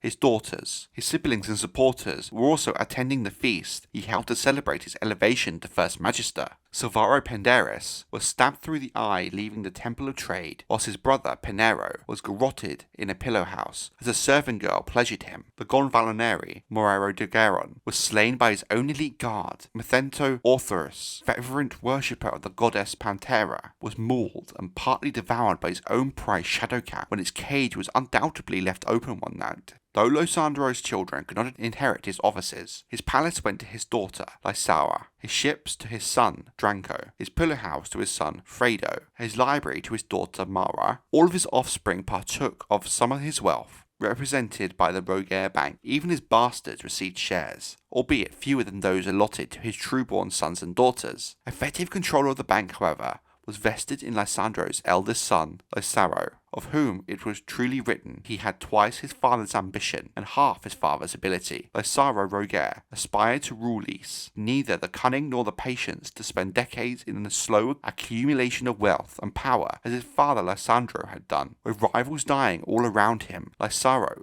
first moved to secure his own position by buying 1,000 Unsullies from the slavers of Astapor. Eunuch warriors were renowned as the finest foot soldiers in the world, and were moreover trained to absolute obedience, so the master may need never fear defiance or betrayal. Once surrounded by these protectors, Lysaro secured his selection as Galonfaneri, winning the commons with lavish entertainments and the magisters with bribes larger than any of them had ever seen before. When these expenditures exhausted his own personal fortune, he began to divert gold from the bank. His intent, as he later revealed, was to provoke a short, victorious war with Tyrosh and Myr, as Alyn Velaryon, the glory of the conquest, would occur to him to win the office of First Magister. By sacking Tyrosh or Myr, he would gain sufficient gold to restore the funds he had taken from the bank and leave him the richest man in Lys. It was a fool's scheme, and it was quickly undone. Legend claims it was men in the hire of the Iron Bank of Braavos who first began suggesting that the Rogare Bank might be unsound. But regardless of whom started the rumour, such talk was soon heard all over Lys. The city's magisters and merchant princes began to demand the return of their deposit. A few at first, then more and more,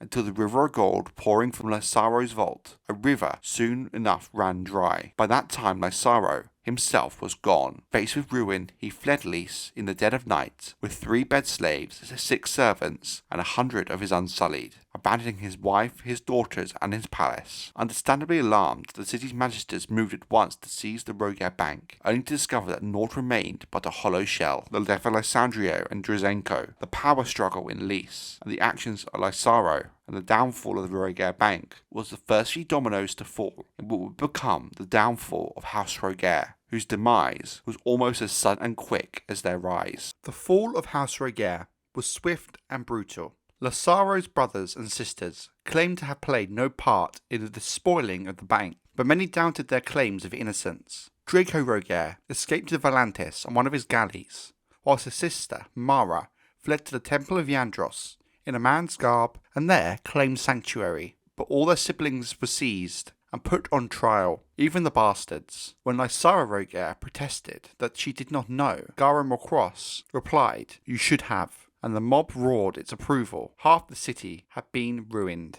Nor was the tremendous damage confined to just Lys. As word of the fall of the House of Rogare reached Westeros, lords and merchants alike soon realised that their coin they had entrusted to the House of Rogare was lost. In Goldtown, Morado Rogare moved swiftly, yielding up the command of the Crown's forces to Alyn Velaryon and taking a ship for Braavos. Lothar Rogare was arrested by Sir Lucas Legard and his gold cloaks as he attempted to depart King's Landing. All his letters and ledgers were seized, along with every scrap of gold and silver remaining in the vaults atop Visenya's Hill. Meanwhile, Sir Marsden Waters of the King's Guard descended on the Mermaid with 2 of his sworn brothers and 50 guardsmen. Patrons of the brothel were driven into the street, many of them naked.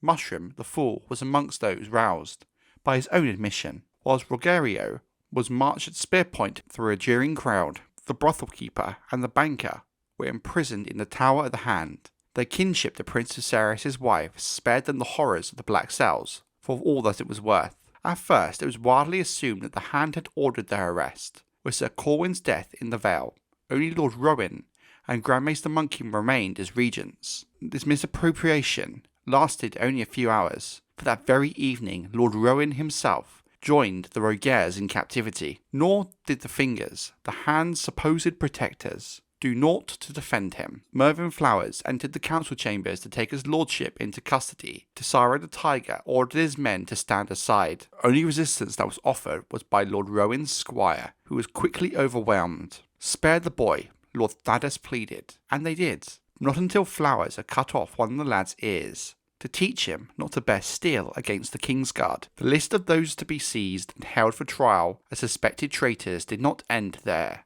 3 of Lord Rowan's cousins and 1 of his nephews was also arrested, along with 20 grooms, servants, and knights retainer in his service. All were taken unawares and yielded meekly, but when Sir Unwin Peake approached Maegor's Holdfast with a dozen men-at-arms, he found Viserys Targaryen himself upon the drawbridge, a battle-axe in hand. It was a heavy axe. The prince, a somewhat spindly boy of 13, the full Mushroom tells us. One doubted the lad could even lift the axe, much less wield it. "If you had come to take my lady wife, sir, turn and go," the young prince said, "for you shall not pass while I stand." Sir Armory found his show of defiance more amusing than threatening. "Your lady wife is wanted for questioning in connection with the treason of her brothers," he told the prince. "And who is it who wants her?" the prince demanded. "The Hand of the King," Sir Amory replied. Lord Rowan questioned Viserys. "Lord Rowan has been removed from office, Sir Marston Waters is the new Hand of the King. At that very moment, Aegon III himself stepped from the Holdfast Gate to stand beside his brother. I am the King, his grace reminded them, and I never chose Sir Marsden for my hand.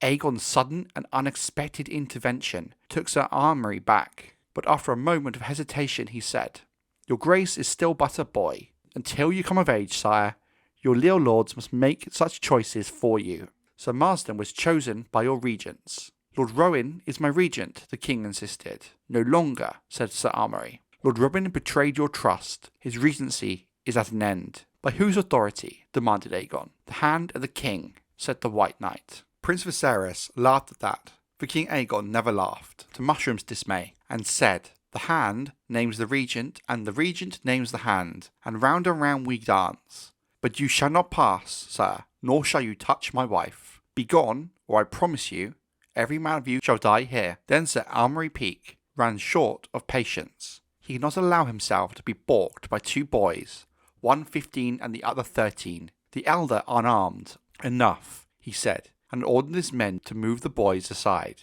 "Be gentle with them, and see they come to no harm at our hands." "This is on your head, sir," Prince Viserys warned. He drove his axe deep into the wood of the drawbridge, scampered back, and said, "Go no farther than that axe, or you will die."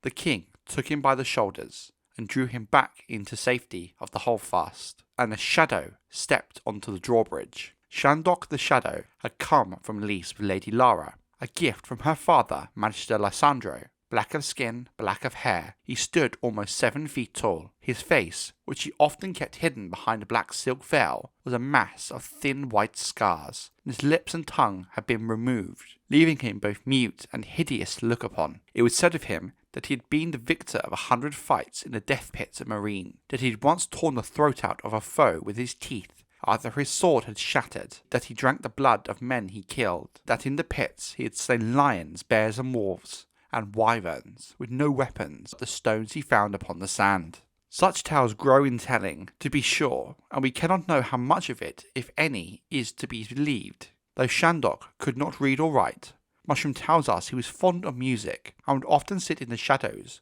of Lady Lara's bedchamber, playing sweet and sad notes on a queer stringed instrument of golden heart and ebony that stood near as tall as he did. I could sometimes make the lady laugh, that she did not understand more than a few words of our tongue, but the shadow's playing always made her weep, and strange to say she liked that better. It was a different sort of music that Shandok the Shadow played at the gate of Maegor's Holdfast, as Sir Armory's guardsmen rushed at him with sword and spear. That night his chosen instruments was a tall black shield of nightwood, burled hide and iron, and a great curved sword with a dragon bone hilt, whose dark blade shone in torchlight with the distinctive ripples of Valyrian steel. His foes howled and cursed and shouted as they came at him, but the shadow made no sound, save his steel sliding through them, silent as a cat, his blade whirling left and right and up and down, drawing blood with every cut, slashing through their mail as if they had been clad in parchment paper. Mushroom, who claims to have seen the battle from the roof above, testifies that it did not look so much of a sword fight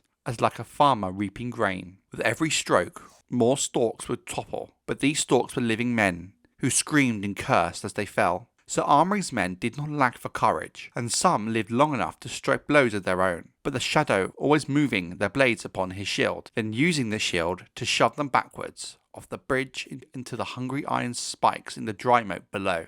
Let this be said of Sir Unwin Peake. His dying did not disgrace the Kingsguard. 3 of his men were dead upon the drawbridge, 2 more were twisting on the spikes below by the time Peake slid his own blade from its scabbard. He was clad in his white scale armour under his white cloak, Mushroom tells us, but his helm was open face, and he had not thought to bring a shield, and sorely did Shandok make him answer for these lacks. The shadow made a dance of it, the fool says. Betwixt each fresh wound he dealt Sir Armory, he will kill one of his remaining minions, before turning back to the White Knight. Yet Peake fought on with stubborn valour, and near the end of half a heartbeat, the gods gave him a chance, when the last of his guards somehow got his hand around Shandok's sword and ripped it from the shadow's grasp before he went tumbling off the bridge. From his knee, Sir Armory staggered back to his feet and charged his unarmed foe. Shandok tore Viserys' battle-axe from the wood where the prince had buried it, and split Sir Armory's head and helm in half, from crest to gorget, leaving the corpse to topple onto the spikes. The shadow paused long enough to shut the dead and dying from the drawbridge before retreating inside Maegor's holdfast, whereupon the king commanded the bridge be raised, the portcullis lowered, and the gates barred. The castle within the castle stood secure. Civil war had come to the Red Keep, with the king and Prince Viserys and their retainers safe inside the Maegor's holdfast, and so it will remain. With Maegor's holdfast in the hands of King Aegon and Prince Viserys after their victory over the Kingsguard, Sir Unwin Peake, the rest of the Red Keep was in the hands of Sir Marsden Waters and the remaining members of the Kingsguard, whilst beyond the castle, Sir Lucas Laygood and his Goldcloaks kept a firm grip on King's Landing. While the Red Keep was in lockdown, the Kingsguard coup was still in progress, but none beyond the wall had any idea of the events happening inside the castle walls. Both Waters and Laygood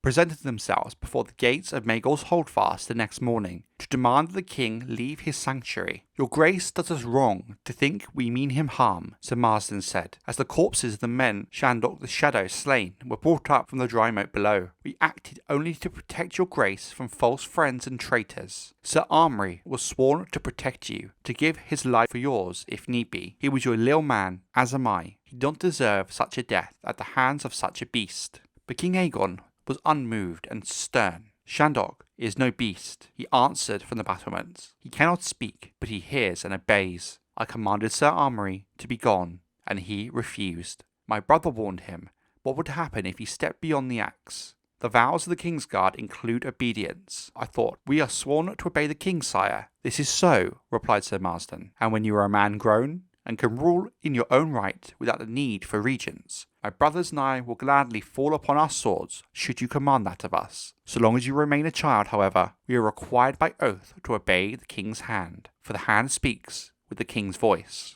"Lord Thaddas is my hand," Aegon insisted. "Lord Thaddas sold your realm to Lys, and must answer for it. I will serve as your hand until such time as his guilt or innocence can be proven." Sir Marsden unsheathed his sword and went to one knee, saying, "I swear upon my sword in the sight of gods and men that none shall do you harm whilst I stand beside you." If the Lord Commander believed those words would sway the king, he could not have been more wrong. "You stood beside me when the dragon ate my mother," Aegon answered.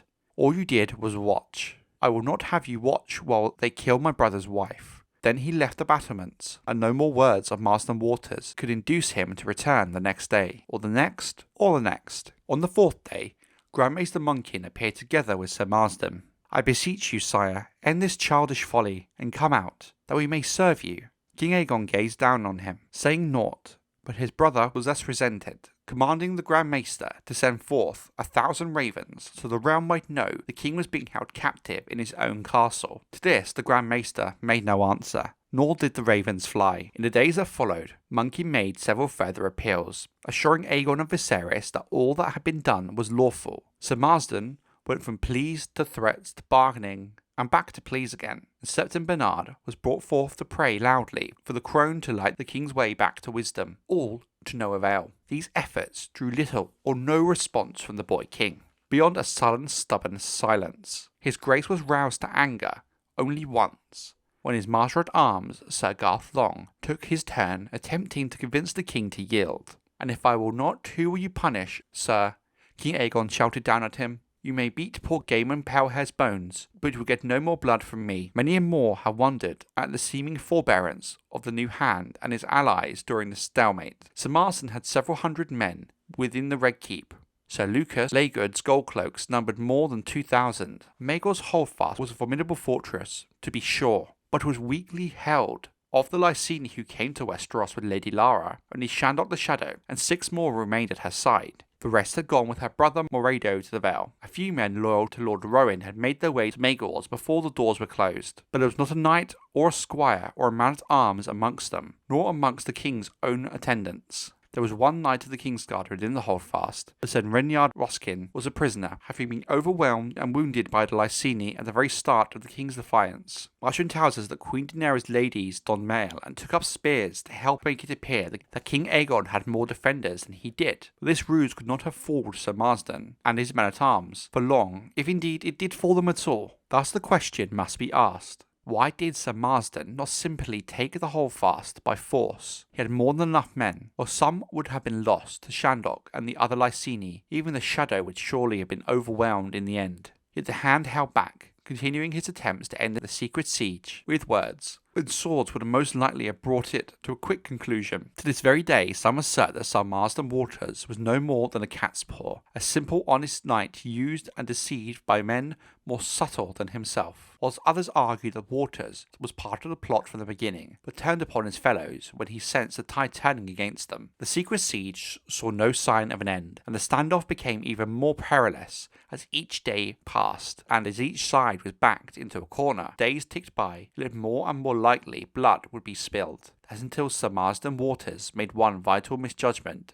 The siege of Maegor's Holdfast dragged on with no sign of the king or his brother backing down. Whatever the truth behind the reasons and motivations of Sir Marsden when he seized Lord Rowan, whether they be good or bad, Waters did as the king had commanded. Lord Graceford, commander of the City Watch, was seized by the king's guard and dragged away to the very dungeons he himself had ruled when he awoke that day. Lord Rowan's chains were removed, and all his knights and serving men were brought up from the dungeon into the sunlight. It did not pose necessary to subject the Lord Confessor, who had taken great pleasure in the brutalizing of the prisoners, to break. The sight of all the instruments was all that it took to give up the information and the names of the other conspirators. Amongst those names was the late Sir Unwin Peake, and Sir Marvin Flowers of the Kingsguard, Tessario the Tiger, Septon Bernard, Sir Garth Long, Sir Victor Risley, and Sir Lucas Laggard of the Goldcloaks, were 6 of the 7 captains of the city gates, and even 3 of the Queen's ladies. Not all surrendered peacefully. A short, savage battle was fought at the Gate of Gods,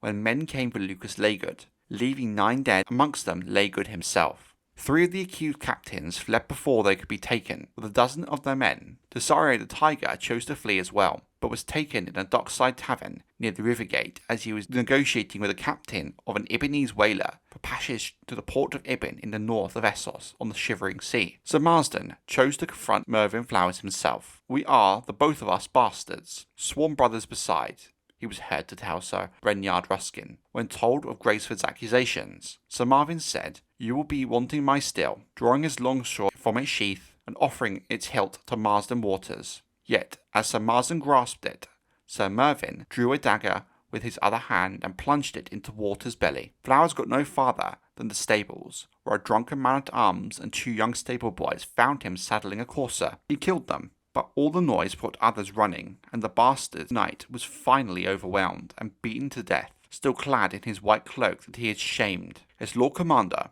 Sir Marsden Waters, did not long outlive him. He was found in the White Sword Tower in a pool of his own blood, and carried to Grand Maester Munkin, who examined him and pronounced the wound mortal. Though Munkin sewed him up as best as he could and gave him milk with the poppy, Waters expired the same night. Lord Graceford had named Sir Marsden as one of the conspirators as well, insisting that the bloody turncoat had been well in on it from the start, a charge Waters was no longer able to dispute. The rest of the plotters were consigned to the black cells to await trial. Some protested their innocence, while others claimed, as Sir Marsden had, they had acted from the honest belief that Thaddeus Rowan, the Lysene, were traitors. A few proved more forthcoming, however. Sir Garth Long was the most voluble, declaring loudly that Aegon III was weakling, unfit to hold a sword, much less sit the Iron Throne. Septon Bernard argued, from his faith, that the Lyseni and their queer gods had no place in the 7 kingdoms. It was always intended that Lady Lara should die together with her brothers, he said, so Viserys could take a proper Westerosi wife. The frankest of the plotters was Tessario the Thumb. He had done it for gold,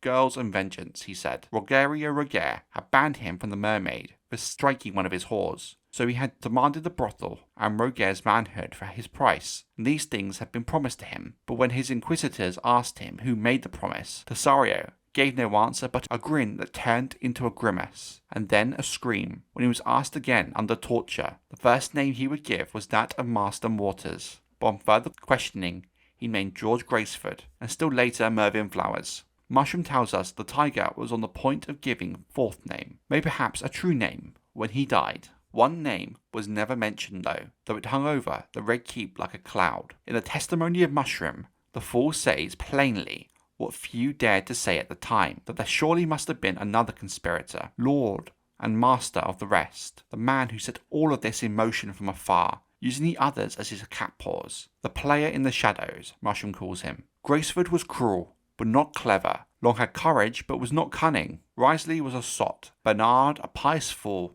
The Thumb a bloody and violent. And the Kingsguard were used to obeying commands and not giving them. Lucas Laygood loved swaggering about in his gold cloak and could drink and fight with the best of them, but he was no plotter. All of them had ties to one man, however, Unwin Peake, Lord of Starpike, Lord of Dunstanbury, Lord of Whitegrove, and former Hand of the King. No doubt others entertained the same suspicion once the plot to kill the king had been unmasked. Several of the other traitors had blood ties to the former Hand, whilst others owed him their positions. Nor was Peake a stranger to conspiracy, having once planned to murder the 2 dragon riders under the sign of the Bloody Caltrops. But Peake had been a Starpike during the whole secret siege, and none of his supposed catpaws ever spoke his name, so his involvement remains unproven then, as it also does now. Sir Marsden Waters was not the best knight of the Kingsguard, or particularly good man, as many scholars believe, but few can argue that he acted as a true Kingsguard knight in the end, following his king's orders and losing his life as a result.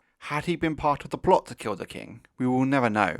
The question is, what made Sir Marsden so quickly and suddenly change his stance and obey his king's command to release his former hand, Thaddeus Rowan, and bring justice to the plotters, ending the siege of Maegor's Holdfast? For those who believed Sir Marsden was part of the plot, they would say he saw the tide turning and swapped sides. Others that his duty as a knight of the Kingsguard outweighed his power as the Hand in his heart. But in truth, one event swayed the knight, the discovery of the false confession of Thaddeus Rowan, and to make sense of his action we must look back to the 12th day of the siege. Though bastard-born, Marsden Waters had achieved knighthood and a modest place in the retinue of King Aegon II, but his rise would likely have ended there, if not for his kinship to certain fisherfolk on Dragonstone, which led to Larys Strong to choose him above 100 better knights to hide the king during Queen Rhaenyra's ascendancy. In the years since, Waters had climbed higher indeed, becoming Lord Commander of the Kingsguard over knights of better birth and far greater renown. As the Hand of the King, he would be the most powerful man in Westeros until Aegon III came of age. But at the crux,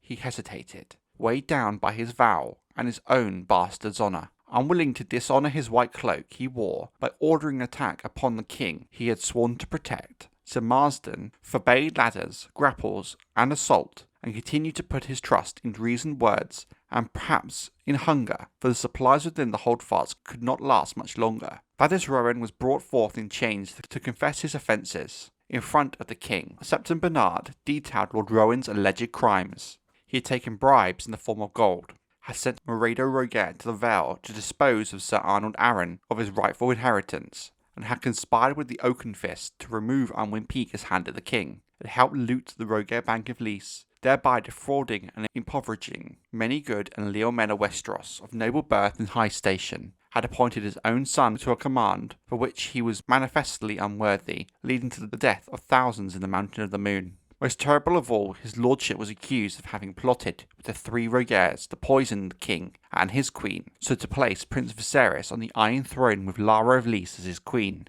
The poison used is called Tears of Lys, Bernard declared, an assertion that Grand Maester Munkin then confirmed. Though the 7 spared you, sire, Bernard concluded, Lord Rowan's foul plot to the life of your young friend, Gaemon. When the Septon had completed his speech, Sir Marsden Waters said, Lord Rowan has confessed to all these crimes, and beckoned the Lord Confessor, George Graceford, to bring the prisoner forward, manacled at ankle with heavy chains, his face so bruised and swollen as to be unrecognisable. Lord Thaddeus did not move at first, until Lord Graceford pricked him with the point of his dagger, whereupon he said in a thick voice, Sir Marsden speaks truly, your grace. I have confessed to all. Lotho promised me 50,000 dragons when the deed was done, and another 50 when Viserys took the throne. The poison was given to me by Rogerio. So halting was his speech, so slurred the words, that some upon the battlements thought that his lordship must be drunk, till Mushroom pointed out that all his teeth were missing. The confession left King Aegon bereft of speech. All that the boy could do was stand and stare, with such despair upon his face that Mushroom feared his grace might be about to leap from the battlements onto the spikes below, to rejoin his first queen. It fell to Prince Viserys to make an answer. And my wife, Lady Lara, he shouted down,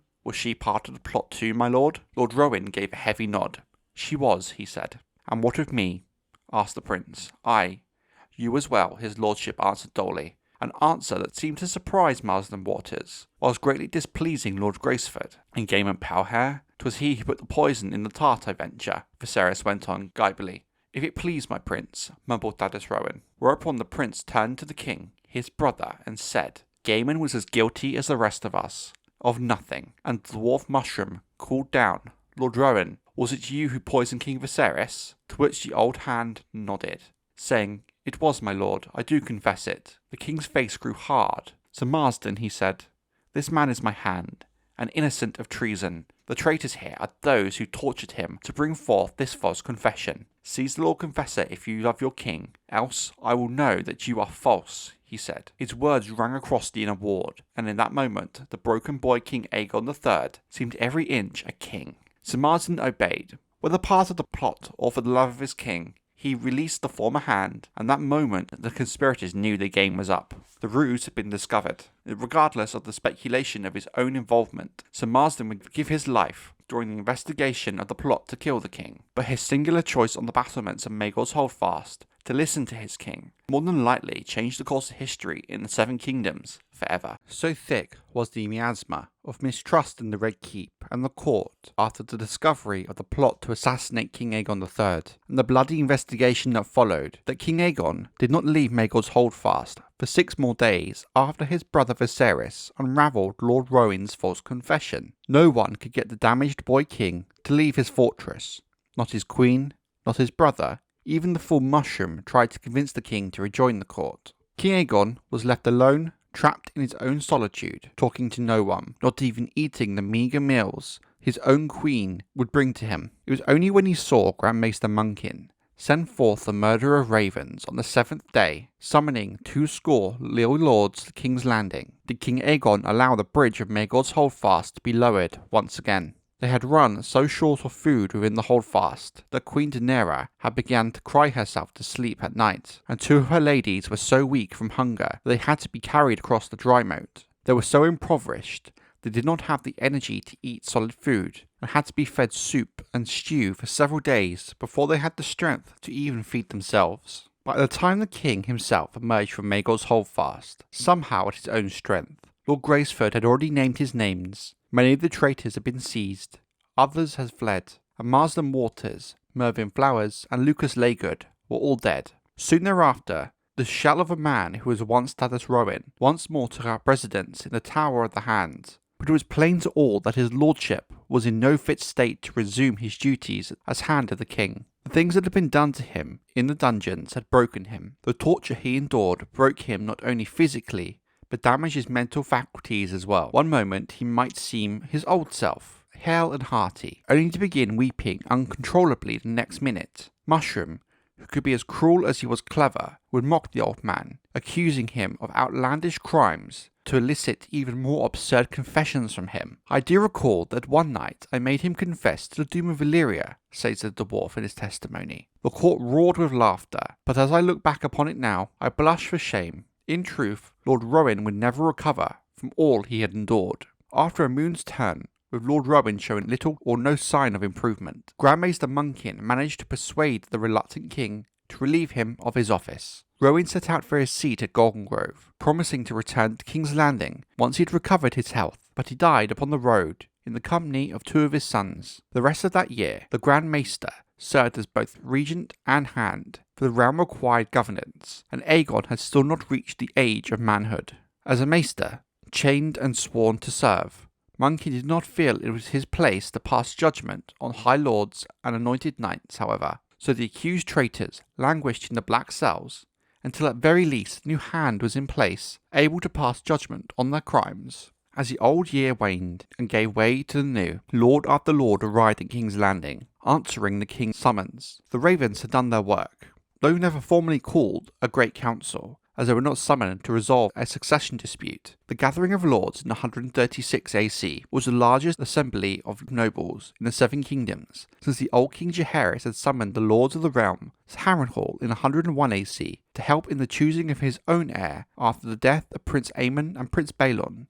his first and second sons. King's Landing was soon full to the point of bursting, to the delight of the city's innkeeps, halls and merchants. It was the busiest the city had been since long before the Dance of the Dragons. Most of those in attendance came from the Crownlands, the Riverlands, the Stormlands, and the Vale, where Lord Alyn Oakenfist and Bloody Ben Blackwood had at last forced the Gilded Falcon, the Mad Heir, and the Bronze Giant, and all of their supporters to bend the knee to do homage to Joffrey Arryn, as their liege, Gunther Royce, Quentyn Corbray, and Isambard Arryn, were among those accompanying Lord Arryn to the gathering, along with the new Lord Arryn himself. Joanna Lannister sent a cousin and 3 bannermen to speak for the West. Torrhen Manderly sailed down from White Harbour with 2 knights and cousins, and Lionel Hightower and the Lady Sam rode up from Oldtown with a tale of 600 strong. The largest retinue was that accompanying Lord Unwin Peake, who brought 1,000 of his own men and 500 sellswords. The full mushroom noted that this is not the actions of an innocent man.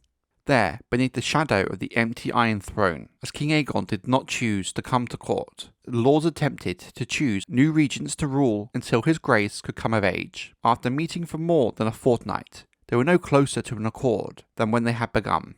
Without the strong hand of the king to guide them, some lords gave vent to old grievances, and half-healed wounds of the dance began to bleed afresh. The strong men had too many enemies, whilst the lesser lords were looked down upon for being poor or weak. Finally, in despair at reaching an agreement, Grand Maester Munkin proposed that the 3 regents be chosen by a lot. When Prince Viserys added his voice to Munkin's, the proposal was adopted. The lots fell to William Shaftesbury, Mark Merryweather, and Laurent Grandison, of whom it could truly be said that they were as inoffensive as they were undistinguished. The selection of the King's Hand was a matter of more importance, however, and one that the lords assembled were unwilling to leave to the new regents. There were those, chiefly from the Reach, who argued that Unwin Peake be asked to serve as the Hand once more, but they were quickly shouted down when Prince Viserys declared that his brother would prefer a younger man, and one less likely to fill the court with traitors. Alyn Velaryon's name was also put forward, but he was deemed too young. Kermit Tully and Blenjicott Blackwood were spurned for the same reasons. Instead, the lords turned to the Northman,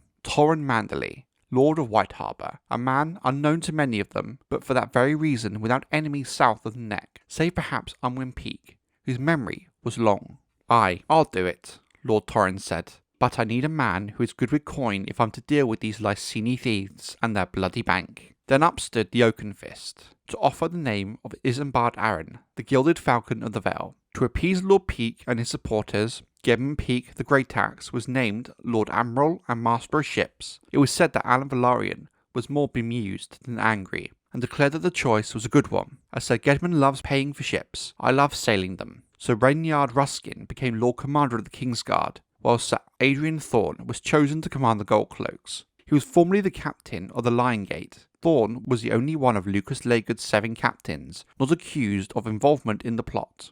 And so it was done. All that remained for Aegon III was to put his seal to it, which he did without demur the next morning, before retreating once again to the solitary splendour of his chambers. It took a very short time for normality to return to the Red Keep after the end of the siege of Maegor's Holdfast and the attempt to assassinate King Aegon III. But while this normality resumed, it was among a sea of new faces of those who filled the places of the men who died during the siege and investigation into the attempt on the king's life. But the mood and air did seem lighter in the Red Keep during this time after the relative tension within the court in the aftermath of the Dance of the Dragons, and later into the troubled regency of Aegon. It began to lift with the coming of these new younger faces to court. Despite this new dawn at court, King Aegon III was still his gloomy self and was hardly ever seen outside of his chambers. His brother, Prince Viserys, on the other hand, was very different, taking full part in court life, often sitting in the small council and consulting with his brother's regents. The new Hand of the King, selected by the so-called Great Council of Lords, Lord Torrhen Manderly of White Harbour, began at once to tend to the business of the fractured and damaged realm. But like every Hand of the King, back to the first, Orys Baratheon, his job was never going to be an easy or straightforward one. His task was a daunting one, and not one any hand would wish to begin their rule with: to sit judgment at the trials of those accused of poisoning Gaemon Powhair, the best friend and cupbearer of the king, and those plotting treason against the king. No fewer than 42 people stood accused, some playing large roles while others minor, perhaps not even knowing the full extent of their role. For those men and women named by Lord Graceford had in turn named others when questioned sharply. almost doubling the number of plotters in total. 16 had fled the city, and 8 had died during the chaos of the investigation, leaving 18 to be judged by the new hand. 13 of those accused had already confessed to some degree of involvement or some other related crime, for the king's inquisitors were most persuasive. Not surprising given their feared reputation among the lords of Westeros and the small folk alike. It is said they could discover the secret of any man, and they had several undesirable methods at their disposal. However, it is claimed by some at the Citadel that the inquisitors fostered this reputation of fear themselves, finding that that alone would be enough to convince most men to speak the truth. However, 5 continued to insist upon their innocence, declaring they had truly believed the treason to be Lord Rowan's, and thus had joined the plot to save his grace from the Lysene who meant to kill him. The trials lasted 33 days. Prince Viserys was present throughout, often accompanied by his wife, the Lady Lara, her belly swelling with their second child, and their son Aegon with his wet nurse. Given the nature of the accusations against Lady Lara in particular, it was felt important by Prince Viserys she should be present at the trials to ensure any who doubted that she was a loyal member of the royal family. Aegon joined the proceedings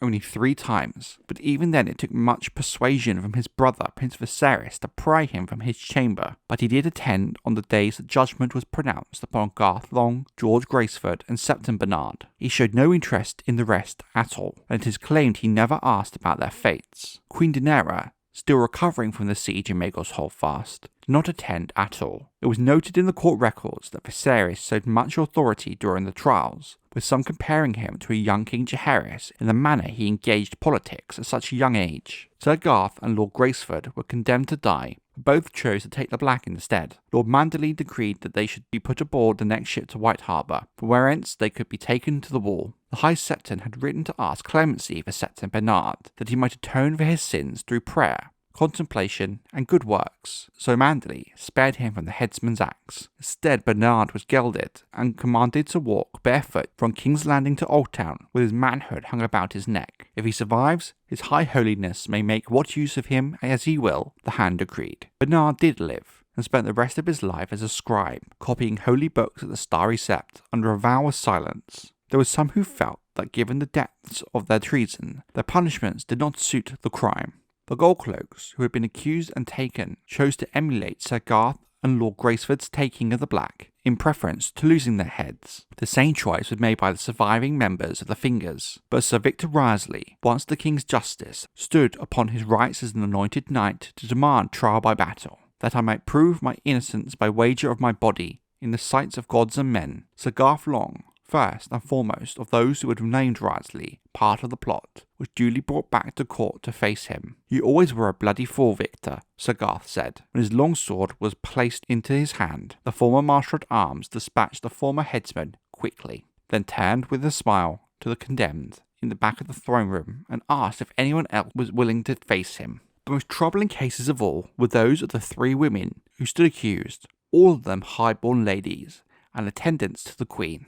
Lucinda Penrose, she who had been attacked whilst hawking before the Maiden's Day Ball, admitting to wanting Daenerys dead, saying, "If my nose had not been slit, it would be her serving me, not me serving her. No man will have me now because of her." Cassandra Baratheon confessed that she had often shared a bed with Sir Mervyn Flowers, and sometimes at Sir Mervyn's behest with Tesserio the Tiger, but only when he asked it of me. When William Stackspear suggested that perhaps she was part of the reward the Volantine had been promised, Lady Cassandra burst into tears. Yet even her confession paled beside that of Lady Priscilla Hogg, a sad and somewhat simple girl of 14, stout and short and plain of face, who had somewhat convinced herself of the notion that Prince Viserys would marry her if only if Lara of Lys was dead. "He smiles at me whenever he sees me," she told the court, "and once when he passed me on the steps, his shoulder brushed against my bosom." Lord Manderley, Grand Maester Munkin, and the regents questioned the 3 women closely, trying to elicit the name of a 4th woman, hitherto unmentioned, Lady Clarence Osgrey, widowed aunt of Lord Unwin Peake. Lady Clarice, supervised all of Queen Daenerys' maids, companions and attendants, as she did Queen Jaehaera's ladies before them, and was well acquainted with many of the confessed conspirators. The full mushroom claims that she and George Graceford were lovers, and suggested that her ladyship was so aroused by torture that she sometimes joined the Law Confessor in the dungeons to assist him with his work. If she had been involved, it was likely Unwin Peake had as well. All their probing proved to no avail, however, and when Lord Torrent asked bluntly whether Lady Clarice had been complicit, all three of the condemned women could only shake their head. Though unquestionably part of the conspiracy, the roles played by the three women had been comparatively minor. For that reason, and on account of their gender, Lord Manderley and the regents chose to show them mercy. Lucinda Penrose and Priscilla Hogg were condemned to have their noses cut off, with the understanding that this punishment would be stayed should they give themselves to the faith, so long as they remained true to their vows. Cassandra Baratheon's high birth spared her the same punishment. She was, after all, the late Lord Boris's eldest child, and sister to the present Lord of Storm's End, and had once been betrothed to King Aegon II.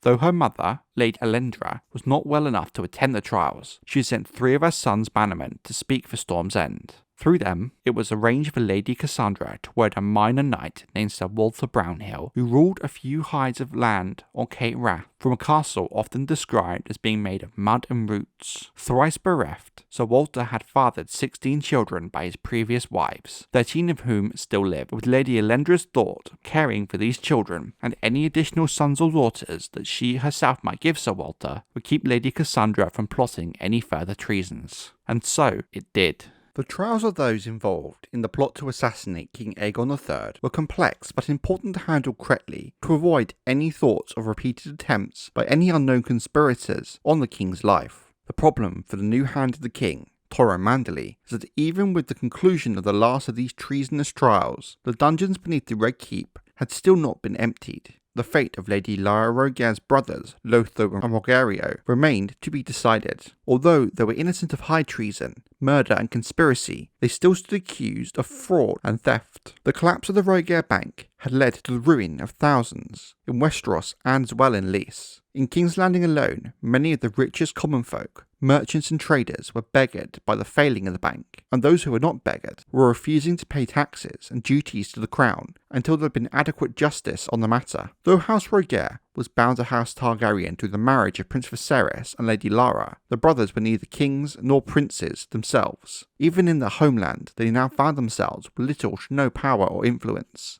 Their Westerosi lordships were but empty courtesies given to them by their connection to Lady Lara and their high station in Lys. But Lord Manderley and Greymaster Munkin agreed they would be tried and punished like any others charged with a criminal act in Westeros. In this, the 7 kingdoms of Westeros lagged well behind the free city of Lys, where the collapse of the bank had led inextricably to the utter ruin of the house that Lysandro the Magnificent had built. Palace he had bequeathed to his daughter, Lysara, was seized, together with the mance's other numerous children, and all their furnishing was with them. A handful of Draco Rogare's trading galleys learned of the house's fall in time to divert course to Volantis, but for every ship saved, 9 were lost, together with their cargoes. Lady Lysara was deprived of her gold, gems and gowns, Lady Mara of her books. Fredo Rogare saw the Magisters seize the perfume garden, even as he tried to sell it. His slaves were sold, along with those of his siblings, trueborn or bastards. When that proved insufficient to pay more than 1/10 of the debt left by the bank's collapse, the Rogares themselves were sold into slavery, together with their children. The daughters of Fredo and Lysara Rogare would soon find themselves back in the perfume garden, where they had once played as children, but now as bed slaves, not proprietors. Nor did Lysara Rogare, architect of his family's doom, escape unscathed. He and his eunuch guard, the Unsullied, were captured in the town of Volontheris on the River Royne as they were waiting for a boat to carry them across the river. Loyal to the end, the Unsullied died to a man fighting to protect him, but only 20 remained with him. Lysara had taken 100 when he fled from Lys, but had been forced to sell most of them along the way, and they soon found themselves hemmed in and surrounded in a confused bloody fight by the docks. Once taken, Lysara was sent downriver to Volantis, where the Triarchs offered him to his brother Draco. For a certain price, Draco declined and suggested the Volantines sell him back to Lys instead, and so Lysara Rogare was returned to Lys, chained to the oar in the belly of a Volantine slave ship. During his trial, when asked what he had done with all the gold he'd stolen, Lysara just laughed and began to point at certain magisters in the assembly, saying, "I used it to bribe him, and him, and him, and him," picking out a dozen men before he could be silenced. Didn't save him, however. The men he had brought voted with the rest to condemn him and keep the bribes as well, for the magistrates of Lys put avarice ahead of honour, as it is well known.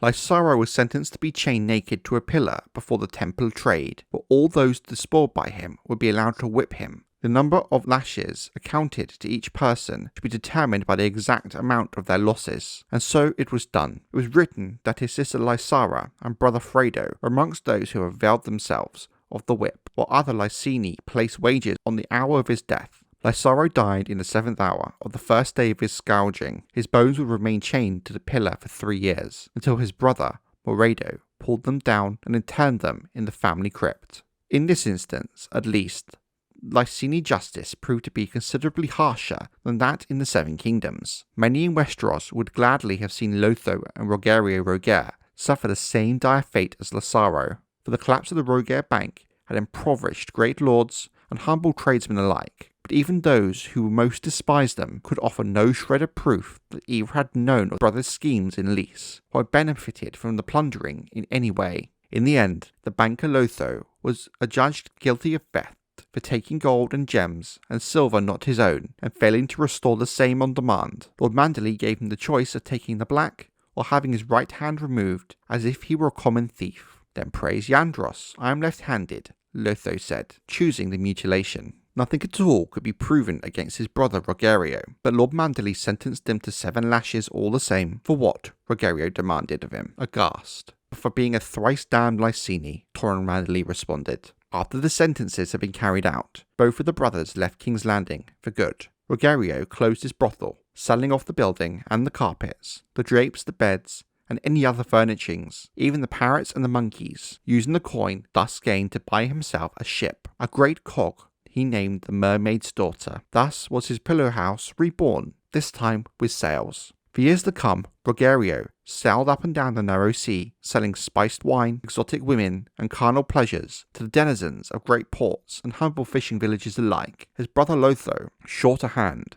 was taken up by Lady Samantha, the paramour of Lord Lionel Hightower, and returned with her to Old Town. The Hightowers had not entrusted so much as a groat of their gold to the Lyseni, and thus remained one of the wealthiest houses in all of Westeros, second made perhaps to only the Lannisters of Casterly Rock. Lady Sam wished to learn how to put that gold to better use. Thus was born the Bank of Old Town, something which in turn made House Hightower even richer. Rhaenyra Rogare, the eldest of the 3 brothers who had come to King's Landing with Lady Lara, was in Braavos during the trials, treating with the key holders of the Iron Bank. Before the year was out, he would sail for Tyrosh, flush with Braavosi gold, to hire ships and swords for an attack on Lys. But that is a tale for another time, however, beyond our current purview. King Aegon III did not once appear to sit the Iron Throne during the trials of the brothers, but Prince Viserys came every day to sit beside his wife. What Lady Lara of Lys thought of the hand's justice, neither Mushroom nor the court chronicles can tell us, save to note that she wept when Lord Torrhen handed down his verdict. Soon after the trials of Lara of Lys's brothers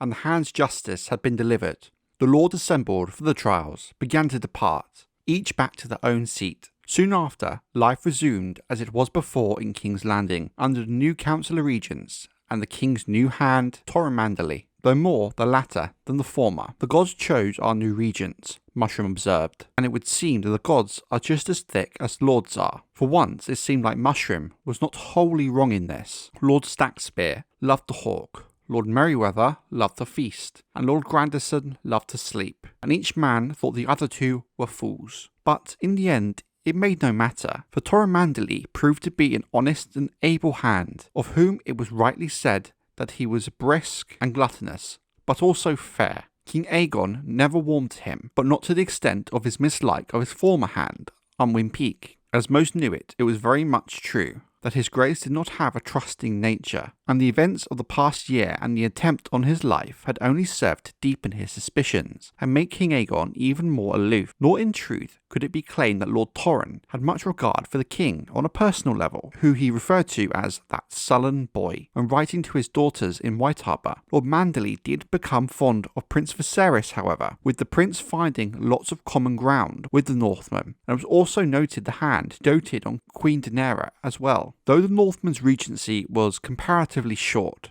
it was far from uneventful. As the regency period of King Aegon III teaches us, a lot can happen in a very short space of time. With the considerable help of the Gilded Falcon, Isambard Arryn, Manderley enacted a major reform of taxes of the like that had not been seen since the days of the old King Jaehaerys, providing more income for the crown, and also some relief for those who could prove they had suffered losses from the plundering of the Rogare Bank, with this tax relief being applied equally, no matter if you were a High Lord or a common trader. If you could prove you lost money to the bank, the crown could be of assistance. With the help of the Lord Commander, he brought the Kingsguard back up to 7 once again, bestowing white cloaks upon Sir Edmund Warwick, Sir Dennis Whitford, and Sir Argamore Cobb, to fill the places of Marston Waters, Mervyn Flowers, and Armory Peake, who had died during the secret siege of Maegor's Holdfast. He formally withdrew the pact that Alyn Velaryon the Oakenfist had signed to secure the release of Prince Viserys, on the grounds that the agreements had been made with not the free city of Lys itself, but with House Rogare, which could no longer be said to exist, at least in the same form. However, there were still those in Lys, even to this day, that dispute this claim, with Sir Garth Long taking his place within the Night's Watch at the war the Red Keep had need for a new master at arms. Lord Manderley appointed a fine young swordsman named Lucas Lothston, the grandson of a hedge knight. Sir Lucas was a patient teacher who soon became a favourite with Prince Viserys, and even won a certain grudging respect from King Aegon. It was noted in court records that Viserys' skill at arms improved greatly under the eye of Sir Lucas. To fill the position of the Lord Confessor, Torren Manderley tapped Maester Rowley, a fresh-faced youth newly arrived from Old Town, where he studied under Archmaester Senderman, reputedly the wisest healer in the history of Westeros. It was Grand Maester Munkin who urged that Rowley be appointed. A man who knows how to ease pain will also know how to inflict it, he told the Hand. But it is also important that we have a Lord Confessor who sees his work as a duty and not a pleasure, and knows the limits the human body can endure, unlike our previous Lord Confessor. Once all the vacant positions in King Aegon's court had been filled, soon after, on the eve of Smith's Day, Lara of Lys gave Prince Viserys a second son, a large and lusty boy the prince named Aemon. A huge feast was held to celebrate, and all rejoiced at the birth of this new prince, save, may perhaps, for his 1.5-year-old brother, Aegon, who was discovered hitting the babe with a dragon's egg that had been placed inside his cradle. No harm was done, for Aemon's howls soon brought Lady Lara running to disarm and discipline her eldest son, but many at court took this to be a very bad omen, and whispers soon began to spread around the corridors of the Red Keep. Soon thereafter, Lord Alyn Oakenfist once again grew restless in the same manner his famous grandsire, Corlys Velaryon, once had, and began to make plans for the second of his 6 great voyages. The Velaryons had entrusted most of their gold to Lothar Rogare, and lost more than half of their wealth in consequence when their bank collapsed. While they did take advantage of the crown's new tax relief, the amount of gold lost would surely turn the stomach of any man. To try and restore their fortunes, Lord Alyn assembled a large fleet of merchantmen with a dozen of his war galleys to guard them, intending to sail to Old Volantis by way of Pentos, Tyrosh, and Lys, visiting Dorne on the way home. It was said that his wife, Lady Baela Targaryen, quarrelled with him badly before the voyage, and there was suggestion she would not be present at the docks to see her husband off, a husband whom she would not see again for many long months. For Lady Baela was the blood of the dragon after all, and quick to anger, and had heard too much talk from her lord husband about Princess Alejandra of Dorne, and questioned his need to remain at Sunspear, or even stop there at all. Yet in the end they reconciled, just before Alyn set off, as they always did. The fleet set sail at mid-year, led by the Oakenfist in a galley he named Bold Marilda, after his mother. Lady Baela, meanwhile, remained on Driftmark, with Lord Alyn's second child growing inside her. King Aegon III Targaryen's 16th name day was drawing near, with the realm finally at some kind of fragile peace, and spring in full flower, even in the far north of Westeros. Lord Torren Manderley, the newly appointed Hand of the King, decided that King Aegon and his young Queen Daenaera should for the first time during his reign leave King's Landing, and make a royal progress to mark his coming of age, and thus the end of his regency. It would be good for the boy to see the never-ending lands he ruled over, the Hand reasoned, to show himself to his people, and that the House of the Dragon was still a strong force, even after all the damage the Dance of the Dragons had caused. Aegon was tall and comely, with many saying he and Prince Viserys bore a striking resemblance of their late parents, Rhaenyra Targaryen and Daemon Targaryen. His sweet young queen Daenaera Velaryon would supply whatever charm the king might lack. The commons would surely love her, which could only be a benefit to the solemn young king who had taken to his isolation once again after the events of the plot to assassinate him and place Prince Viserys and Lara of Lys on the Iron Throne. King Aegon's new council also concurred with Hand and the Lord Protector. Meticulous plans were made for the grand progress, lasting a full year. There had not been a progress on this scale since the time of Jaehaerys the Conciliator and good Queen Alicent, whose progresses had gone down in history as perhaps the best. This progress would take His Grace to parts of the realm that had never seen a king before. The regents felt it was important for all to see their king and see him as a strong ruler to quell any thoughts of dissent. From King's Landing, they would ride to Duskendale and Maidenpool, and thence take a ship for Goldtown in the Vale of Arryn. After a visit to the home of House Arryn, the Eyrie, they would return to Goldtown and sail for the north, with stops at the islands of the Three Sisters, which had not seen a king since the time of Aegon the Conqueror. White Harbour would give the king and queen a welcome such as they had never seen, Lord Manderley promised, with it being his own seat of power. From White Harbour, the only real true city in the north, the king and the queen would then continue up the White Knife River before moving overland to the heart of the north, the home of House Stark, Winterfell. It was even suggested they extend their trip further north, and perhaps even visit the Wall and the men of the Night's Watch. There was also some talk of the king visiting some even more remote places within the north before he returned south, places no other king had been before. The mountain clans were discussed, but most places put forward for consideration were much larger in scale. Places such as Barrowton and House Dustin, or even the Dreadfort, the seat of House Bolton. Regardless of the plan, it was felt that the north deserved special attention, with the feeling being that prior royal progresses favoured places such as the Riverlands, the Westerlands and the Reach. However, the north presented logistical challenges, but there were ones the Lord Hand Torren Manderley were willing to try and overcome. Once they were finished in the north, the progress would turn south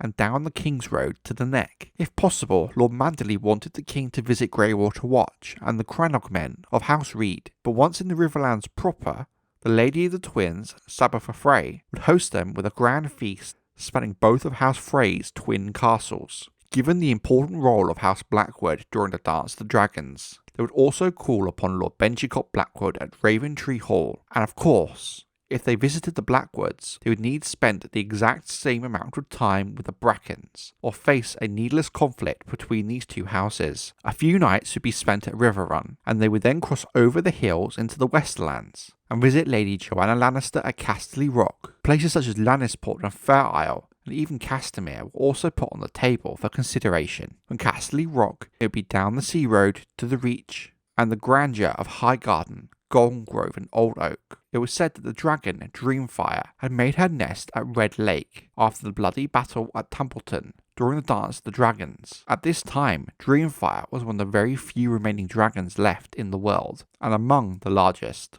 King Aegon would not like that, given his deep hatred of dragons, but Red Lake itself was easily avoidable. It was also suggested that they visit one of Unwin Peake's seats, as it might help assuage the former Hand somewhat. However, some of the Regency Council feared Unwin was still plotting to bring down the king. At Oldtown, the High Septon himself could no doubt be persuaded to give the king and queen his blessing. Lord Lionel Hightower and Lady Sam would welcome the chance to show their king the splendour of their city far outshone those of King's Landing, with the likes of the Hightower, the Citadel and the Starry Sept. The Stormlands were not forgotten. However, given the practical nature of the progress, it made sense for the procession to first head to the far south in Oldtown, then travel through the Stormlands on their way home to King's Landing. There was some talk, albeit brief talk, of King Aegon taking a ship from Oldtown, perhaps under the command of Alyn Velaryon, and visiting the Princess of Dorne, Lyanna Martell. However, it was felt that given the troubled relationship between Dorne and the Seven Kingdoms, sending the king into the heart of Dorne might not be the safest option. Some also rightly pointed out that the king travelling to Sunspear would send out the wrong message in impression, and that an invitation should instead be sent out to Princess Lyanna to come to the festivities in Oldtown. One place excluded altogether from the tour was the Iron Islands, While in an ideal world, the king visiting the islands would do much to bring them closer to the mainland, given how recent Lord Dalton Greyjoy's plundering and war in the Westerlands was, it was felt that this objective needed to be saved for a future time. It would be a progress such the realm had not seen in more than a century, Grandmaster Munkin told the king, when trying to drum up some enthusiasm with the young man. Spring is a time for new beginnings and fresh starts, sire, and this will mark the true beginning of your reign, and the end of your regency. From the Dornish marches to the wall, all will know you for their king, and daenaera for their queen, and you will also get to know the entirety of your kingdom and people. The Hand, Tormund Manderly, agreed as he would, given that the progress was his idea, and he had put weeks of work into its preparation. It will do the lad some good to get out of this bloody castle, out of this wretched excuse for a city, he declared, in Mushroom's hearing. He can hunt and hawk, climb a mountain or two, fish for salmon in the White Knife, see the wall, feast every night. It would not harm the boy to put some flesh on those spindly bones of his. Let him try some good northern ale, so thick you could cut it with a sword. The king needs this progress as much as the realm needs it. This royal progress will help turn this frail, weak boy king into the man the realm expects and needs him to be. One his ancestors would be proud of to call king. Preparations for the king's 16th name day celebrations and the grand royal progress to follow consumed all the attention of the Hand and the three regents. Lists of lords and knights wishing to accompany the king were drawn up, torn up, and drawn again, with no consensus between the council, causing plenty of heated arguments. Horses were shod, armour polished, wagons and wheelhouses repaired and repainted, banners sewn. Hundreds of ravens flew back and forth across the whole of the Seven Kingdoms, as every lord and landed knight in Westeros begged the honour of a royal visit. Lady Rhaenyra's desire to accompany the progress on her dragon was delicately deflected, given the fresh memories of the Dance of the Dragons, whilst her sister Baela declared that she would come along whether she was wanted or not. The king was her half-brother after all. Even the clothing that the king and queen would wear came in for careful thought. On the days when Queen Daenerys wore green, it was decided that Aegon would be clad in his own customary black, in order to show no favour towards the sides of the Dance of the Dragons. But when the little queen wore the red and black of House Targaryen, the king would don a green cloak so both colours would be seen wherever they might go. There were a few matters still under discussion when King Aegon's name day dawned at last, and plans changed and shifted until the very last moment. A great feast was to be held that night in the throne room, and the ancient guild of the alchemists had promised displays of pyromancy such the realm had never seen before. It was still morning, though, when King Aegon entered the council chambers, where Lord Tormund Manderly and the regents were debating whether or not to include the ruined town of Tumbleton on the royal progress. 4 knights of the King's Guard accompanied the young king to the council chambers. So did his protector Shandok the Shadow, veiled and silent and carrying his greatsword. His ominous presence cast a pall in the room. For a moment, even Tormund Manderly had lost his tongue. Lord Manderly, King Aegon said, in the sudden stillness, "Pray tell me how old I am, if you would be so good." "You are 6 and 10 today, your grace," Lord Manderly replied. A man groaned. "It is time for you to take governance of the 7 kingdoms into your own hands." "I shall," King Aegon said. "You are sitting in my chair." The coldness in his tone took every man in the room aback. Grandmaster Munkin would write years later. Confused and shaken, Tormund Manderly prized his considerable bulk out of his chair at the head of the council table with an uneasy glance at Shandok the Shadow. As he held the chair for the king, he said, "Your grace, we were speaking of the progress." "There will be no progress," the king declared, as he took his seat. "I will not spend a year upon a horse, sleeping in strangers' bed, and trading empty courtesies with drunken lords, half of whom would gladly see me dead if all they got in return was a goat. If any man required a word with me, he will find me on my rightful place, on the Iron Throne. It is not sightly for a king to wander about his realm, begging for his lord's audience." Tormund Manderly persisted, however. "Sire," he said, "this progress will do much and more to win you the love of the small folk. I mean to give the small folk peace and food and justice. If that will not suffice to win their love, let Mushroom make it the progress. Or perhaps you might send a dancing bear. Someone once told me that the common folk love nothing half as much as the dancing bear. You may call a halt to this feast tonight as well. Send the lords home to their own keeps, and give the food to the hungry. Full bellies and dancing bears shall be my policy. Then Aegon turned to his 3 regents, Lord Stackspear, Lord Grandison, and Lord Merryweather. I thank you for your service. Consider yourself free to go. I shall have no further need of regents. And will your grace have need of a hand? Asked Lord Manderley. A king should have a hand of his own choosing, said Aegon, rising to his feet. You have served me well, no doubt, as you served my mother before me, but it was my lords who chose you. You may return to White Harbour. Gladly, sire, said Manderley, in a voice that Grand Maester Munkin would later call a growl. I have not drunk a decent ale since coming to this cesspit of a castle. Whereupon he removed his chain of office and threw it down on the table with force. Less than a fortnight later, Lord Manderley took a ship for White Harbour, with a small entourage of sworn swords and servants. Among them, Mushroom. The fool had grown fond of the big Northman, it would seem, and eagerly accepted his offer of a place at White Harbour, rather than remain with a king who seldom smiled and never laughed. I was a fool, but never such a fool as to stay with that fool, he tells us. The dwarf would outlive the young king that he abandoned. The later volumes of his testimony are filled with colourful accounts of his life in White Harbour, his time at the court of the Sea Lord of Braavos, his voyage to the port of Ibon, and years later, amongst the mummers of the lisping lady, are valuable in their own right, though less useful for the purpose of Targaryen history. So,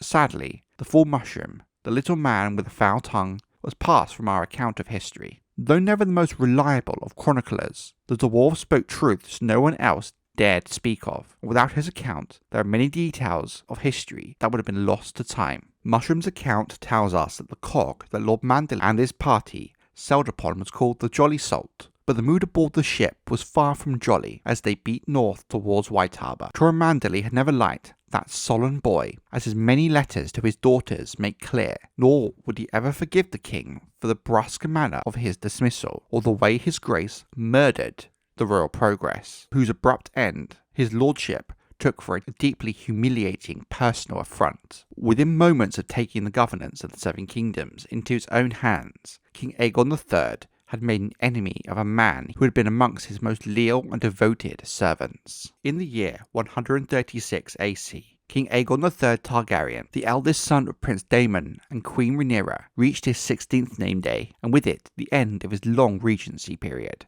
marked with scheming, plotting, betrayal and murder. There was a sense of unease around the Red Keep during this time, as those in the service to the king and council felt very unsure of how this transition of power would happen. Even the men with the best intentions find a sudden loss of power and authority a difficult matter to deal with. The moment King Aegon III came of age in 136 AC, he took power into his own hands for the first time, as is his right as king, but in a manner that surprised all and gave a validity to the fears of a troubled handover of power. He had dismissed his councillor regent and the hand of the king, Torren Manderley, unceremoniously and with no warning, cancelling the plans for his name day celebrations, angered many of the lords who had travelled long leagues to attend the festivities. Most aggrieved was the former hand himself, Torren Manderley, who travelled home to White Harbour under a cloud of rage and bitterness. It was also said that the Council of Regents were too very unhappy at the treatment, having only recently taken their positions themselves. Some speculation suggests they were at least expecting a position on the small council in return for their service. But in truth, King Aegon III was an enigma of a man, with no one really knowing his mind. But ultimately he was the king, and those who serve him serve at his will, and in this case it was his will to wipe the slate clean and installing men of his own choosing. Men he could personally trust and count on. The 27-year reign of King Aegon III Targaryen, for most, is a depressing read. In truth, just like the man himself, it was broken and a difficult reign. There were those who thought that once Aegon was a man grown, and ruling in his own right, he might grow out of his more difficult ways, that the job of ruling would give him purpose, a purpose he could find joy in. But Aegon himself was always broken, and a difficult man to work with in running the realm, and would need men around him who accepted and understood that. He'd always been a dour and dark character, given the mental trauma he had suffered during the Dance of the Dragons. As a man grown, he was melancholy to the end of his days, never happy, always causing a thick atmosphere whenever he entered a room. King found pleasure and happiness in almost nothing, and even if he could be amused briefly, it would only be for a moment before he retreated back into himself. Some mages were worried that this gloom would develop into a form of madness, but thankfully for the king and the court, this was not the case. It was those who tried and failed multiple times to help the king who ended up feeling maddened, as the king was tougher to crack than the wall itself. One person who never gave up on Aegon was his younger brother, Prince Viserys. The prince was a very light-hearted young man, and in many ways, despite his own trauma from the Dance of the Dragons, the opposite of his brother in many ways. A majority of the time, the burden of hosting events and holding court would often fall to the prince, his wife Lady Lara of Lys, and the young Queen Daenaera Velaryon. It was said that the queen had a natural ability to light up any room she entered with her beauty, and lords whom visited from up and down Westeros praised her conversational skills for a girl so young. Only occasionally, and for the most vital occasions, would the king leave his solitude in his dimly lit chamber, and even when he did, most wished he had remained there to begin with. In the same way the queen could lighten up a room, King Aegon had the unnatural ability to cast a heavy cloud over it. The king would lock himself in his chambers to brood alone for days on end, and with most of his meals left untouched. However, he would often let his young pages eat the meals he did not wanting to waste the food.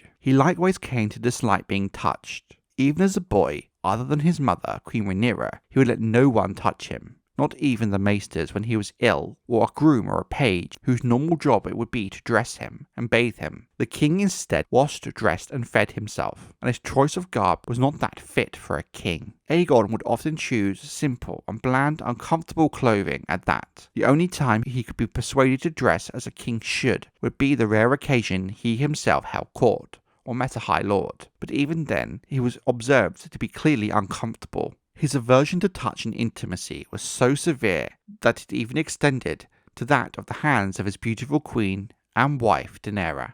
Though the young queen was very patient and accommodating to her husband, and did not seem to take his rejections personally, as most wives would, she never forced the issue and understood more than most the demeanour of the king. Even after she had flowered, Aegon was a long time in calling her to his bed. The court began to whisper that perhaps the king had an aversion to women, and that his interest perhaps lied elsewhere. But the very same people that spread these ideas were some of the same courtiers that substantiated rumours that the king did finally share his wife's bed. The story goes that King Aegon finally shared his queen's bed only after being physically dragged there by his younger brother, Prince Viserys. "You are a king," the prince told his sullen elder brother. "You are the blood of the dragon.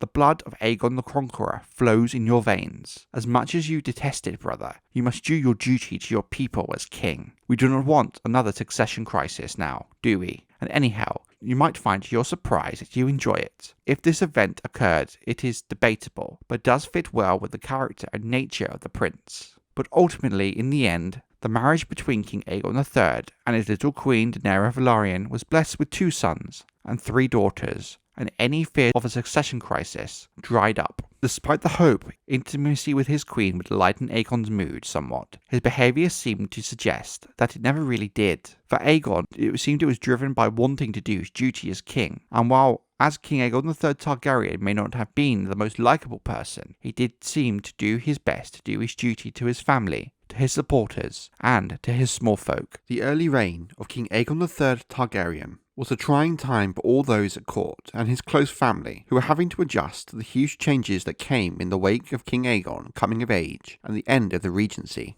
There were some, even among the High Lords, who were still bereft after the Dance of the Dragons, who feared the reign of this damaged and broken king would inevitably lead to another succession crisis. The king had yet to have children of his own, and all the time he did not, the succession would be in question. These fears were exacerbated even further when the queen herself finally reached childbearing age, and the marriage between King Aegon and his little queen Daenerys could finally be consummated. Yet as the histories tell us, the king took a very long time in partaking in the consummation of his marriage, with some court gossipers questioning if the king had a taste for men rather than women. The reasoned Queen Daenerys was without doubt one of the most comely girls in the 7 Kingdoms. His younger brother, Prince Viserys, was already married with 2 children, when his brother was finally convinced to do his duty to his people as king, to secure the succession and future of House Targaryen. While the king did eventually visit his queen's bed infrequently, in the end it had the desired effect, as the court rejoiced in 143 AC, 7 years after the end of the Regency,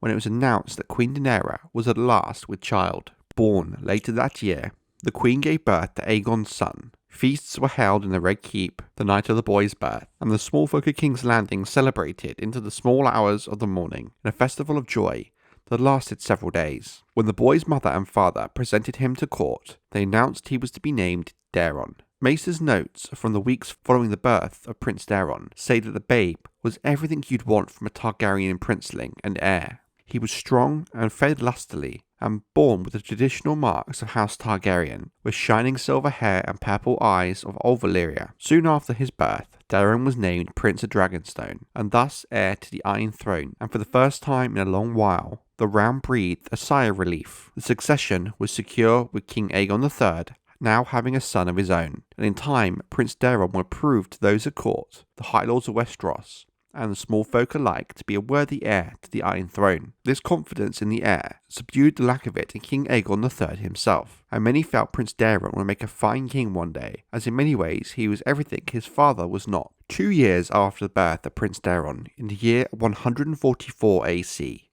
King Aegon was given a second son by his queen. Much like the birth of Daemon, the birth of this second son, whom they called Baelor, was widely celebrated, as the king now had proverbial heir and a spare. Should anything ill befall Prince Daemon, the succession would still be secure in the hands of Prince Baelor. Much like his elder brother, Baelor possessed the traditional Targaryen look of silver hair and violet eyes. Baelor was said to be a quiet and peaceful babe, hardly ever shedding a tear, even when he was hungry. He would grow into a gentle and caring boy. A year after the birth of Baelor, in the year 145 AC, Queen Jaehaera gave the king his first daughter, who they named Rhaena. It is said in court records that the Queen Jaehaera was besotted with her daughter. However, much like the woman she would grow up to be, even almost from birth, she was a willful girl, with comparisons being made with the willful daughters of King Jaehaerys. In many ways, Rhaena encapsulated what it meant to be a Targaryen. She was strong, beautiful, and possessed a fine intellect. Like her siblings, she possessed the silver-gold hair of Valyria. However,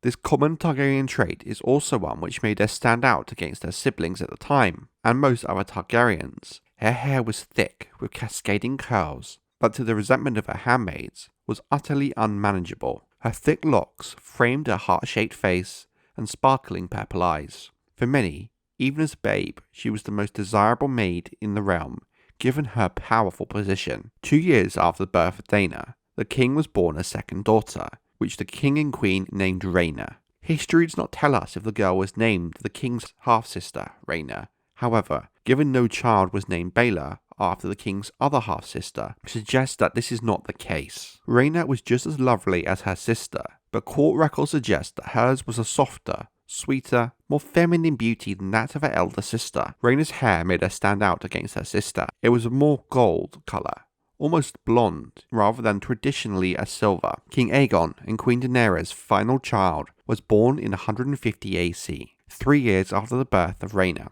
The babe was once again a girl, whom they named Alyna. In her youth, it is said she did not carry the traditional beauty of her elder sisters. She would later be described as a skinny little thing, awkward and angular, with a shy persona.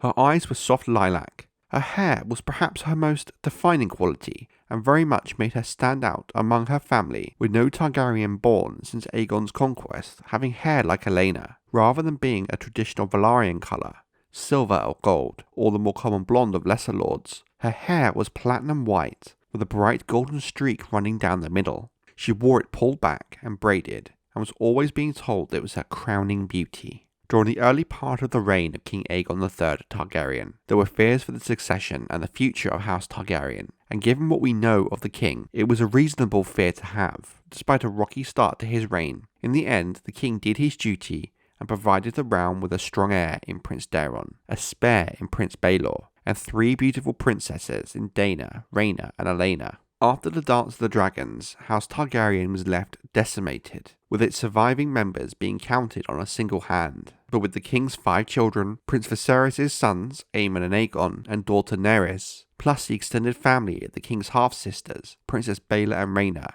and their own children, the House of the Dragon was recovering to its strongest position since the dance. However, while the survivors of the Civil War procreated, one thing would forever be changed by the dance: the power of House Targaryen itself. Their dragons were fading into the pages of history, and King Aegon and his successors would need to find a way to secure Targaryen power in Westeros without them for the first time. Though he strove to give the realm peace and plenty in the wake of the Dance of the Dragons. In fact, when coming to the throne in his own right after the Regency, King Aegon made this core to his plans for the Seven Kingdoms. So much so that it was Aegon's biggest argument for the swift removal and purging of his Regency Council. However, King Aegon III Targaryen had a traumatic and troubled childhood, which in turn created a troubled young man when he came of age. One saving grace was the copious amounts of work that the king's younger brother, Prince Viserys, did to try and coax his damaged brother out of his shell. While the efforts of the prince were minor, even these small changes to the king's behaviour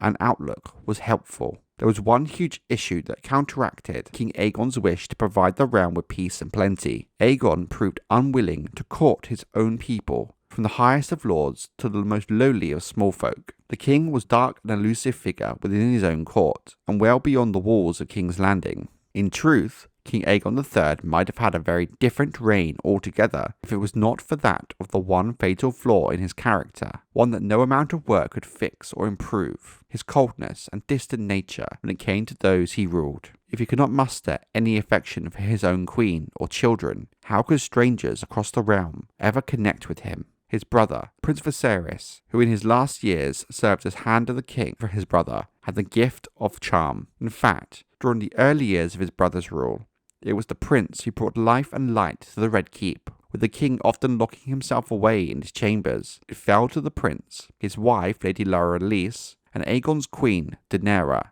and much later all their children, to hold court and host the necessary feasts and events expected. But even Prince Viserys himself grew stern and somewhat cold after his beloved wife abandoned him and their 3 children for her native Lys. All we know for certain was in the year 139 AC, 1 year after giving birth to Princess Nerys, she left King's Landing on a ship destined for her birthplace of Lys. The people of Westeros had never warmed to House Rogare, with many seeing them as foreign invaders trying to wield power over the king. And in truth, Lara of Lys never did seem at home in the Red Keep. She never learnt the common tongue, and always seemed to long for her homeland, with this issue being made worse after the downfall of her house and exile of her brothers from King's Landing. Therefore, some speculate that Lara of Lys was simply homesick, while others suggest a more sinister force at play. Until more detailed accounts of this time period are found, we will never know the truth of the matter. Lara, however, did die in 145 AC of unknown causes. Lara left Viserys behind with their 3 young children. The eldest was a boy born in 135 AC. They called Aegon after the king. He was said to be a vigorous, robust and handsome babe with the traditional silver hair and purple eyes of House Targaryen. It is also claimed that no babe ever lived who fed so lustily from his wet nurse,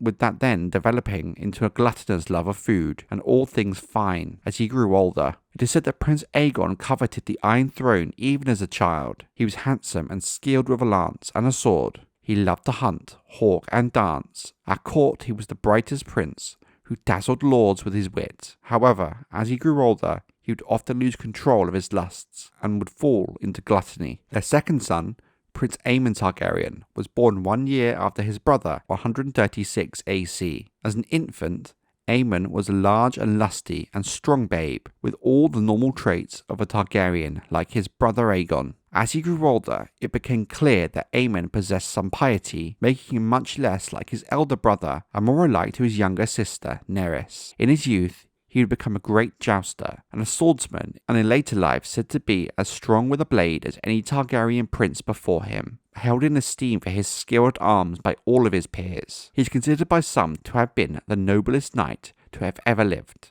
He became known as the Dragon Knight because the crest of his helm was a 3-headed dragon of House Targaryen, wrought in white gold, and that is how the pages of history will always remember Prince Aemon. Lara, Lys and Viserys' final child was a girl. Princess Nerys was born in 138 AC, and like her siblings, had the traditional Targaryen look of silver hair and violet eyes. Even as a small child, she was described as fine and a delicate beauty, and almost unworldly to some degree. As a babe, she was small, unlike her elder brothers, and later she would grow into a slender and small woman, with big purple eyes and fine pale, porcelain skin, near translucent.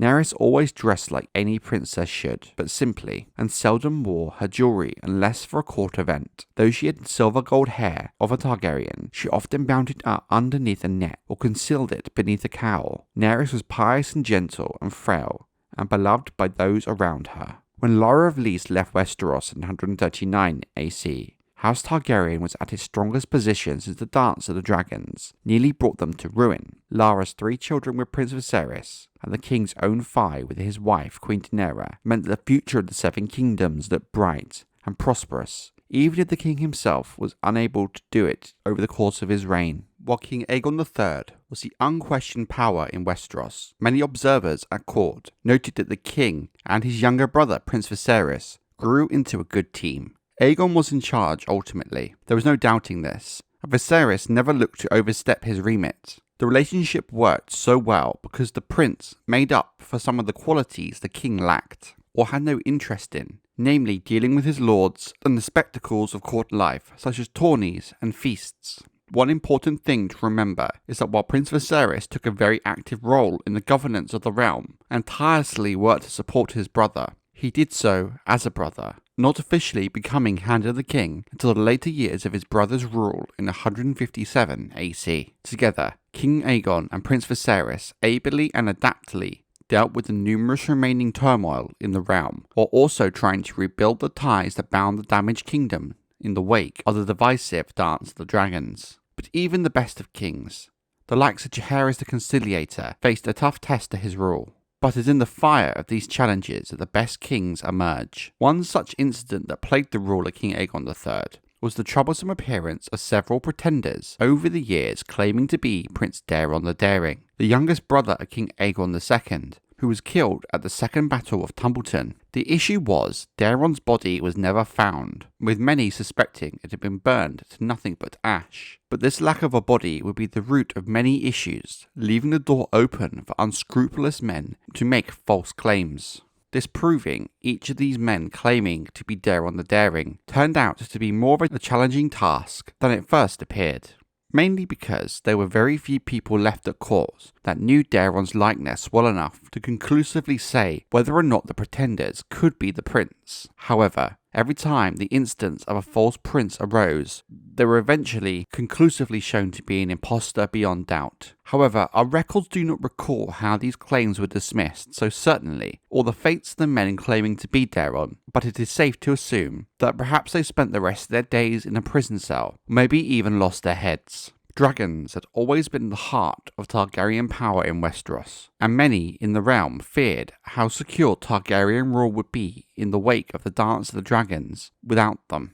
While several dragons did remain in the early years of King Aegon III's rule, Cannibal was still roaming wild. Silverwing had made her nest at Red Lake in the Reach, and of course there was the young hatchling Morning, the young dragon of Princess Rhaena. While many worried what the death of the dragons would bring, the king himself showed little care about the issue. There would be attempts to restore the Targaryen dragons several times over King Aegon's rule, that is, despite Aegon's deep-rooted fear of them. Eventually, King Aegon did begin to understand people's fears of what might happen without the beasts. But in truth, no one could blame Aegon for being hesitant after witnessing his mother being eaten alive by King Aegon II's Sunfire in the last days of the dance. He dreaded the sight of a dragon, had even less desire to ride upon one, but he was convinced eventually that they would dissuade those who sought to oppose him and help secure the rule of House Targaryen from being in any question. With the dragon keepers mostly dead, and the knowledge of how to hatch a dragon fading into the pages of history, at Prince Viserys' suggestion, the king sent away for 9 mages from Essos, who it was said possessed the knowledge needed to hatch the eggs remaining on Dragonstone. They attempted to use their arts to kindle a clutch of eggs, and while we do not have a record of how this was done, or what exactly occurred, we do know that the endeavour proved to be both a debacle and a failure, a theme that would plague any attempts at hatching dragon eggs for the rest of Targaryen history. Sadly for King Aegon III, despite what he did manage to achieve during his reign, his rule is remembered and defined by one event, one that gained him the title the Dragonbane, the death of the dragons. While the events of his regency filled the pages of history with all the plotting and scheming that happened, that the dying of the last dragons is what the rule of King Aegon III is remembered for. There were 4 dragons still living at the start of his reign: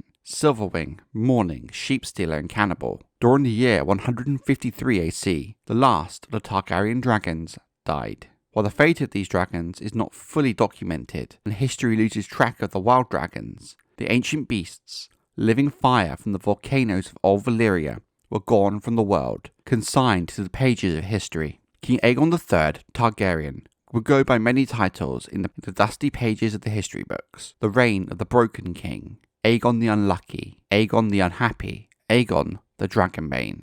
The eldest son of Queen Rhaenyra and Prince Daemon Targaryen ended with Aegon's untimely death at 36 years of age from consumption. Many of his subjects thought him far older, for his boyhood was cut too short. The melancholy king is not remembered fondly, and his legacy would pale before that of his sons.